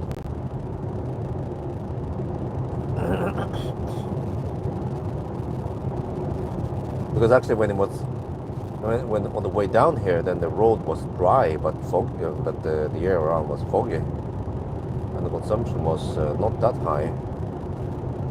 But on the other hand, we had average lower consumption from out of Oslo. Yeah, that's right. So 275 now. I might have to count on 275, at least on the 110 zone. but we are passing through Oslo for the next stretch. You'll see. I can't stretch and charge at 70%, even though it's not optimal, but they're only losing about 1 minute on that stop. Which means that if I kept charging to 70% over and over again during the challenge, then I will lose around 3-4 minutes total.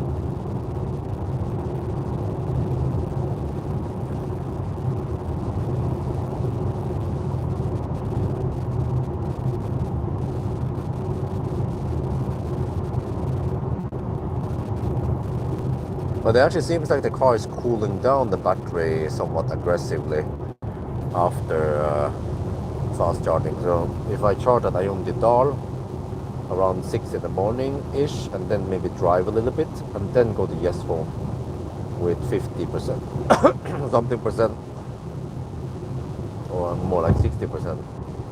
Yeah. And then the battery should be cold-ish, maybe around 30 degrees.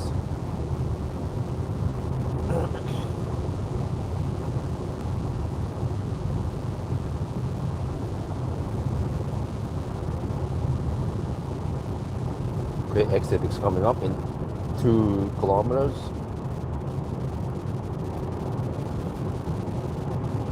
We are at 10%. Yeah, that was deep enough. Battery is nice and warm, 23 to 27 degrees Celsius, roughly. Coming in hot.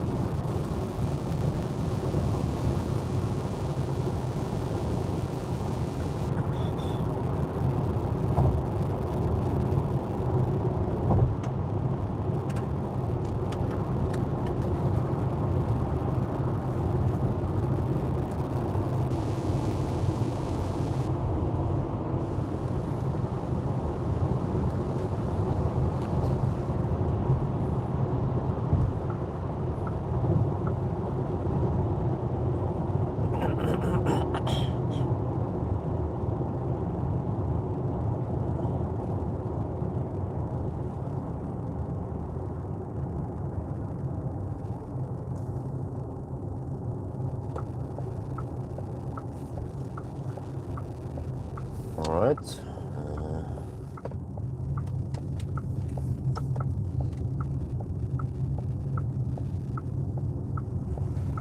This time we have 9% left. 240 kilowatt power. That's plenty.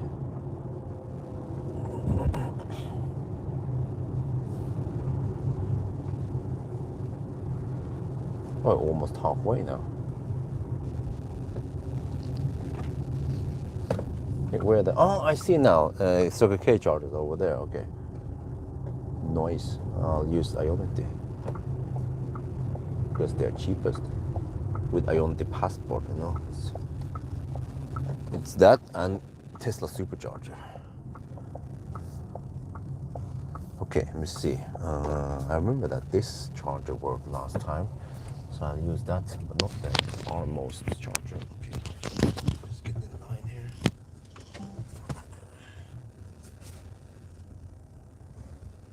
Park slightly off, but that's fine.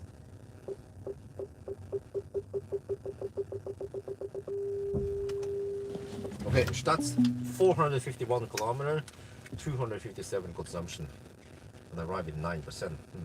Okay, this is Strømstad.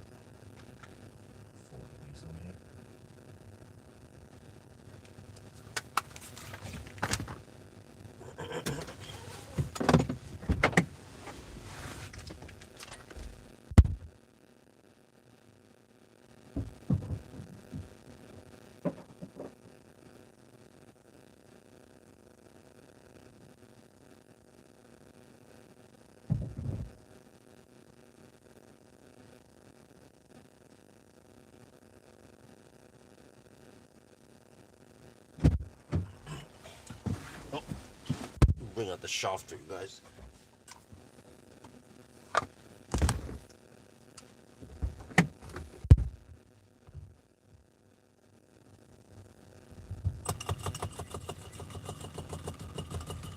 seems like it handshakes relatively quick.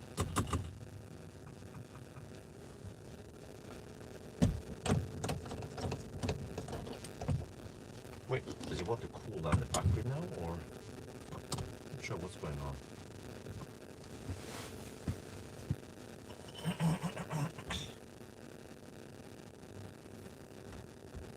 Okay, now I will check out whether we can make it to Ionti Strömstad.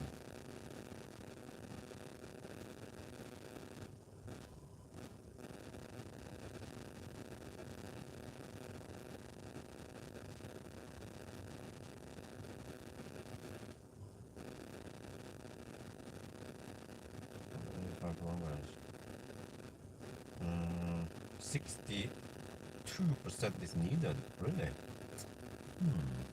So if I go 70%, then there's a possibility I can go to Ionti Dalen. How about that?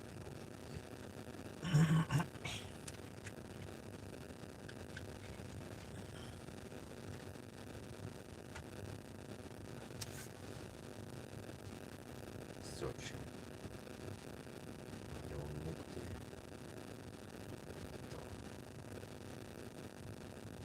Yeah.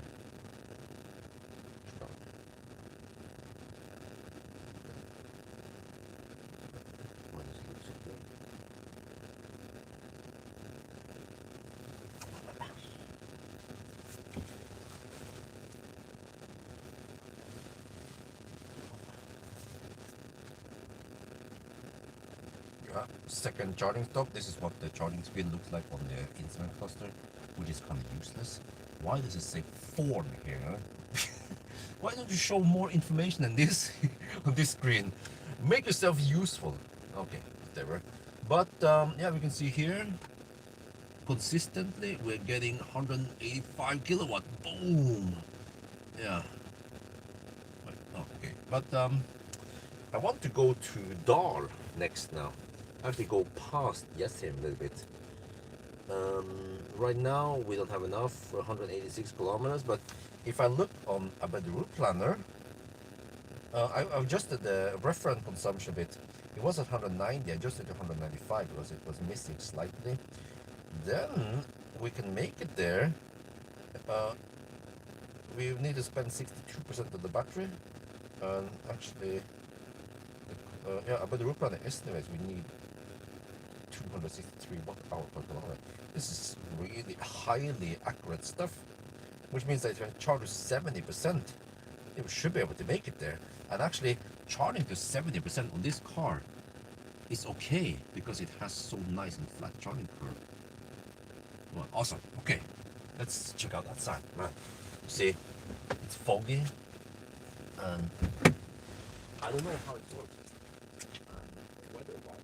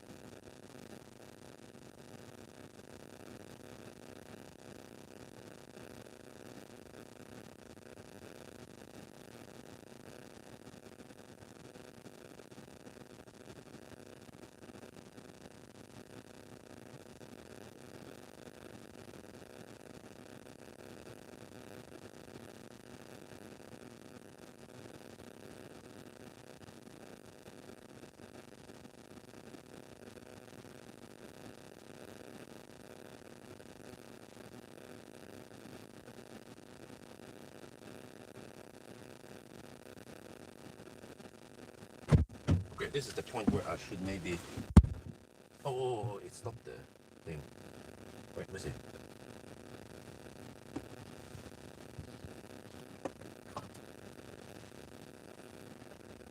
I purposely stopped the heater.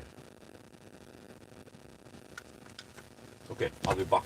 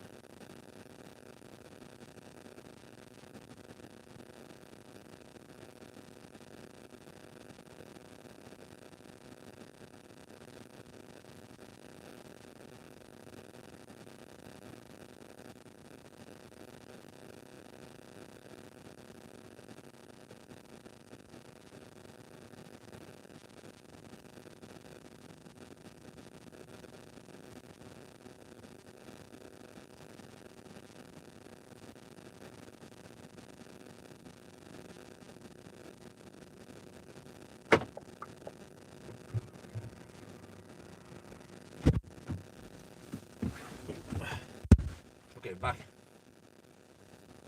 Okay, it's not throttling, yeah, but distortion. You know, I want to go and check out the. Wait, did the cooling kick back or something? But we are at only 44 degrees Celsius. Nowhere near the replicate. Well, yeah, I should go film the new Circle K chargers over here. I wonder if the Mare chargers. No, it's still there, huh?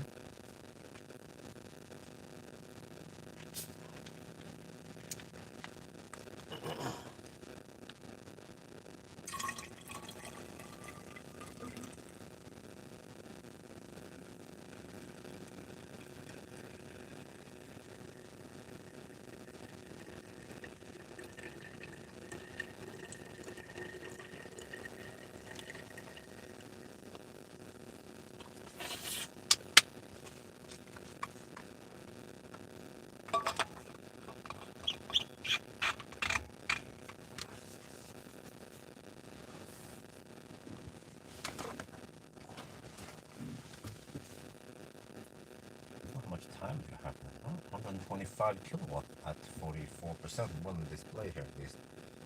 Yeah, that's decent. Sounds like cooling is active.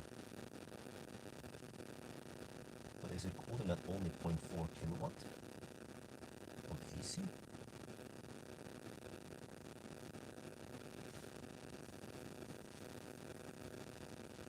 Which one do you like better to drive?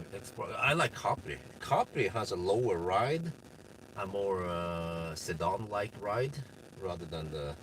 Yeah, Capri has a more like a sea lion ride. You know, I like it.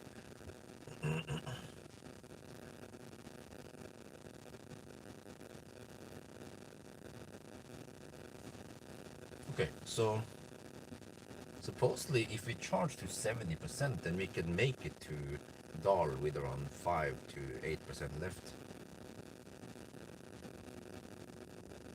Yeah, let's go for it. Worst case, I can bail out at. Yeah, I mean it's not ideal, but I could bail out at Kløfta, for example. I think I want to charge before I go to yes him. Check on Isabella. She's asleep now. Seems like she's getting used to this that I'm away at night, but it's not happening that often. Actually happens only usually once per week that I'm away, that long at least. And I will try to get, for example, the Hemsedal trip, or if I would go on a Yalo trip, I will just do a day trip instead. So I go there during office hours, right, or kindergarten hour.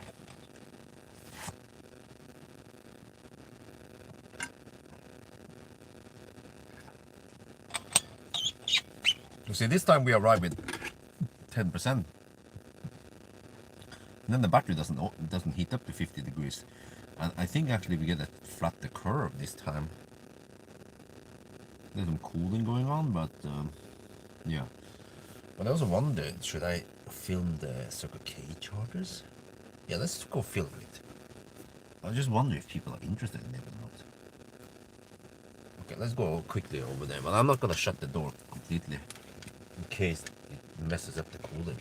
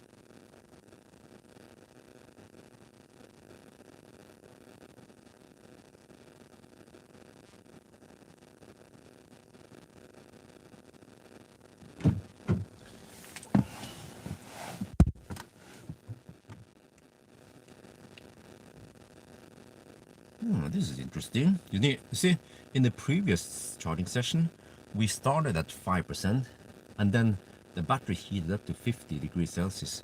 This time, it's running cooler because we arrived with 10%, not 5%. And I wonder if we can get a flatter charging curve this time. We can maintain 117 kilowatts even now. Yeah.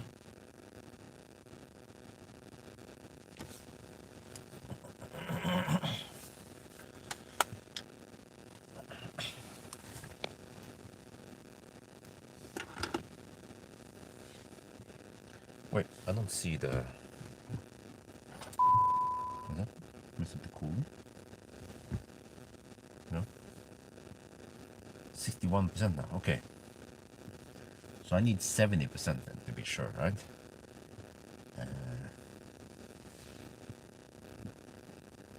Now that means charging for just 3 minutes, 2-3 minutes. We should be good to go.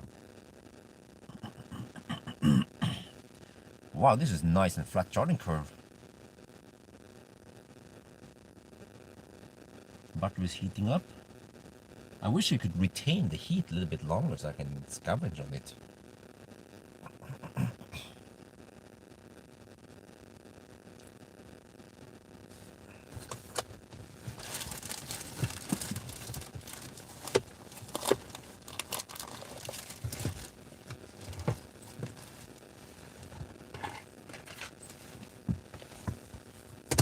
Well, I can get rid of the garbage now. While I'm stationary. Okay, 63% on that display.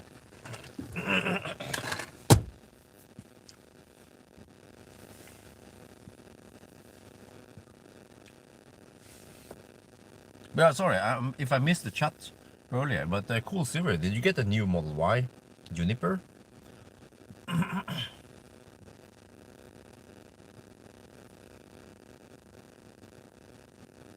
64%. Wow, still taking 108 kilowatt. Not too bad.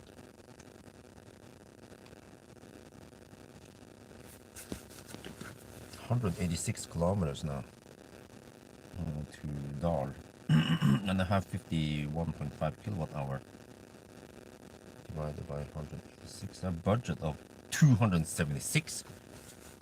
And I have to pass through Oslo, really? I have tailwind. I think we have enough, but let's have a little margin just in case. Yeah, 66% now, almost ready. I had a Model Y. I traded for Cybertruck. What, you're driving around with a Cybertruck? Well, hopefully you haven't been tagged down, right, or vandalized. Shit, man, people are freaking crazy. I mean, I think the whole, I purposely didn't comment too much about Elon Musk, but I think everything is just going a little bit out of hand. People are crazy commenting. Okay, I don't know. I haven't paid attention to what the heck Musk is doing, but one guy said that Musk is doing a very important job cleaning up on some inefficient use of money in the government. And I'm like, well, you know what? I'm not surprised if that is the case in US or other places. So I'm not gonna, comment too much on that, but all the crazy stuff he's been doing, or what the heck he's doing, but all the kids he has. But still, people who own Tesla, they have nothing to do with Musk. It's just stupid and should be illegal to vandalize other people for no reason just because they own Tesla. That is so childish. Okay, yeah, you want to make a stand, you want to, protest against Musk, but don't mess with other people's properties. Okay, anyway, let's get ready. I'm at 69% now. Well, let me start heating up.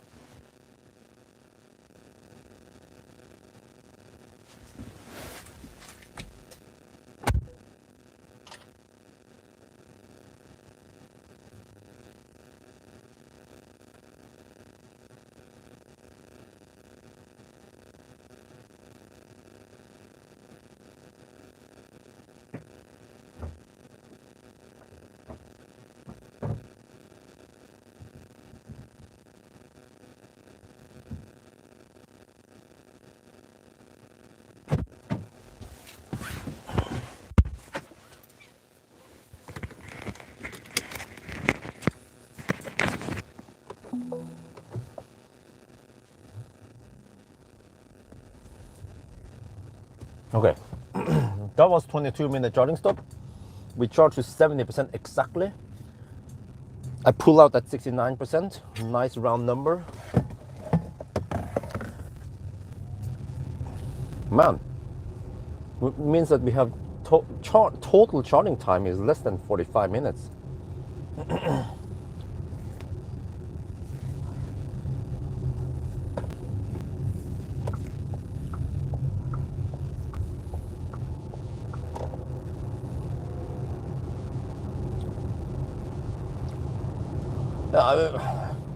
The whole Musk thing is going on. Yeah, I don't know too much about what's going on. I haven't paid attention to what the heck he's doing, but you know, to me, it's like no matter how crazy some CEO is, what does that have to do with all the owners? They have nothing to do with Elon. Like, people shouldn't have the right to vandalize cars just for that, just because Elon is crazy.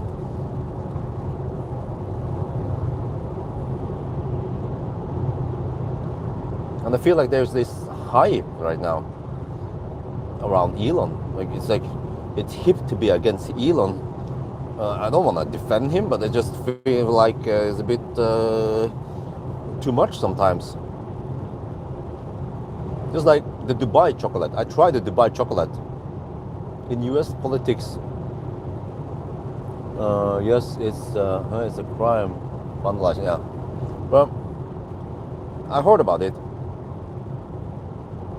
Everyone is just it's like it's going viral about the Dubai chocolate. At least in Norway, I don't know about the US, but some TikTokers and some other people, they were like, "Oh, Dubai chocolate," and then we tried it the other day.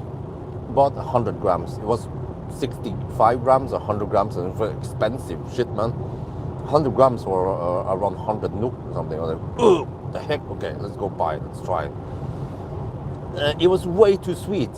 There was like some pistachio stuff and some salty stuff in there. I'm like, I can buy Smash, which is a Norwegian thing, whatever, that tastes better, or in my opinion, if I want something sweet and salty combined. So for me, though, the Dubai chocolate is just the hype. I can have quick lunch instead, or something other.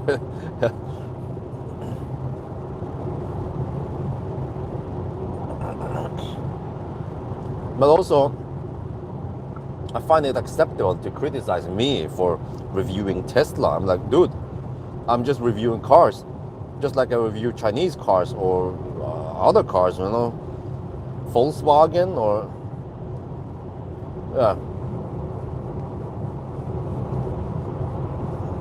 So just because I review a car and it just happened to be good, like the BYD or the Tesla, it doesn't mean that I promote them. Well, I mean, technically I do, you know, literally I do, but it's just I review cars, and if they are good, then they get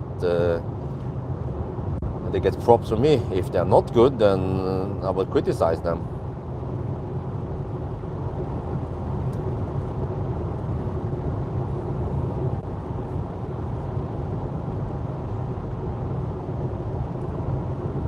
But I still find the Model Y, like I mentioned, you know, it's like they cut down a bit too much, made it over simple. A few buttons here and there doesn't hurt, or some stalks here and there for better ergonomics. I can understand the cut costing they are trying to do, but they should try to cut cost other places rather than sacrificing ergonomics and safety.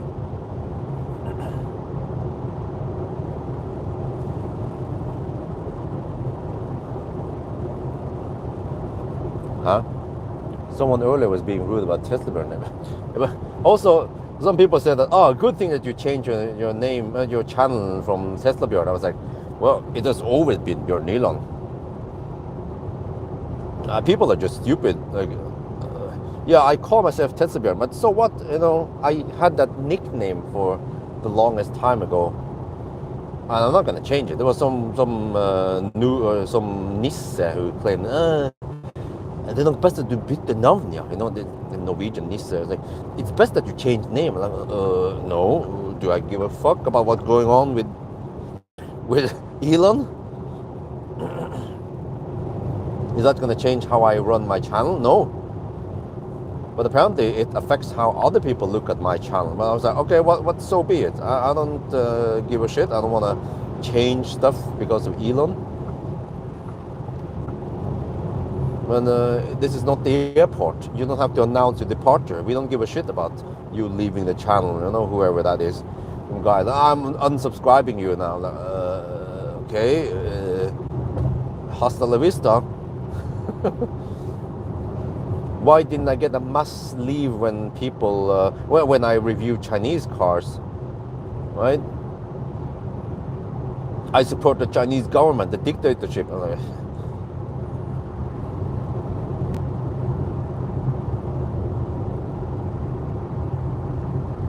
You need to see one in person, right? See what?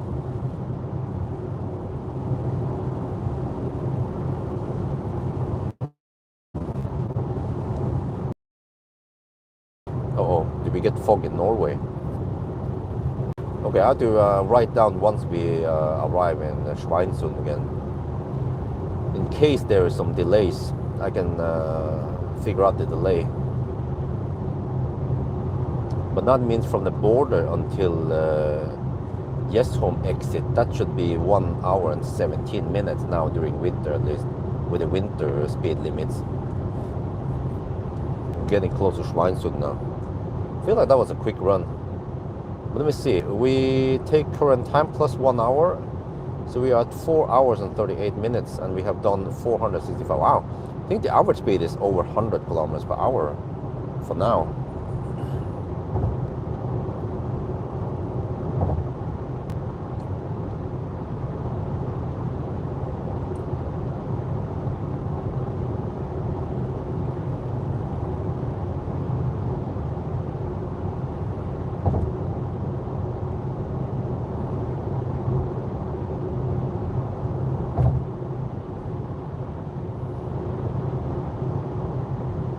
Yeah, what do you guys know about the factory in Cologne, Germany, where this car and the Explorer is manufactured?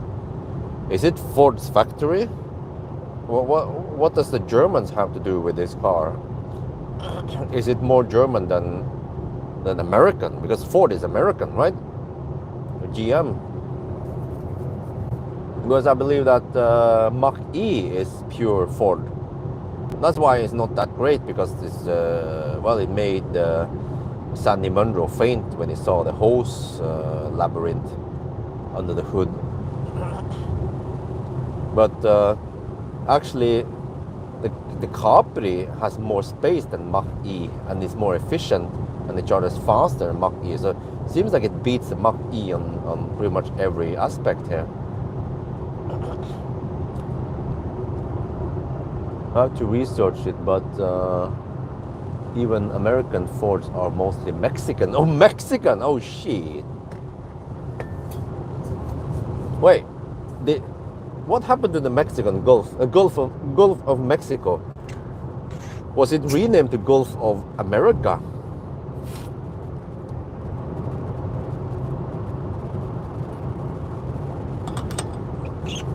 Okay, that part I don't understand Trump. Like, what the heck, man? Doesn't he have better things to do than to rename a freaking Mexican Gulf to... what? I mean, he was elected by the people, right? Of US. So, and he's been re-elected. I haven't paid too much attention to politics, but if he has been re-elected, it means that he must have done something good in the previous period, and the same people plus maybe more wants him back as president to do some more shit.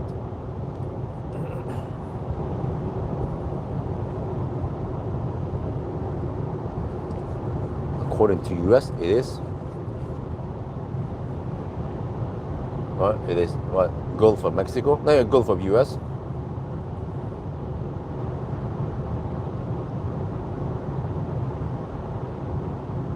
Okay, let me see. 341. Okay, possibly 342 then at Schweinstund Bridge.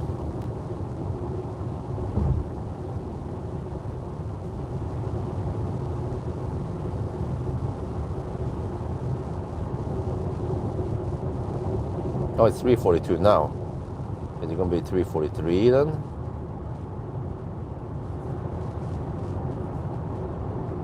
Oh, we just counted at 342. Okay. Now we'll see, because, well, actually, I will go straight. Yeah, I forgot.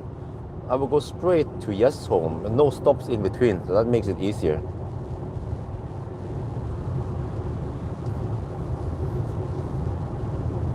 Otherwise, I have to calculate. If I stop at the Rygge, you know, I have to calculate exit and entering and stuff.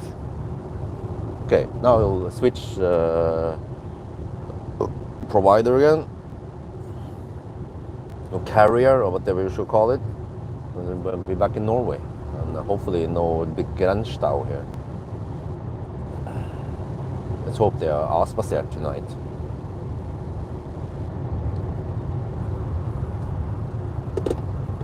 .343. Yeah, okay, we count 343. That's the time.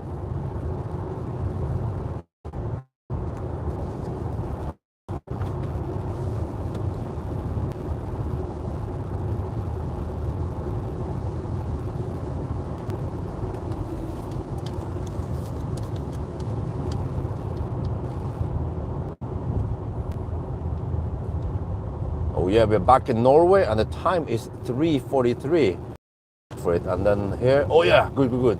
There is no toll check, what the border check. Oh, that was quick. Now we're back in Norway. Welcome back to Norway and the fog. Okay, here we don't need high beams.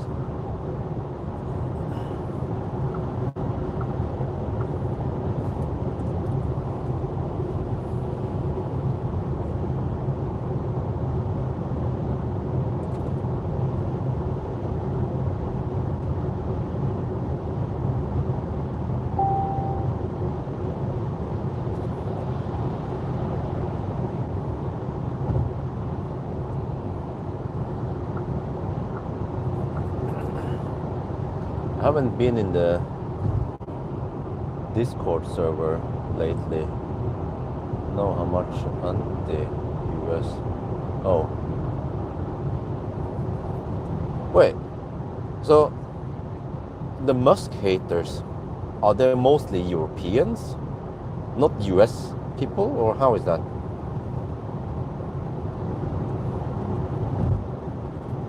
Because I get the impression that at least in Norway, there's a lot of Musk haters and people who sell their Teslas in protest. Like some celebrity, like Halvdan Sivertsen, he's a singer, getting kind of old now. He sold his Tesla in protest, and it was like in general in the Tesla or the EV groups, they're always talking negative. Also, media is just feeding people with like negativity around Elon all the time because that sells clicks. It's everywhere. Okay. Like, and it pops in my feed, in my Facebook feed, like Elon Musk and his 13th child, and the influencer, and the 14th child, and Elon Musk did this and whatever, you know, like bombarded by Musk news, and also in Norwegian, websites or newspaper or whatever. I was about to say tabloid media.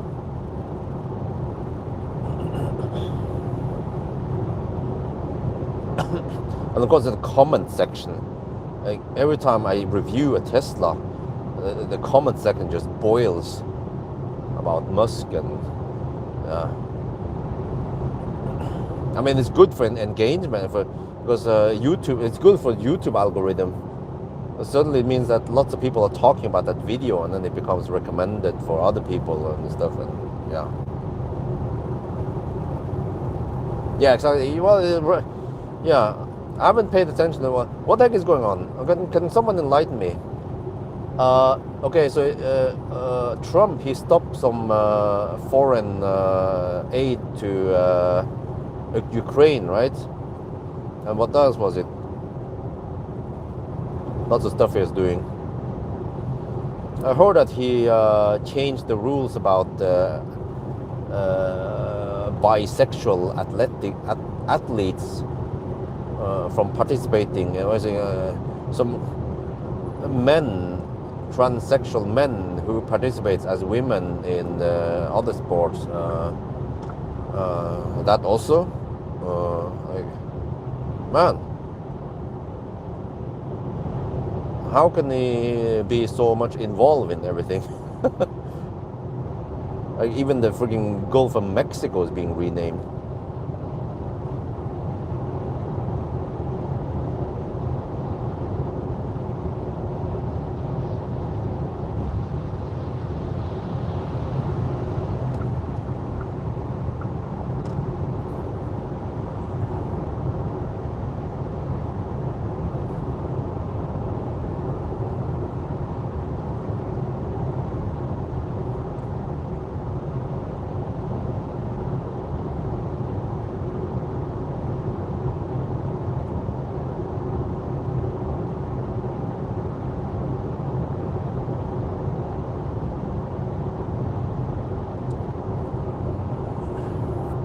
I should be better on what's happening, but it is a lot of things probably will get overturned.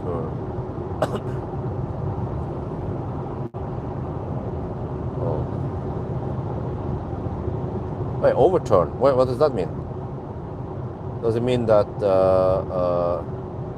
whatever Trump suggests can be denied by what is it, Parliament or whatever, what was calling it, or the rest of the system? One man cannot just do anything he wants. Supreme Court. Oh, okay. Well, okay. Yeah, that makes sense. Because, man, you cannot let one crazy man fuck up everything, right? Should be in consultation with many people. Several people should agree in different parties to do something, not just one crazy mother trucker.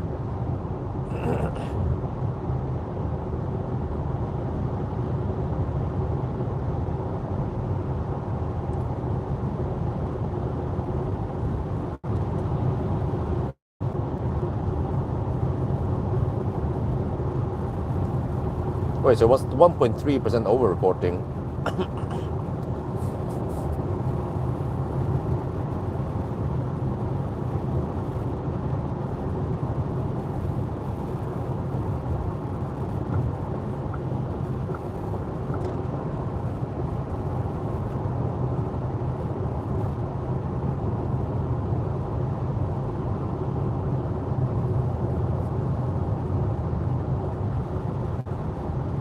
Okay.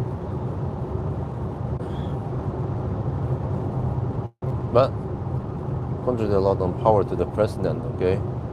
Especially in Congress, run by the same power. Oh. But can someone enlighten me about Musk? Why is it that so many people hate Musk? Like, what did he do?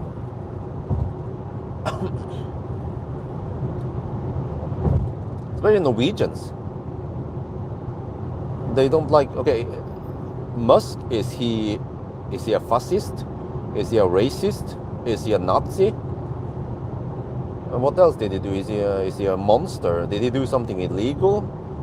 Did he what do you call it, krenke? Did he do something against human rights? I mean, his kids and all that's personal stuff. He has 13 kids and 4 past wives and mothers. Yeah. He's acting as a part of the US government with the dog thing, okay? Well, the dog is well, but the way I understand is that there is some corrupt stuff and some maybe some I don't know, losses or money, government money, taxpayers' money has been spent on I don't know, people in the government that's taking the taxpayers' money. If that is true, then I really want someone to clean up so that the money is spent on society, school, roads, or other things that means something for taxpayers. Not someone puts it in the pocket in the system there.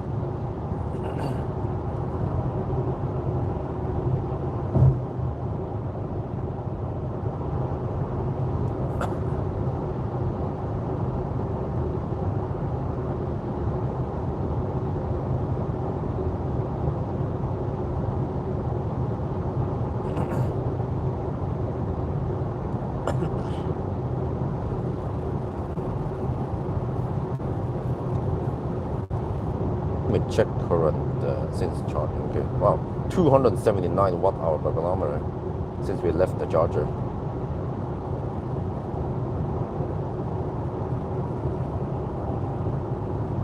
Wait, 4. Oh, okay, we should be in Oslo in 1 hour. Wait, within an hour. Actually, yeah, we're good, pretty good time-wise. Let me see. Navigation claims 5:26 at Dal even. Wow. I'm usually faster in navigation, so I should be at Dal maybe 15 minutes past 5, and I can charge to 5:30-ish, and then drive a little bit, and then be home by 6-ish. Yeah, maybe I can even take a power nap before I have to wake up for Isabel. That'd be great. Oh, the freaking smell over here. Cyprus.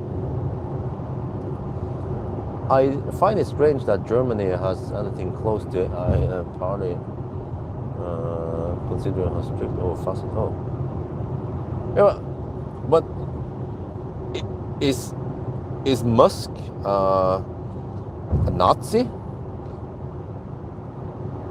Wait. Oh. Sorry, but I haven't paid attention. Actually, when I was in Thailand, I was just enjoying Thai food and trying to figure out what was going on with the Chinese brands and stuff like that, right? So I have not spent any time reading news about Musk and Trump and what's going on over there. So that's why I feel a bit noob and ignorant about things in the West. But what kind of proof do we have that Musk is Nazi? I mean, I'm not trying to defend him. I'm just I just want to know what's going on.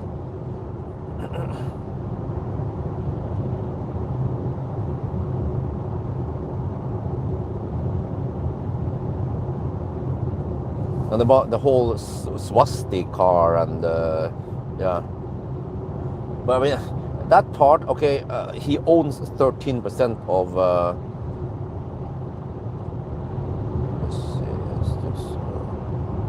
Okay, well, he owns 13% of Tesla, but I mean, like someone else said, there are plenty of engineers and developers who made Tesla, who built and designed Tesla. Elon didn't make Tesla, or the latest and greatest Model Y, you know. He just has an ownership there, and he just presents some of the cars on stage from time to time. So it is actually quite unfair against all the workers and the CEOs and the directors of Tesla that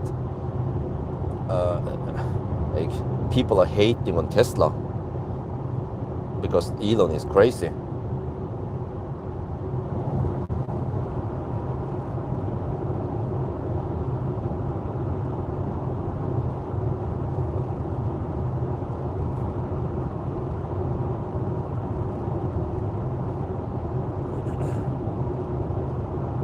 Salute. Yeah, I saw that.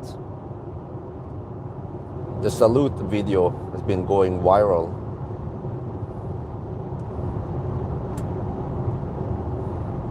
But I mean, Elon is not stupid, you know. He is a quite smart man. He wouldn't. It would be quite stupid to just do that Hitler the Hitler salute or what they would call it openly like that. I think it was more like he was being clumsy, you know, and he just, yeah. Well, I don't know.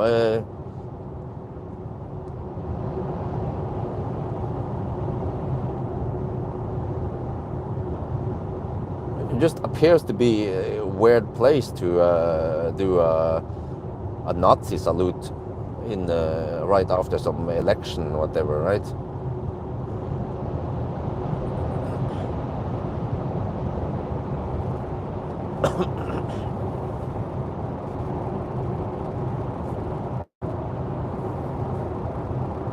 He's a face of Tesla. Yeah, that's true.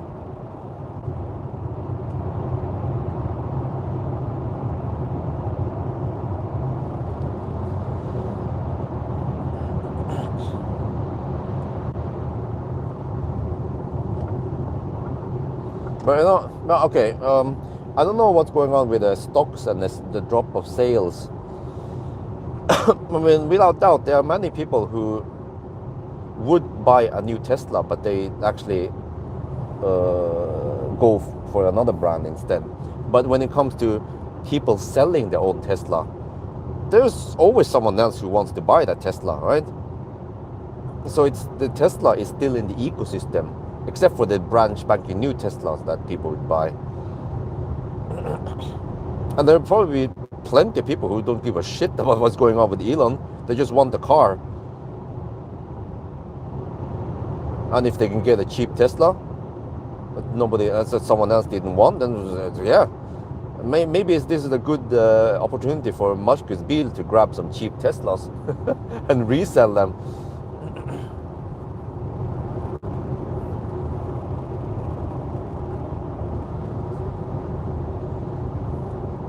Yeah, sales in Norway is gone down 50%. Yeah, so, but I don't know if that has anything to do with Musk, or if it's a result of other things, like Chinese cars, like the BYD or the Xpeng or something else going on, right?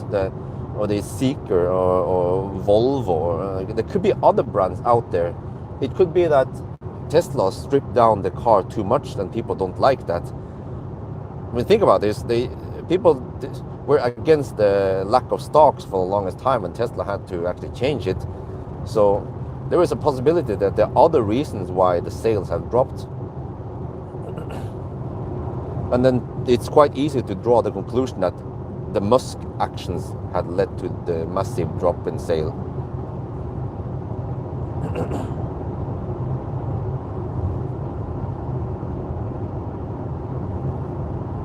Yeah, I've seen it for the longest time that many people were against Elon and Tesla, right, for the longest time. But it seems like this whole Musk versus dog and Trump fuel media and the haters even more. You know, they love to hate. Haters gonna hate. But I also seen in the comment section people like, oh yeah, finally, yes, I like Juniper, and I ordered one and stuff, you know, and people still buy them. And what about all the guys who are working at Tesla? I mean, they have a job there, and they were hired long before Elon went crazy, right? What are they supposed to do? Just quit the job?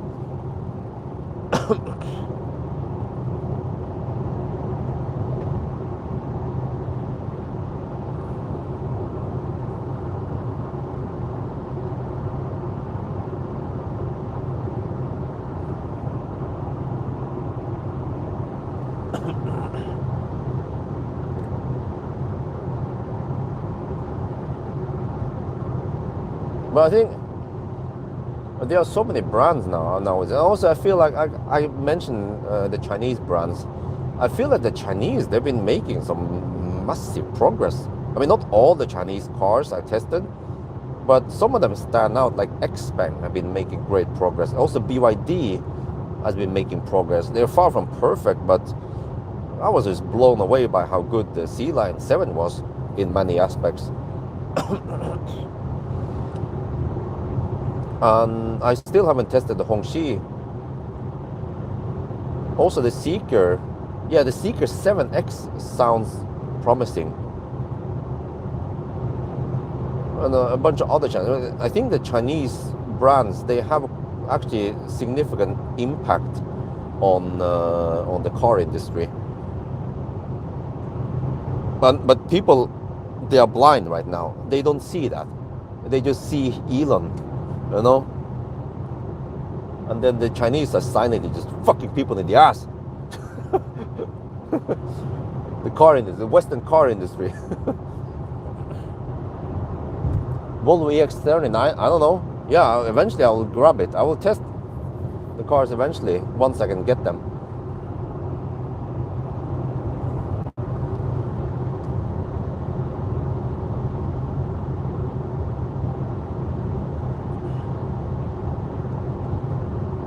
Wait, let me check here. Now the car says I will arrive with 13% at dark. Okay. Noise.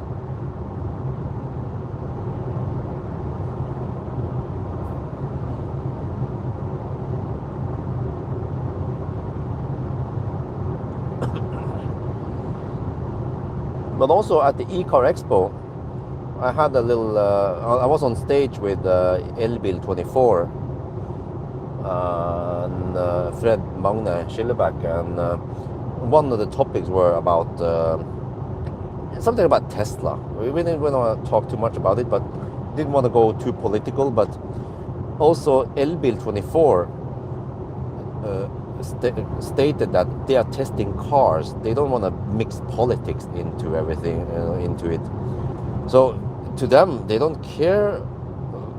I mean, or they can't just, oh, no, we're not going to review Tesla because of Elon Musk. And no, we're not going to test Chinese cars because that's the dictatorship. You know, that if a car is popular and people want to buy it, then they should test it, right? Whether it's a Chinese car or a Tesla. If they don't test it, like me, if I don't test it, then it's lost opportunity. I will lose income and growth. There will be people who want to buy these cars, like a Seeker 7X or Xpeng or a Tesla, and then I won't get the traffic in my channel if I don't review them.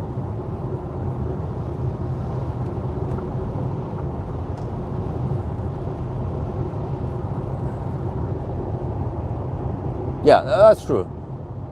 Most CEOs, they don't go crazy, you know.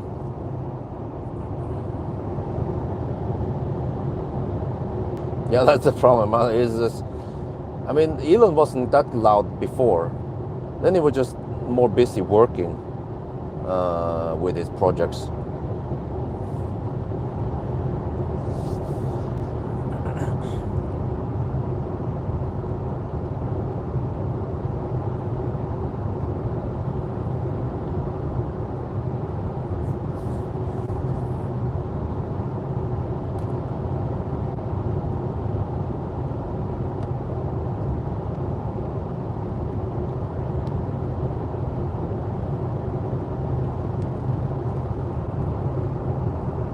Reviewers should stick to facts. People can decide. Yeah, exactly.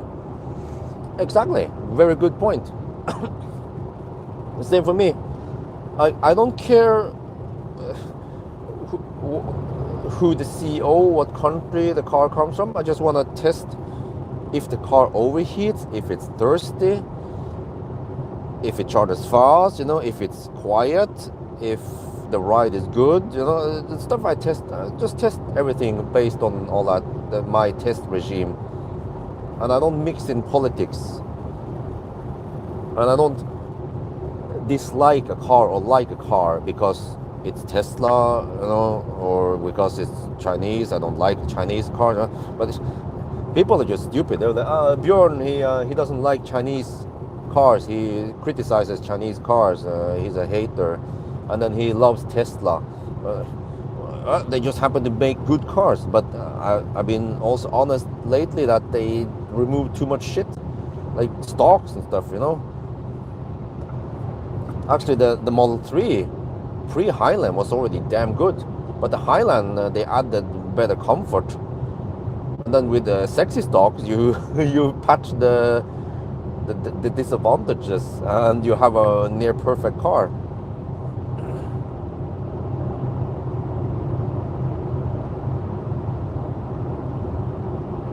Yeah, but Toyota and Audi, that is childish to put other logos on the Tesla. I get what, dude. That is so childish to do that. And the people who protest and sell Tesla, well, okay, what do they need to mark their word? I mean, they need to just, what do you call it, markeringsbehov, but they're not going to change anything rather than creating more buzz, because the Tesla, if they want to make a difference, they need to burn that shit, demolish the Tesla. Don't sell it, because when you sell the Tesla, someone else will buy it, and the Tesla will still be on the road, and the Tesla will still be in the ecosystem, and they need to take out that Tesla out of the ecosystem. Then that makes a difference. But then they're not going to do that, like Halvdan Sivertsen or all the other guys who sold the Tesla.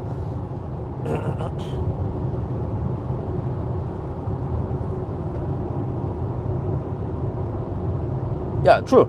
Like, praise Tesla, praise all the engineers and the developers who created the awesome cars. Tesla didn't design Octovalve, or the software. He just sits on the money bag and has some ideas. And even today, I haven't tested a car that can scavenge heat and has that awesome thermal management or heat energy management as Tesla Octovalve.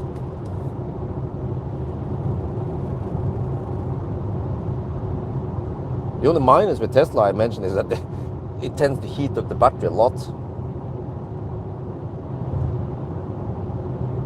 Yeah, unfortunately, Tesla cannot start charging with 25 degrees. It will be cold gating.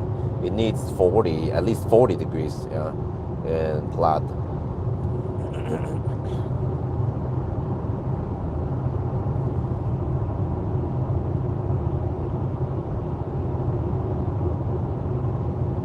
Hitler mobile. What the heck? Yeah, that is just so silly, man.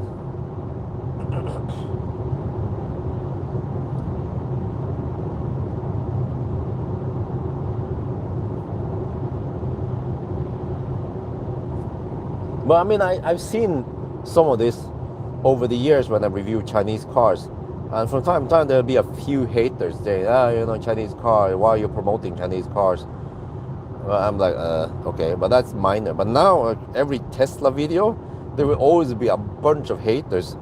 But you know what? You know what's funny? Many of those guys who comment that they will not buy a Tesla, they don't want to buy it. One, they cannot afford a Tesla anyway, or two, they wouldn't buy a Tesla anyway. They just want to come in there and spread, what do you call it in Norwegian? Spre galle, spread hate, right? And okay, but then there is also a portion that would buy a Tesla, but they don't want to buy a Tesla anymore because of Musk. Yeah. But just look at the video I posted, the Juniper video. I wonder if I have 1,000 comments by now. Like, what the fuck is going on, man? 50k views and 1,000 comments in the Sea Lion versus the G6 video. Also around 50k, actually less than 50k views, 40 something, 42k views, and 200 comments. That's more normal. So the 800 extra comments on the Juniper video is just a bunch of idiots saying they don't want to buy Tesla and Elon is a Hitler, I don't know, and swastika or whatever. I was like, well, thank you for helping the algorithm.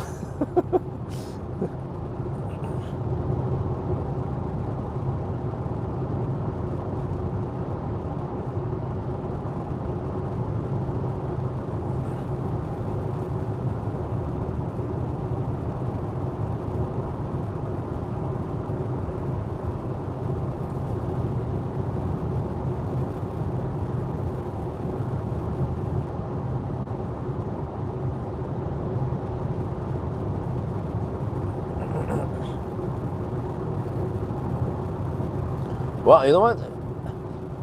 I actually think that when I first saw Cybertruck, I was like, what the heck, man? He's fucked up. But actually, I think Cybertruck is like there to be different. They actually went for it. Instead of just going down the same road as everyone else, making a regular pickup truck, he went for the Cybertruck. But what I'm not a big fan of is that the Cybertruck interiors is so sparse. Because I can understand in a personal car, right?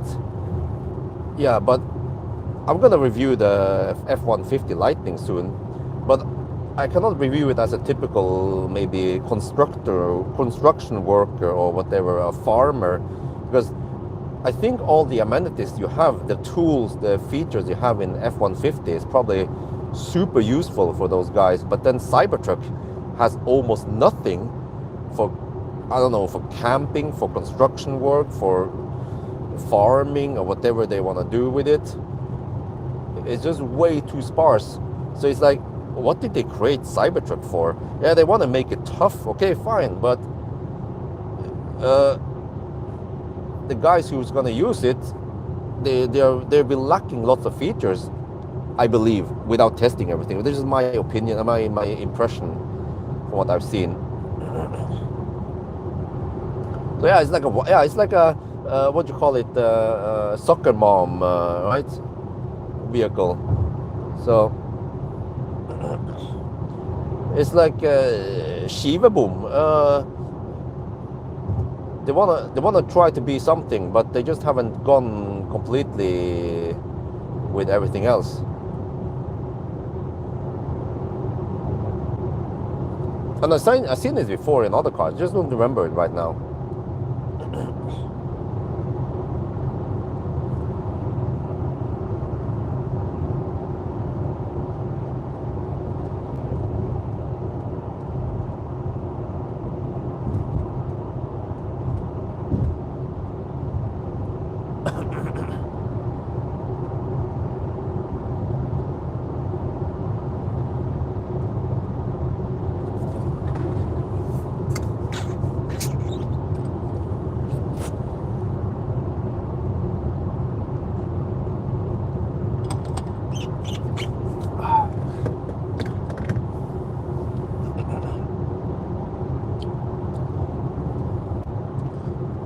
You know, I kind of, in a way, Cybertruck kind of symbolizes what happened with Roadster back then. The classic Roadster is that Tesla back then, well, it wasn't actually Elon, it was the founder of Tesla. What was again? Yeah, the original founder of Tesla. They dared to make something like that. I guess Tesla, I mean, Elon also brought it. He had the money, and he also gambled, went for it, and committed. But they dared to do something unheard of, to create this long-range EV back then. And in a way, I feel like that's Cybertruck. You know, it's different design, completely different design. But yeah, lots of people like it. Some people might not like it. Just like in the beginning, I didn't like the E60 BMW. I was like, no, E39 is way cooler. But over time, though, I learned to like it. And also the same, I don't like the 1 Series BMW.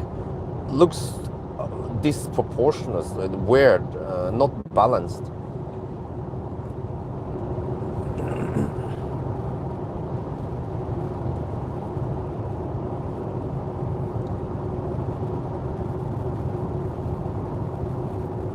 But I wonder why Tesla is so damn slow bringing out the semi. Like, the truck industry now, the EV truck industry, dominated by Scania and Volvo. They just, okay, they do it the simple way. They just take an existing fossil Scania and Volvo and retrofit it. But they are selling, at least. They are available. They might not be the most efficient out there, but it works. Wish Tesla would speed up the semi a little bit more.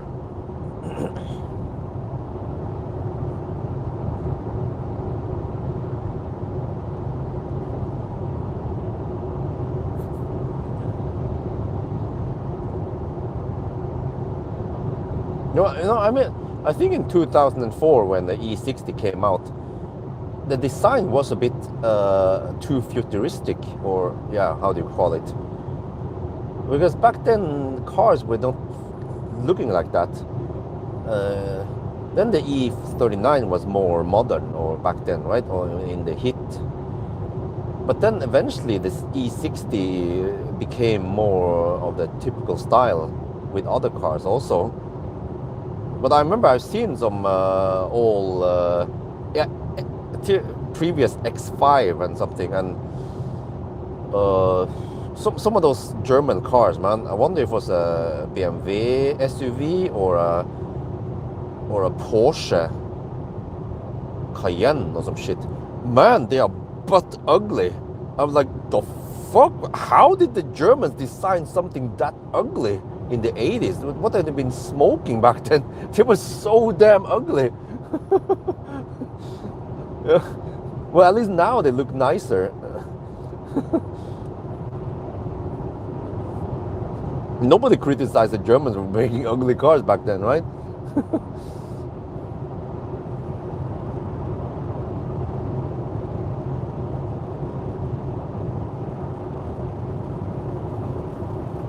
Yeah, I had the E61 back then. It was a nice car.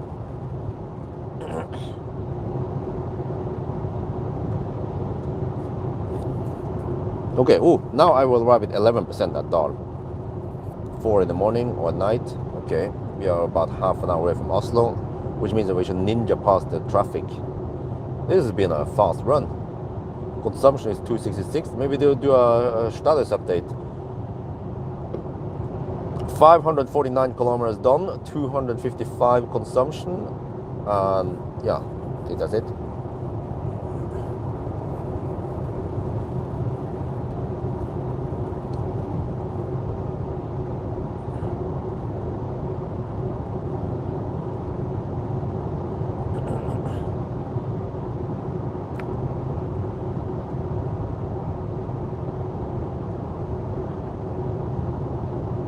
But man, Tesla must have done something right, because Model Y was the best-selling car model or whatever.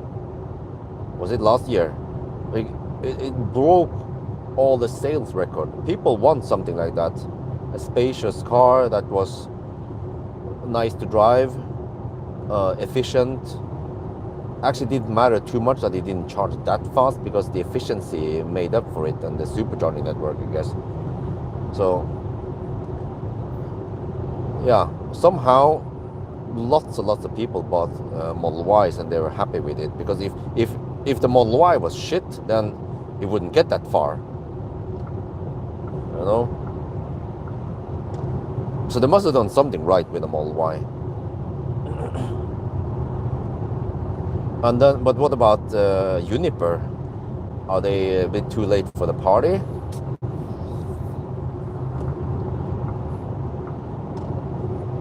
I'm not sure if Uniper will break any sales record like the classic Model Y did.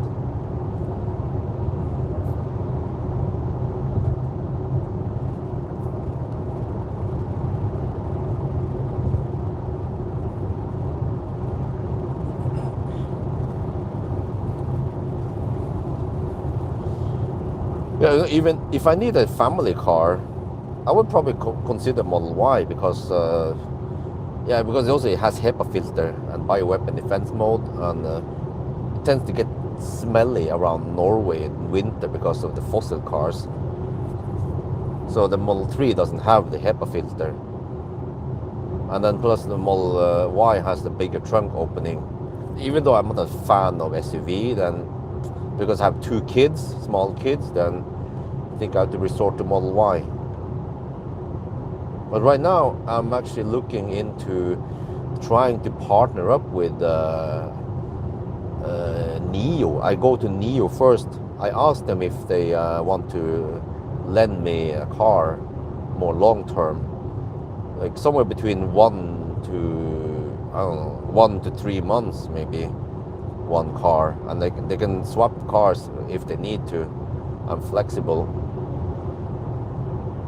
What do I get? I get to borrow a car for free. I get access to some cars from time to time. I can do some tests even. Like, I don't know if there is an update in the battery swap, or if I can do a range test, take a day, whatever. It's nice to have another car for testing from time to time.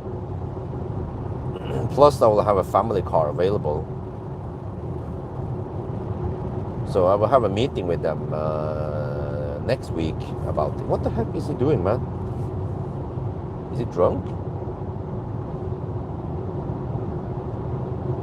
He's Norwegian. Freaking Nisse.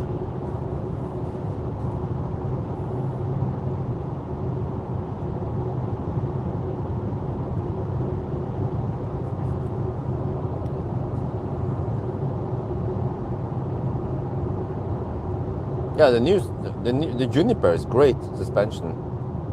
They soften up a bit, more like Highland.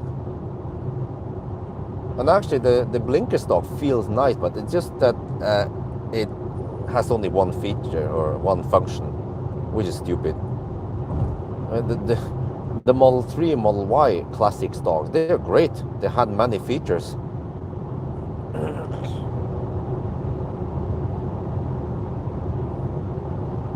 Okay, they want to cut costs, fine, but what is the point of cutting cost if they will sell less cars, right?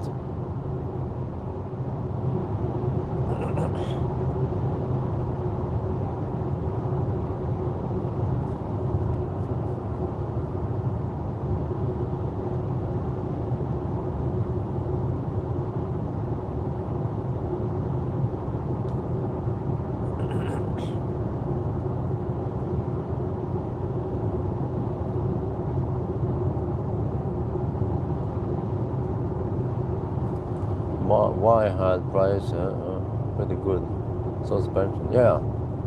Yeah, the later Model Ys were a lot better. And I think in countries with good roads like Norway, then it would work. In Thailand, lots of Thai people, they replaced the suspension. It doesn't cost them that much. Around maybe 1,500 euros only to replace the suspension. Labor is cheap over there.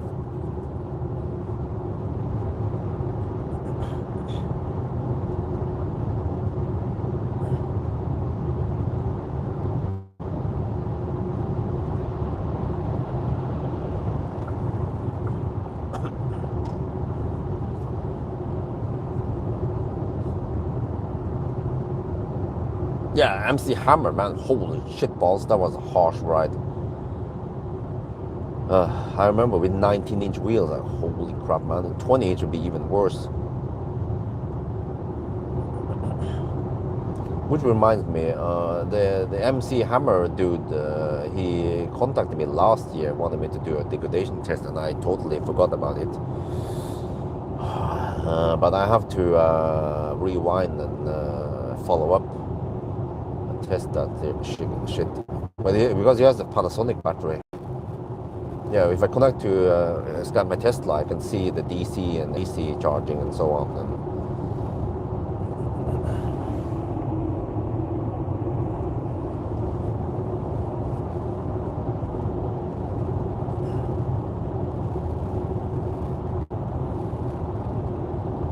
Wow, it is so comfortable to drive here at night with no traffic. I think I will try to do this instead of. I did a couple of runs in the daytime to the south point, and there's traffic, and I had to deduct and shit like that. But this is way better. We just have that break in between, but eventually I can go back to the full Sweden route again.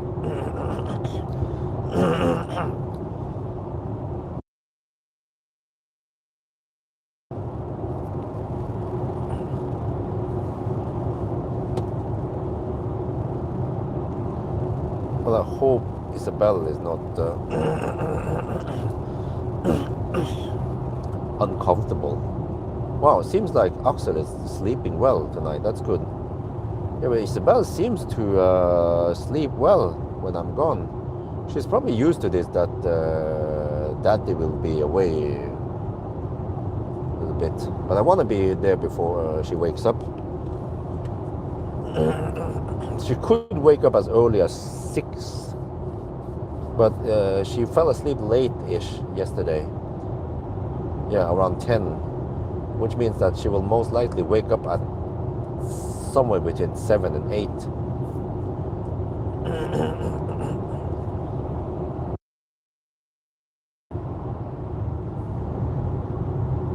So I'll try to get as much driving as possible before I take my break now. Kindergarten run, whatever we should call it.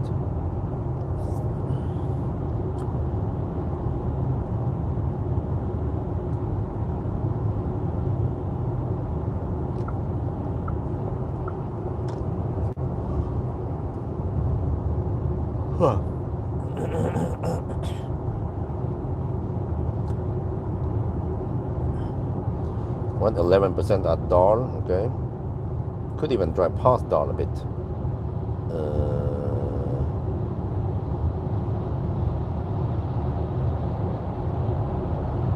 Or does it matter?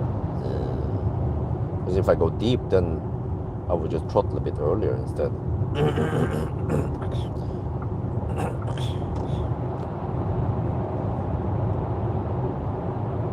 You have to see how hot the battery is.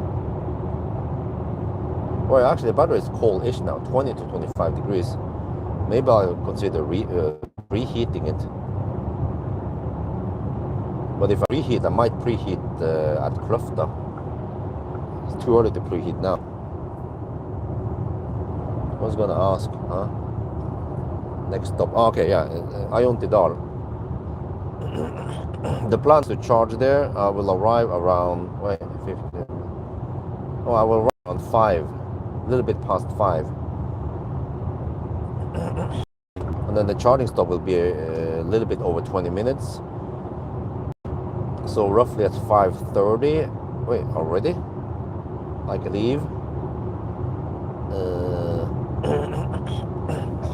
I could take a north loop. Yeah. I can go Mjøsa route a little bit. Shouldn't be too much traffic there. And there is just slight delay past Eidsvoll. 1 minute each direction. And another, well, at night at least, there should be only around 1 minute delay past the rock slide area. And I've seen that, I've been paying attention to that because it's important for my route. That rock slide, they've been working on it.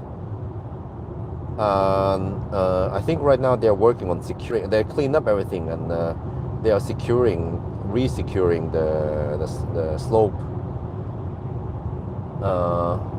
And at first they were estimating an opening on the 9th, which is today, but they postponed it to the 12th of March. So in 3 days, supposedly, they will open that stretch again for full speed. That was a relatively quick fix. Took maybe just 3 weeks or so. Or, yeah, how long was it?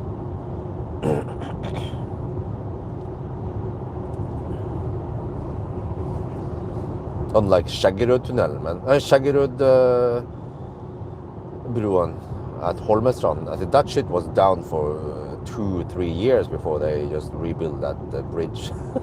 It was incredibly slow. And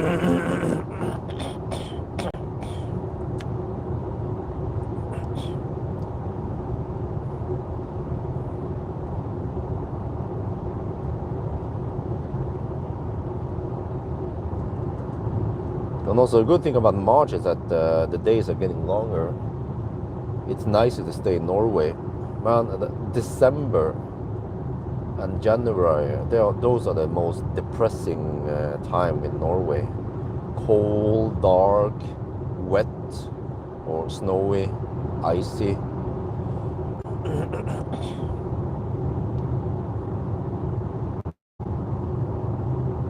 Well, we've been getting exceptionally warm weather in Norway last week.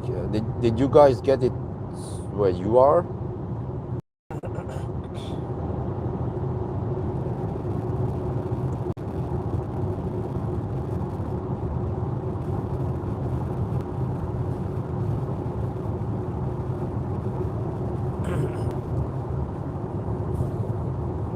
I think we had peak 14 degrees Celsius.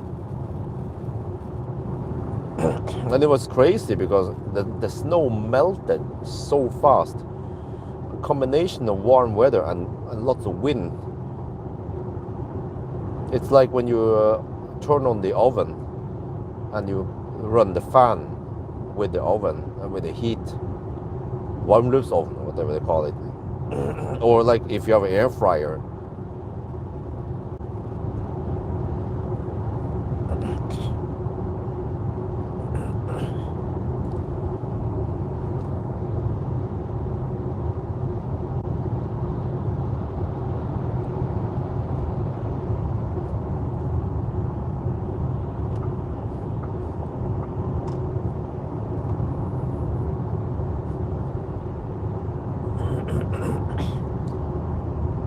Spring and winter have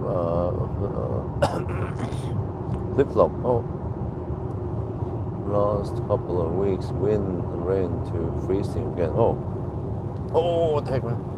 What the fuck? Okay. Wow.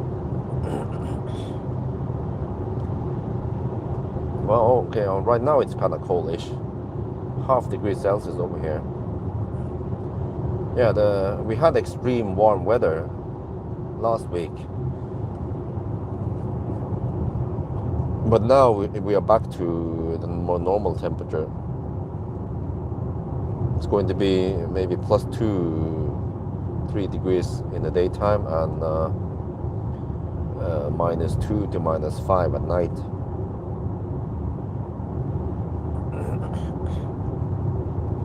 Well, we skipped the traffic. There is no morning stau yet here. 4:30. Well, I even started at 11. Damn. If I can get started at 10, or even better, at 9, then then I could actually finish the challenge. Yeah, before I go back home.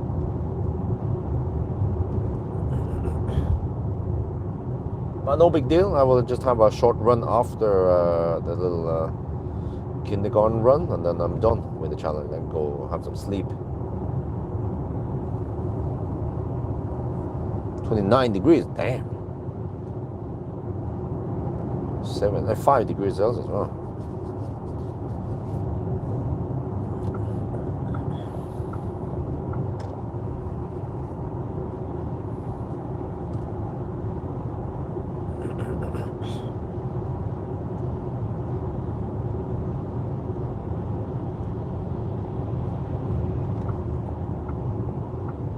Now this is a lot better. The only problem with these runs is that they are done on weekdays. Well, I could go like now on a Sunday night, but if there's road work, they could start on Sunday. But maybe sometimes they start on Monday night instead. So that could be one good plan to do 1,000 kilometer challenge on Sunday night, like now, into Monday morning, but get past here I don't know, before 6, preferably at 5:30. Yeah.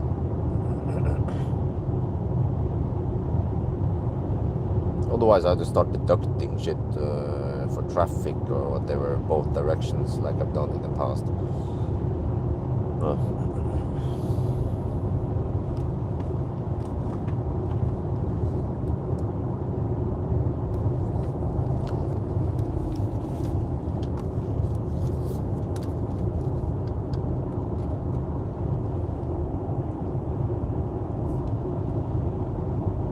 We have arrived in Oslo, and man, it is so empty here. Well, we started on a Sunday night. Now it's technically Monday morning or whatever. So yeah, it's 4:37. So we passed by here before the traffic starts. Right now the car estimates that we'll arrive at Eyesight with 11%. Oh, perfect, man! Like a ninja. Yeah, all right. Let's enjoy the ride over there. Well, there is some traffic now. Well, okay, whatever. This is good. You know, this is closer to the regular 1,000 kilometer challenge when I go all the way in Sweden. Because now we don't have to deduct too much for traffic and stuff like that. You know, so it's more consistent.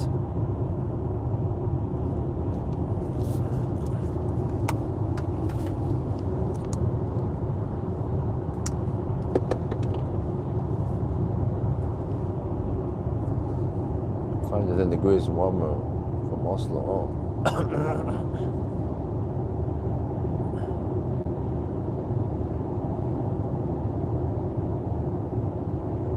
Okay, 4:30. There's some traffic, but very little. No campers. If there's a Nissan in the left lane, we can always overtake it in the right lane, like the guy we saw earlier. I just have to try to find a routine here. So ideally, if I could start around 10,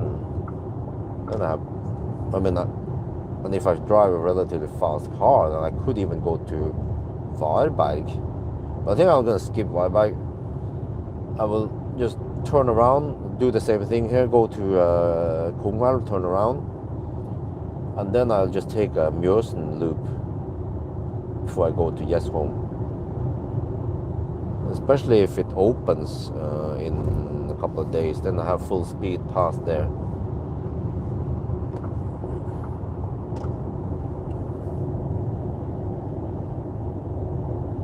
But they're working on something, a bridge at Eidsvolltunnelen, so that one will be a slowdown. So I won't start from Dal. I'll have to start from Minnesund for a while now when I do my range tests. But I don't know about the Hemsedal trips. It doesn't seem to be that popular, so I might stop doing it and go for some Yalo trip instead, if I want to go that direction.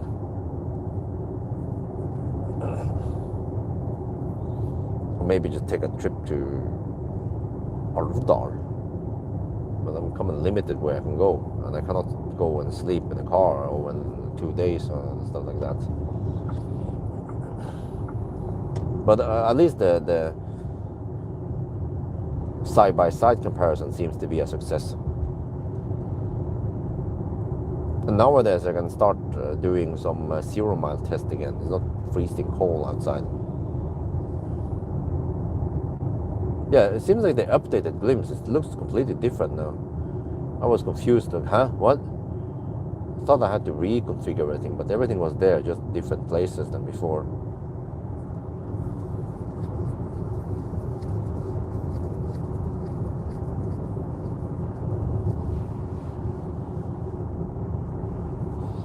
Not some traffic for, yeah. Trying to figure out timing.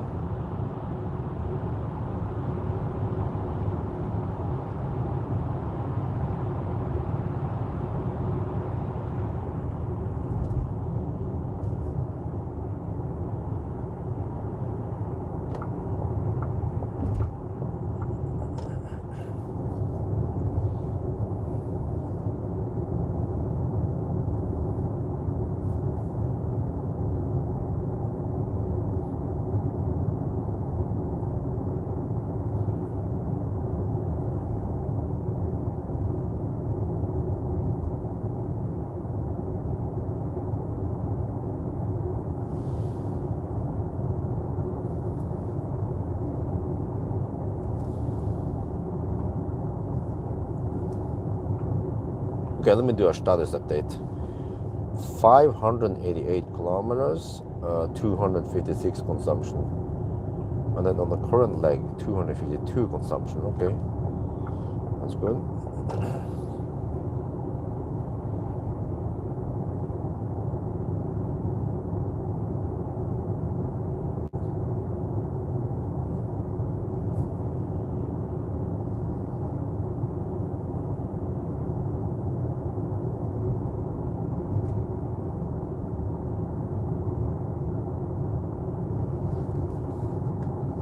Yeah, it seems like I just have to go a quick run, short run after the kindergarten run.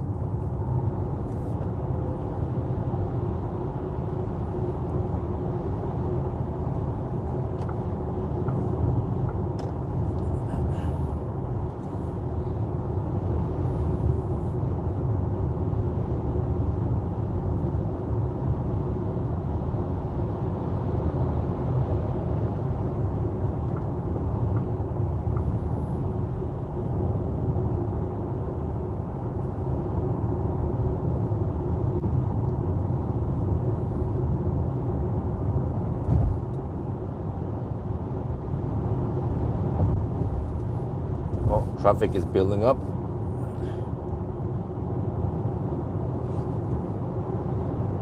Yeah, wow, look at this. There's always some traffic here in Alabama. Yeah, I used to live a couple of 100 meters away from this busy motorway.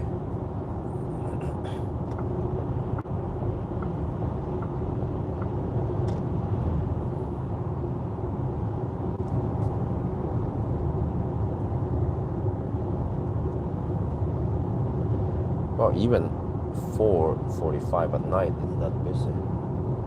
Oh.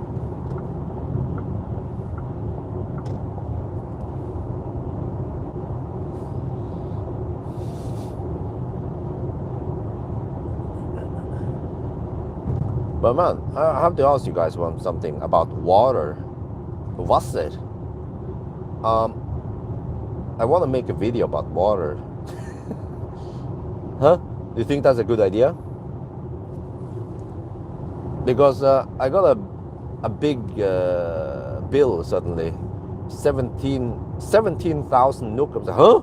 The heck is this? From Ullensaker kommune. And then I look at it, I was like, okay, there is some renovation, there's some garbage and stuff. And a big portion of the bill was for water, 193 cubic meter of water. I was like, isn't that a lot? And then I tried to Google. Okay, so most people spend 40 to 60 cubic meter per year. Yeah. So then, okay, we are 2 people, 2 adults. It should be maximum 120. Why do we have 193? Pool, huh? Huh? No, huh? Well, no, it's like that. I found out it's like that. They bill the year over the next year, because I paid for last year, the whole last year. They calculate like that. My friend sent me his bill. They are 2 adults and 2 bigger children, right? And they consume 230 cubic liter last year. But then I was like, wait, we have to look at what actually happened, because Amory's parents came over. You guys remember? They stayed for about 1.5 months before they went back earlier than expected. So, and there are 2 people, so that counts as 3 months for one person, right? And then Lynn also came over, and she stayed for 3 months almost. So that's another. In a way, it counts like how they put this, 6 months for one person in terms of water usage, kind of. And then we have 2 kids. We spend extra water for cleaning, washing hands, changing diaper, stuff like that. So and also the pool, yeah. The first thing is to blame the pool. Like, oh, you spend water on the pool. Well, you have to understand how the stuff works, because Idea is actually fill up parts of the pool. Well, how is that? Yeah, they fill it up partly before they reset everything, the meter. So I only had to fill it up to the required, fill the rest. So I only spend around, I think around 15-20 cubic meter for filling the pool. But then now that I fill it up, then I empty it again, and then when spring comes, I need to fill in around 10 cubic meter, which is nothing in the big picture here. And I don't know how the municipality logic is, but in their head, pool is a big water sink, but it's not. It's a closed system, kind of. And I just need to fill up in the springtime, and then I empty it out before winter, and it's only about 10 cubic meter, which is nothing.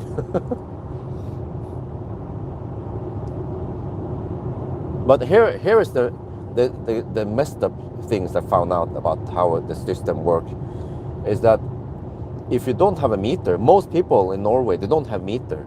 It's based on like a preset or whatever, right? And how did they figure out, or how is it then the water is included, right? It's like a buffet, right? Well, yeah, yes, no, kind of. Didn't family water? Yeah, exactly. You have to understand all the circumstances. We also had to water the grass because it was the first year after the house was built. So I don't know how much water was used for watering the grass, but it wasn't done every day, but maybe every other day. And then, but we're not talking about the tens of cubics of water there. But I mean, everything counts, right? And I believe that even just having a baby or a child also consumes water for stuff. But so I actually think we have normal usage. I don't think we have wasted too much water, but it makes us try to save water, like not run the tap for no reason, right? Or at least for the longest time, I don't run the tap. Or when I'm brushing teeth, I only initially get a little bit of water, and then I stop the water, and then I brush my teeth, and then once I'm done, then I open the tap again to rinse. But I also realized that when I clean something, a pan or just a plate with something, I actually use a significant amount of water.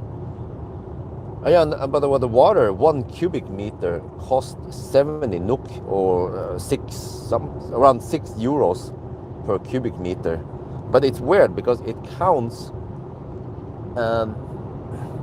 You pay roughly 40% of that cost is for the intake water, and then you pay 60% of the cost for the cloac or the drainage. They count, at least for most households by default, whatever you pull in, you also need to drain it. It's not 100% correct, because you might drink some of that, but you might pee it somewhere else, right? Or you might bring liquid into the system and dump it into the toilet, for example. Yeah. But I find that topic very interesting, because I realized, okay, I tried to Google, a dishwasher uses only around 10-12 liters of water. That is insanely good. You can have so much stuff in a dishwasher, and it uses very little electricity and water to clean that shit. But energy, because you have to heat up that water just to run it through the system once, and then it goes straight into the drainage. So actually also showering is highly inefficient. You heat up the water, and most of the water is not being used. It just runs through your body, over your body briefly until it's dumped again. and there is no heat recovery system for the sewage water that they call it gråvann. So, but at least for my system, I have heat pump that heated up the water. But for people who use conventional BTC heater water tank, it's really inefficient. But I actually called the municipality and asked them about how the stuff works. They say for farms they will consume water for livestock like pigs and whatever, right, to drink. But then they pee not into the sewer system, but they pee into the septic tank, and then they use that for fertilizer, for example. So they will actually have higher intake than outlet, right?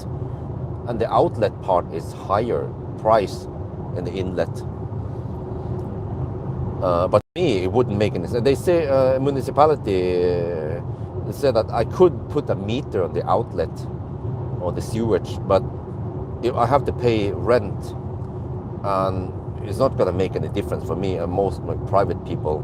But actually, when it comes to the pool, before winter, I pump the when I open the drainage to drain it, it actually runs right out in the nature. So I'm actually not going in this outlet. So I could save 10 cubic meter of water there, drainage. But I figured out it's not that much in money, and I have to pay extra rent for the meter, outlet meter. So I'm like, okay, whatever, not gonna bother. But here comes the messed up part. I found out is that okay, so I consume 193 cubic meter water. It sounds like a lot, right? But they call it stipulerat. If you don't have a meter, they will estimate how much you are going to spend. And how do they estimate it? Well, they take the area of your house, the usable area, and our house is 270 point something square meters, multiplied by 1.3 cubic meter per square meter. It becomes a little bit over 350 cubic meter. That's what I would have paid if I didn't have a meter. I'm like, holy shit balls. That would have been a lot more. We're talking about 25,000 NOK per year for water that we will never ever be able to spend. So I calculated that they just base it on area on the house. They don't care about who's living there, which is messed up, because it would be quite easy to cross-check, or you connect some data in the database that they already have. Folkeregisteret, you can see that in that house we have Bjørn Nyland and Amory living there alone, for example. Then apply a different factor. But the way we pay now is we technically pay for 5 people, roughly. Yeah.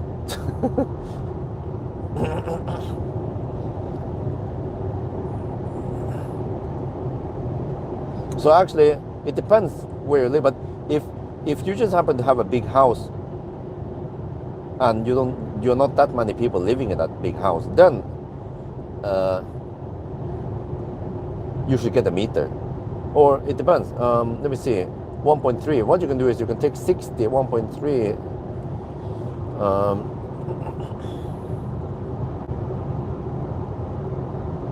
46 square meters. Wow. Okay, so wait, huh?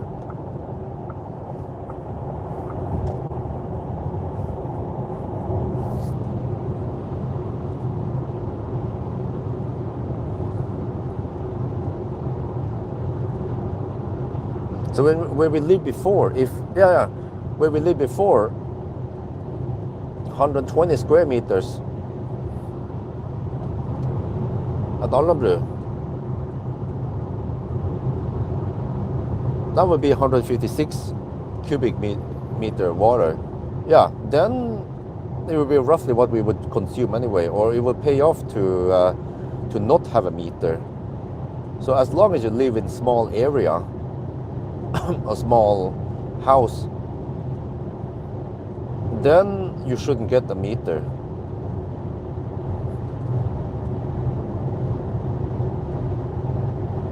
So I find this interesting. And also, in springtime, I can prepare the pool. Right now, it's been blocked so that the rainwater or snow doesn't enter the pool. Not that much, maybe a little bit leaks in there. But once I open up the metal plates, I can collect rainwater, but also some dust and whatever debris. But I could open up that thing like a couple of weeks before I'm planning on opening up the pool, and then I can collect rainwater, but it'll be one-to-one. That area is what I'm gonna get.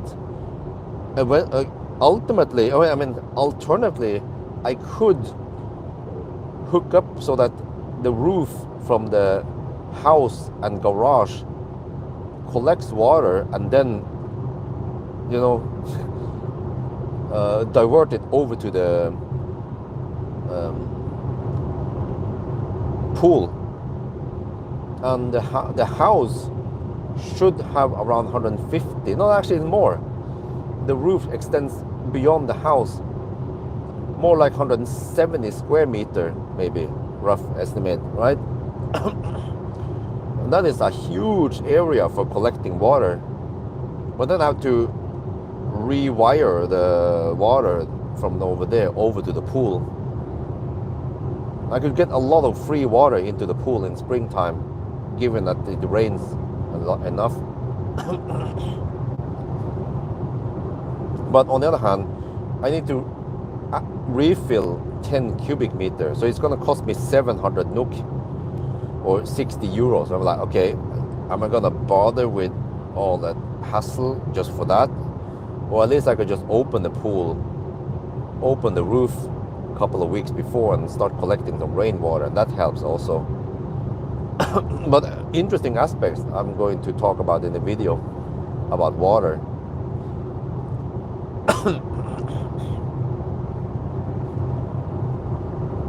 And it will actually be in a way, it'll be a house update kind of, but the water edition. Okay, now it says 8% at Dar.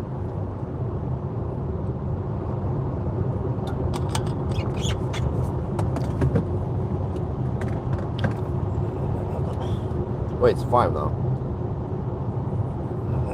At Schweinsund it was 43. Wait, 1 hour and 17 minutes. Yeah, that's roughly on par with what it should be. Yep.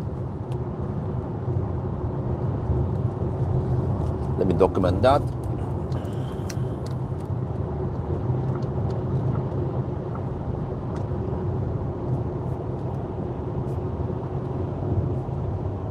Yeah, we are now at the exit towards Jessheim, and it is 5 in the morning.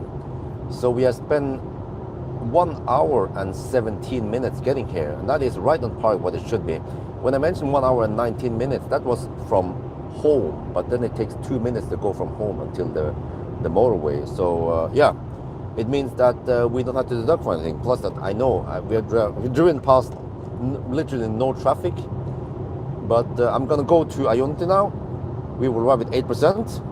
We're gonna charge. I'm gonna go as far as I can now before we take the kindergarten break.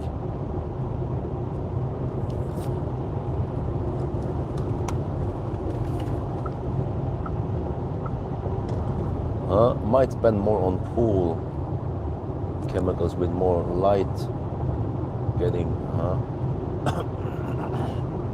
Yeah, it needs to filter. So in a way, maybe it's easier for me just to get some clean water in the system rather than having to clean up more of the rainwater or the slightly polluted rainwater. Plus the one that comes from the roof will also collect all the dust and dirt from it, right? So in a way, just get the rainwater directly into the pool is less pollution, dust, debris. But there's another problem now with the last season is that we were getting lots of frogs, tiny frogs. Like they are just 5 centimeters, maybe 5 to 10 centimeters frogs. I think over the last season we had maybe 20 frogs drowning in there. So I'd like to find a way to block it so that frogs cannot enter. But if I put a waterproof cover over it, then the rain will also accumulate there. So I'm thinking about a net that is fine enough to block frogs from entering. But then it's extra hassle to remove it and so on. Now I'll see what I can do.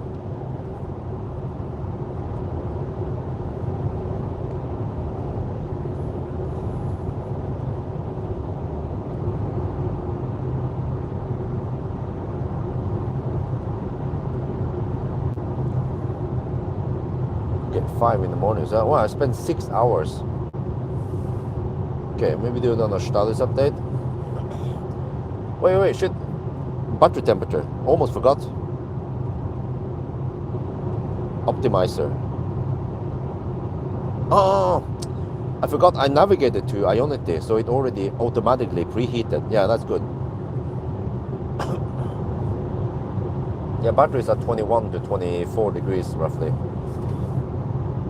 It's actually estimated. It started preheating just in time to preheat. Yeah, before we arrive at Ionity Dal.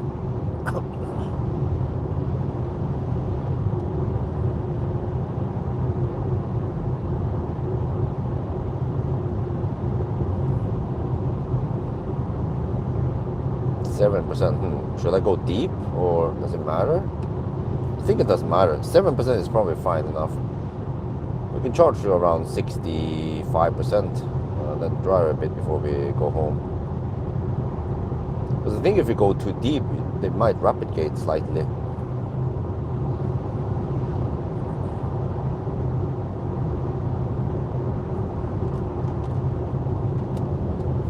In the morning now. Let's hope that Isabel is still okay, because I've been gone all night. Axel is still asleep, that's good. Isabel is asleep, yeah, she's been moving around during the night, but she's fine. She's not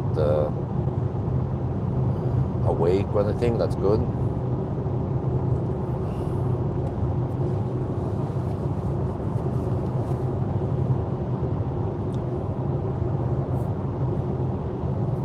Yeah, what do you guys think? Should I make a video about water? Yeah, there are more aspects, by the way. The toilets we use, what was it called again? Villeroy and Bock. I tried to Google about this. Subway 3.0 is called. Supposedly they have they consume only 3 to 4.5 liter on each flush. But I need to verify somehow, because I'm not sure if the tank is the Villeroy and Bock. I'm not, yeah, because the plumber installed the tanks long time before we installed the toilets. So I suspect that the tanks there are different.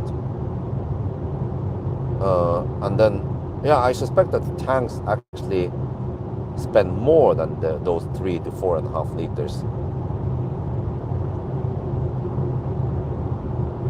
So, not sure what. Maybe I should call the plumber and ask about this, and if it's possible to reconfigure the tanks to only flush less. Because when I flush it, from the moment you press the flush button, it should start pulling in water. And I timed that the big and the small flush, they take exactly the same time. It takes a little bit over 50 seconds. And then it depends on the flow rate, but if we assume 12 liters per minute, then it's pulling almost 10 liters. Like, huh? It can't be, right? Or another way is to check the meter. I had to flush maybe 10 times and then check the meter. If it's accurate enough with decimals, I could then estimate how many liters the flush takes.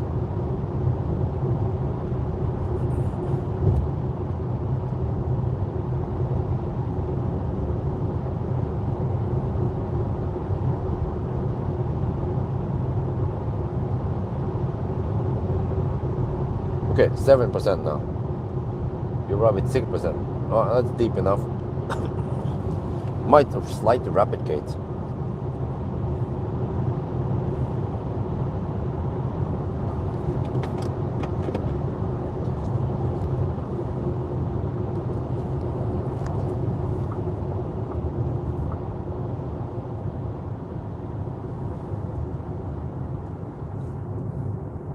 Wait, are they up and running? Circle K chargers?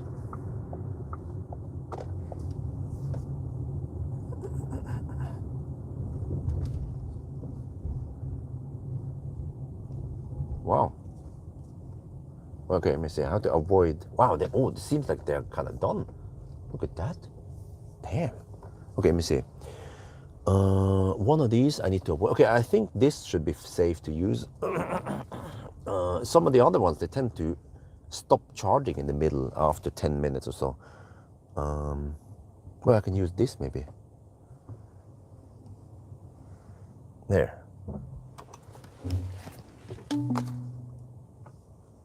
Okay, Stadt, 639 kilometers, 257 consumption. My voice is getting broken now. Dal, 5:09 in the morning. Let's go.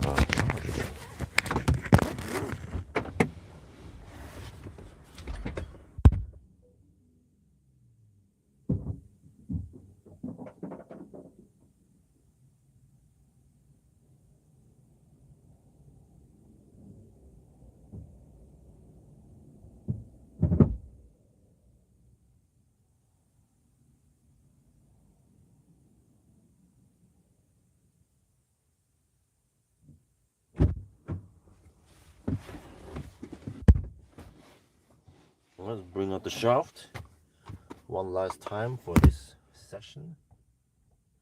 I mean, this, yeah, part one. Oh, it handshakes relatively quick.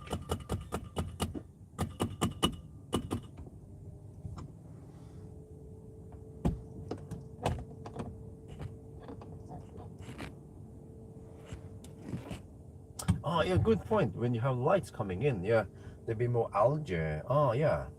Never thought of that before.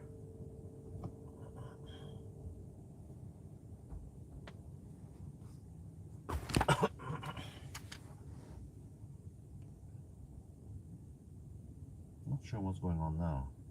I think the car wants to heat up the battery in the beginning for maximum speed.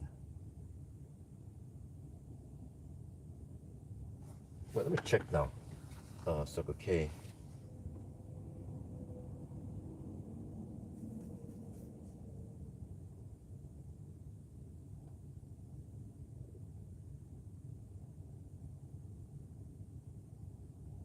Ooh, Circle K doll. Damn.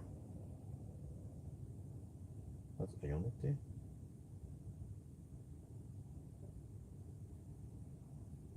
Yeah, I have the doll. What is trucks? Oh, interesting.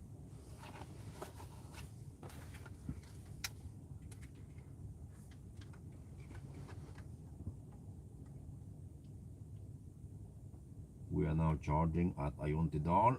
Oh yeah, every time 180 kilowatt. Oh, battery is nice and warm. We preheated, of course. I didn't have to do manual preheating; it automatically preheated, so we get maximum speed. Oh yeah, look at this. Okay, anyway, I'll show you guys something. Okay, let's leave now. All right, here.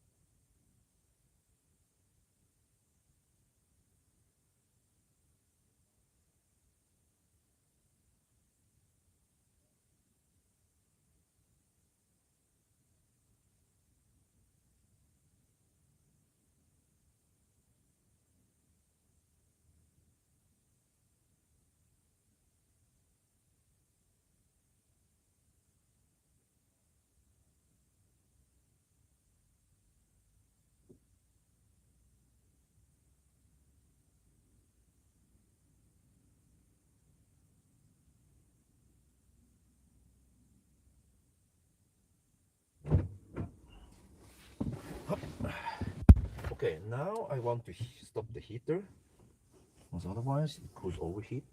But I also need to hurry.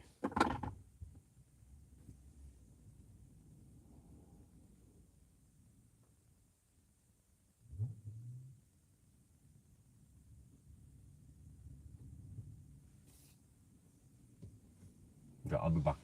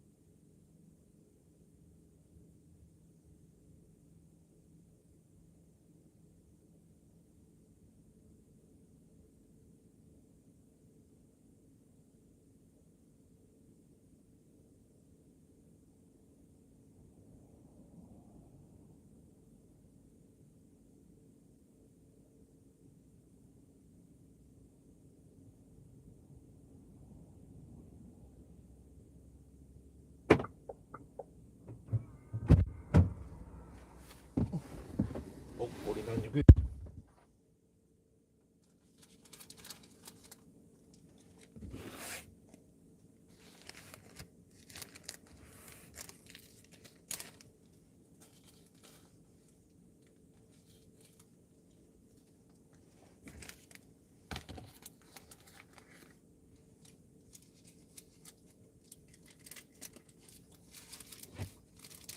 140 kilowatt, damn.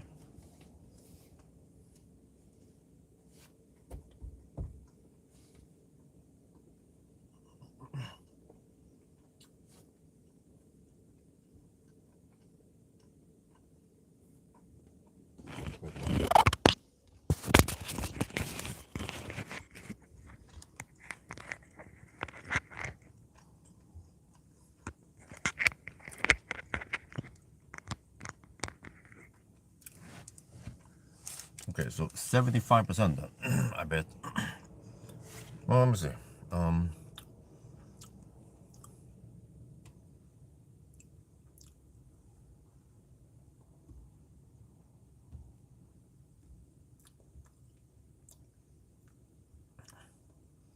I'm currently at 640. Wow. What the heck, already?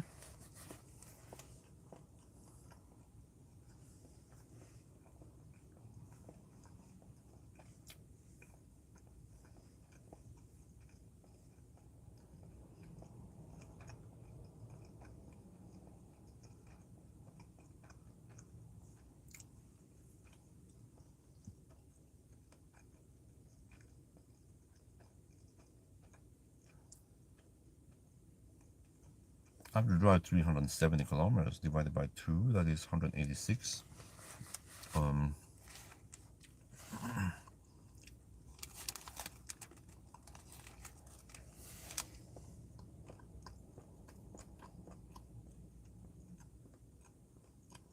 not sure how I'm going to split this.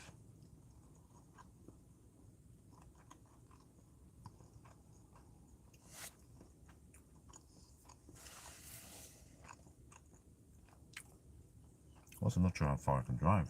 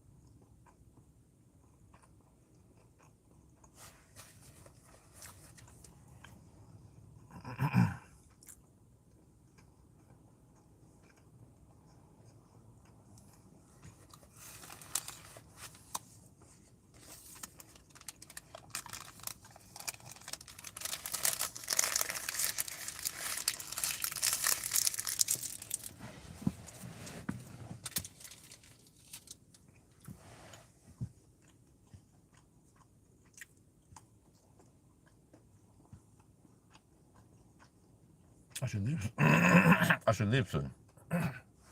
Yeah.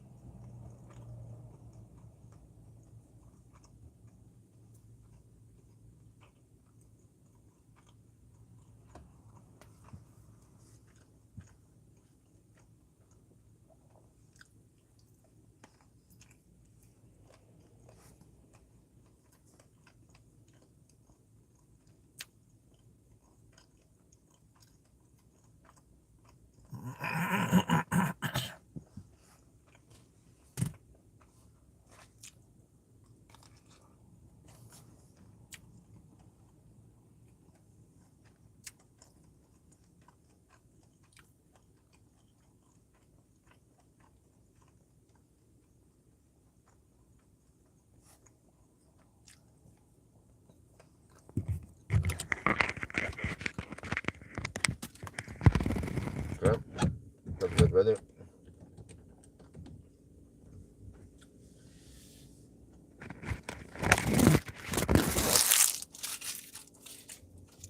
Fine run before we go home. We can drive for about an hour, which is actually a lot.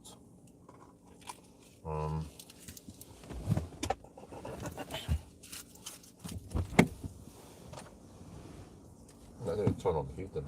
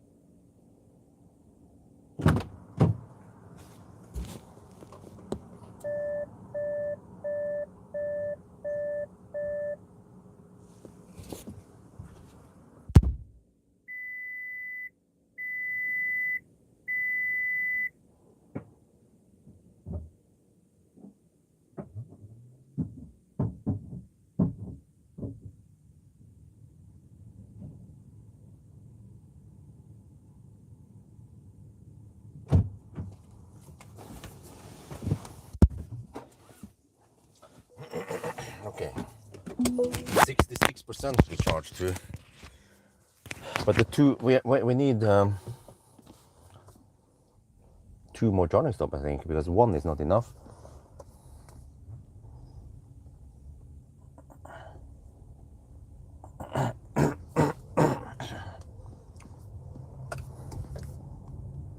But it's 5:30, as I could drive another hour and be home at 6:30. And then I'll just take a power nap and kind of chill until Isabel wakes up, somewhere between 7:30. I hope she doesn't go into full panic mode if she wants to wake up and Daddy's not there. Well, this is something I need to eventually find out. How early should I be back home?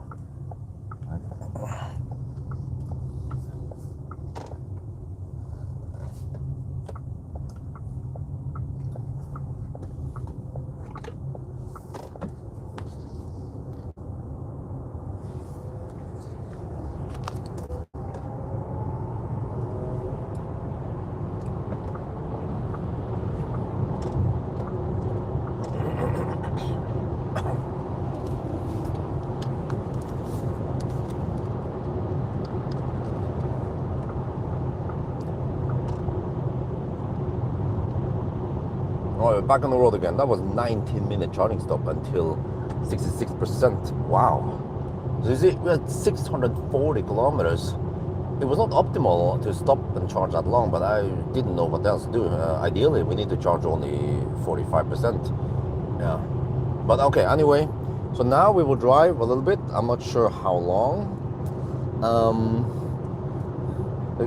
When do I want to be back home? Maybe by 6:30 or a little bit before. So I might drive now for a little bit north, and then I head back and get back to Yesholm. As I check on Isabel, yeah, I have the morning duty to feed her and get her ready for kindergarten. So just don't want her to go into panic mode if she wakes up and wants to wake up and then Daddy's not around there. So that's why we don't want to get back home too late. So around 6-ish, yeah.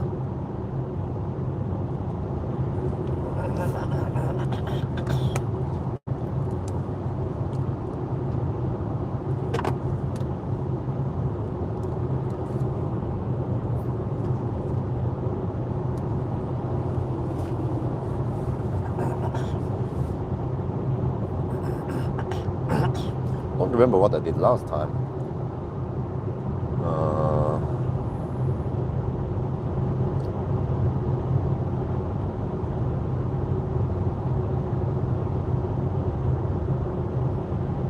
there are a few cases where she wakes up earlier, but then she was sick or there were other reasons. So based on what I've seen yesterday, I would guess that she will wake up at 7:30 to 8. No, actually somewhere between 7 and 8, which means that if I get to the garage at 6:30, shoot a little video, end the live stream, then that should be good enough.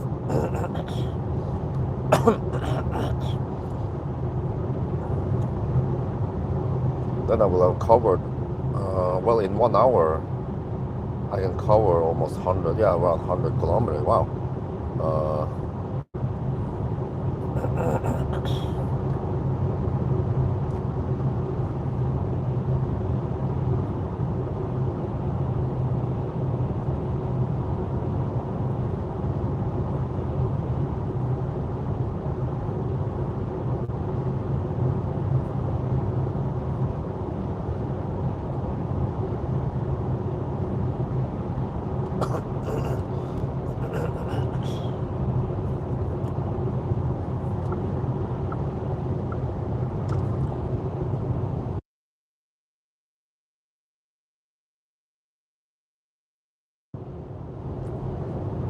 Well, there's some traffic here in the morning that I might want to avoid if it's too dense. Yeah, I see it now. Oh, interesting.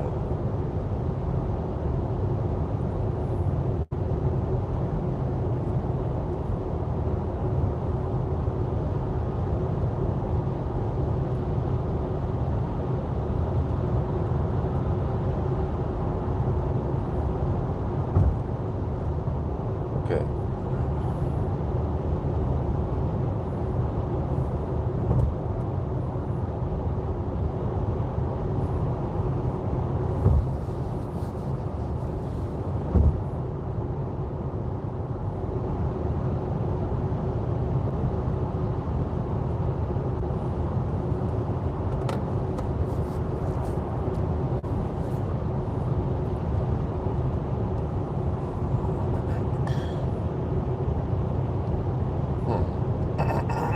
If I drive 100 kilometers, I'd be semi-low on juice then once I pull out at Yes Home.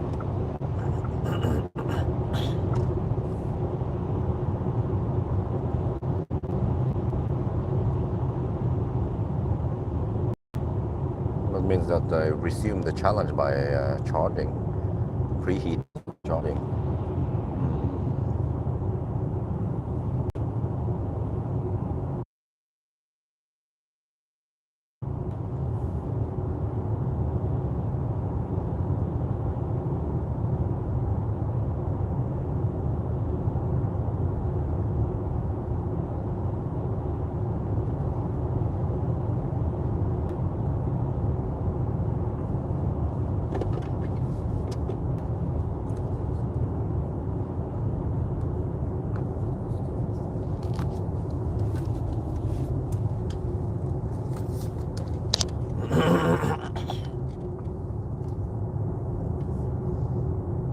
Yeah, we have this, which is, I don't know, they are constructing a bridge, so there's a slowdown, but we lose roughly, I'm not sure, 30 seconds to 1 minute here, so I'm just a duck for that.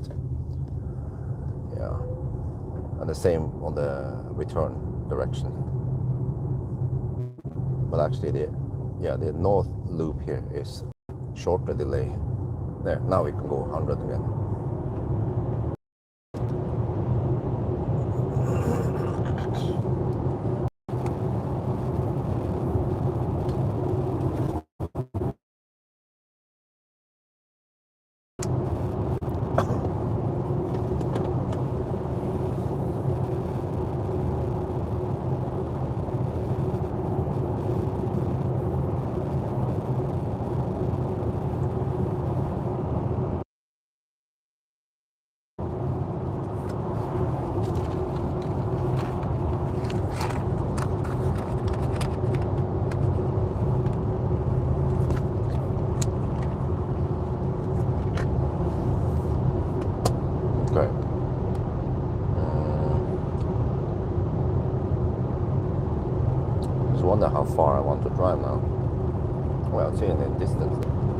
kind of clumsy. Yeah. 37 kilometers away from home.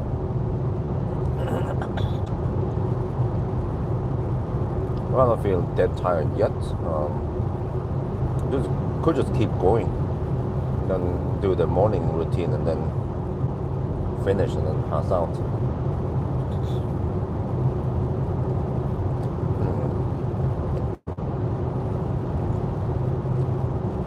I'm also slightly concerned about the traffic now. It's going to be worse closer to Jessheim again. Could of course just deduct for that couple of minutes or a minute or two. It's based on the butt feeling.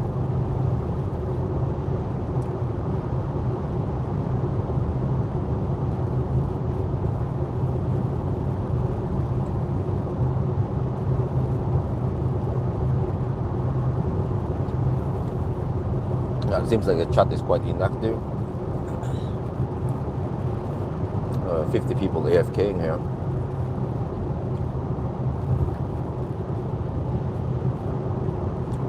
But yeah, getting ready to end it. Actually, do I even bother about the part 2? I will resume the challenge in part 2 roughly around 9 in the morning. But then part 2 will only run for around, I don't know, three hours. Wait, how long has it been now? 5:40, 6:40, around 6.5 hours so far. And it might be around 7 by the time we finish. That means 3 more hours after the break.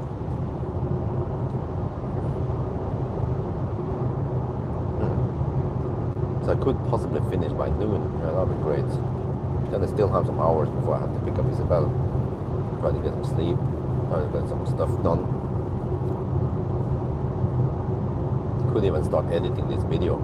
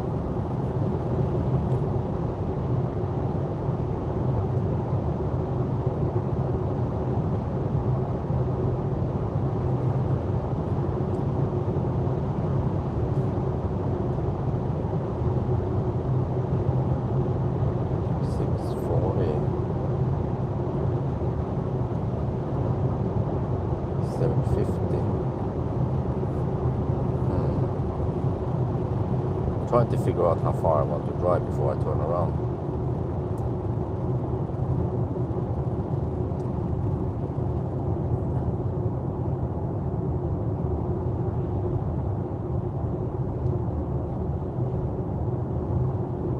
I'm also getting slightly tired now, so if I can get a power nap, that would be great.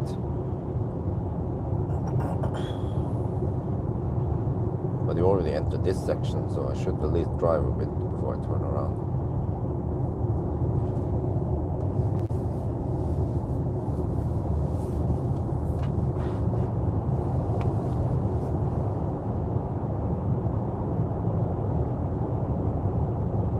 This is usually a 2-minute delay.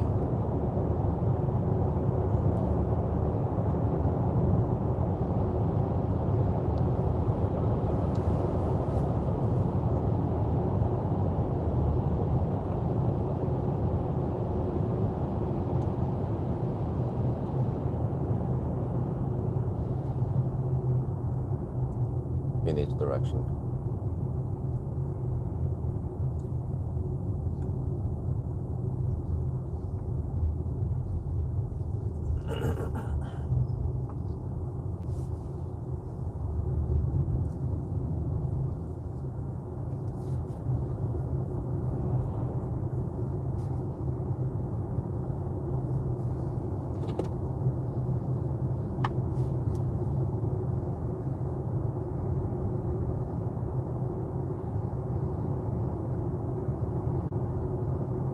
Espa.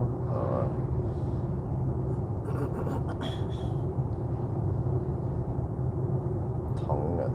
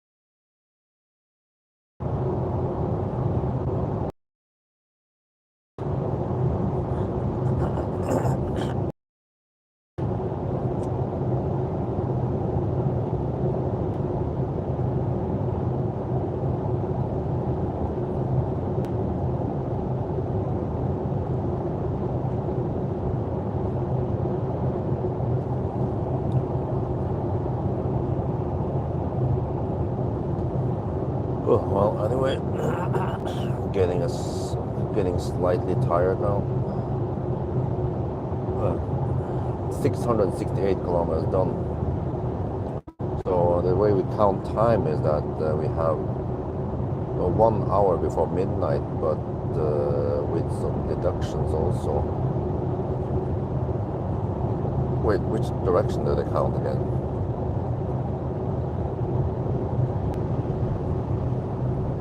Huh. 3 minutes of deduction.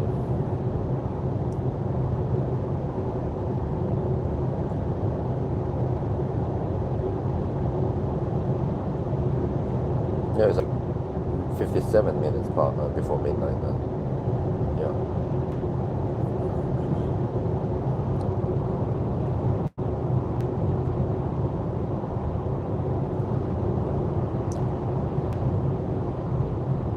So roughly 6 hours and 45 minutes.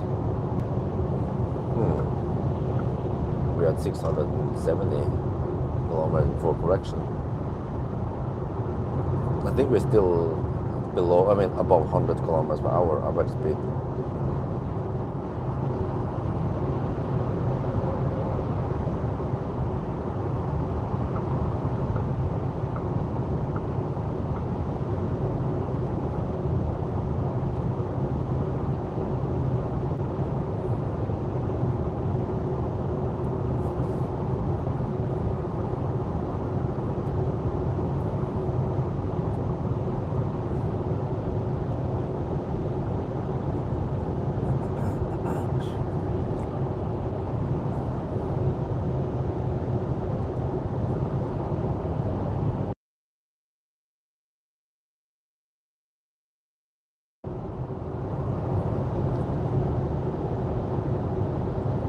Boy, is anyone here left, or am I just talking to myself now?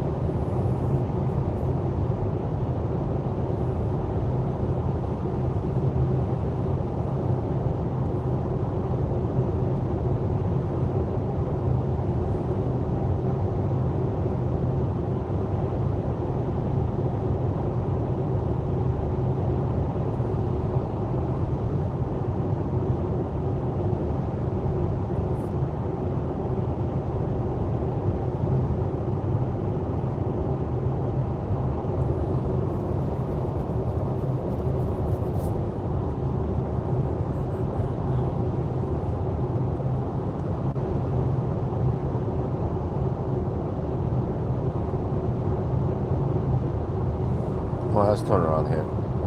I'm getting sleepy. I feel like I need to get a power nap before I do my stuff.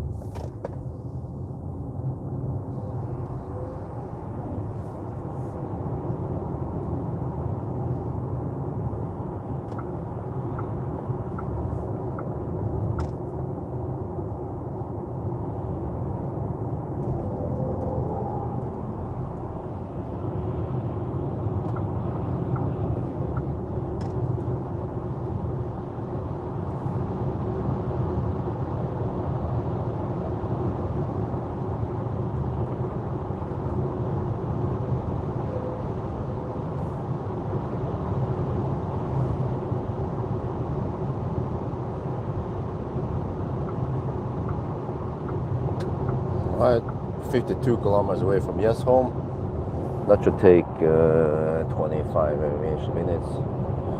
That means we'll be there at yeah,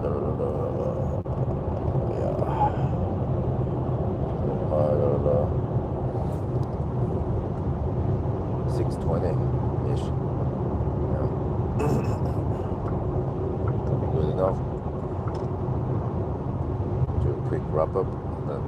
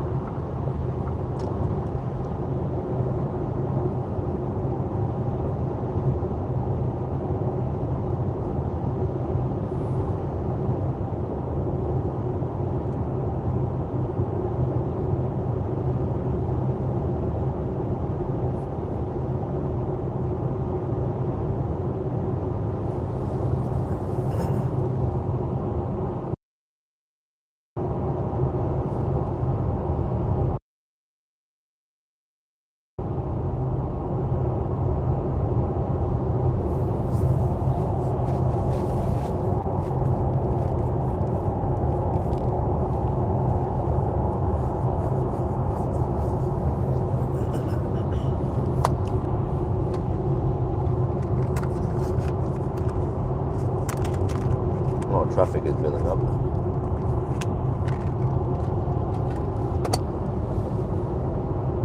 Challenge is still very quiet.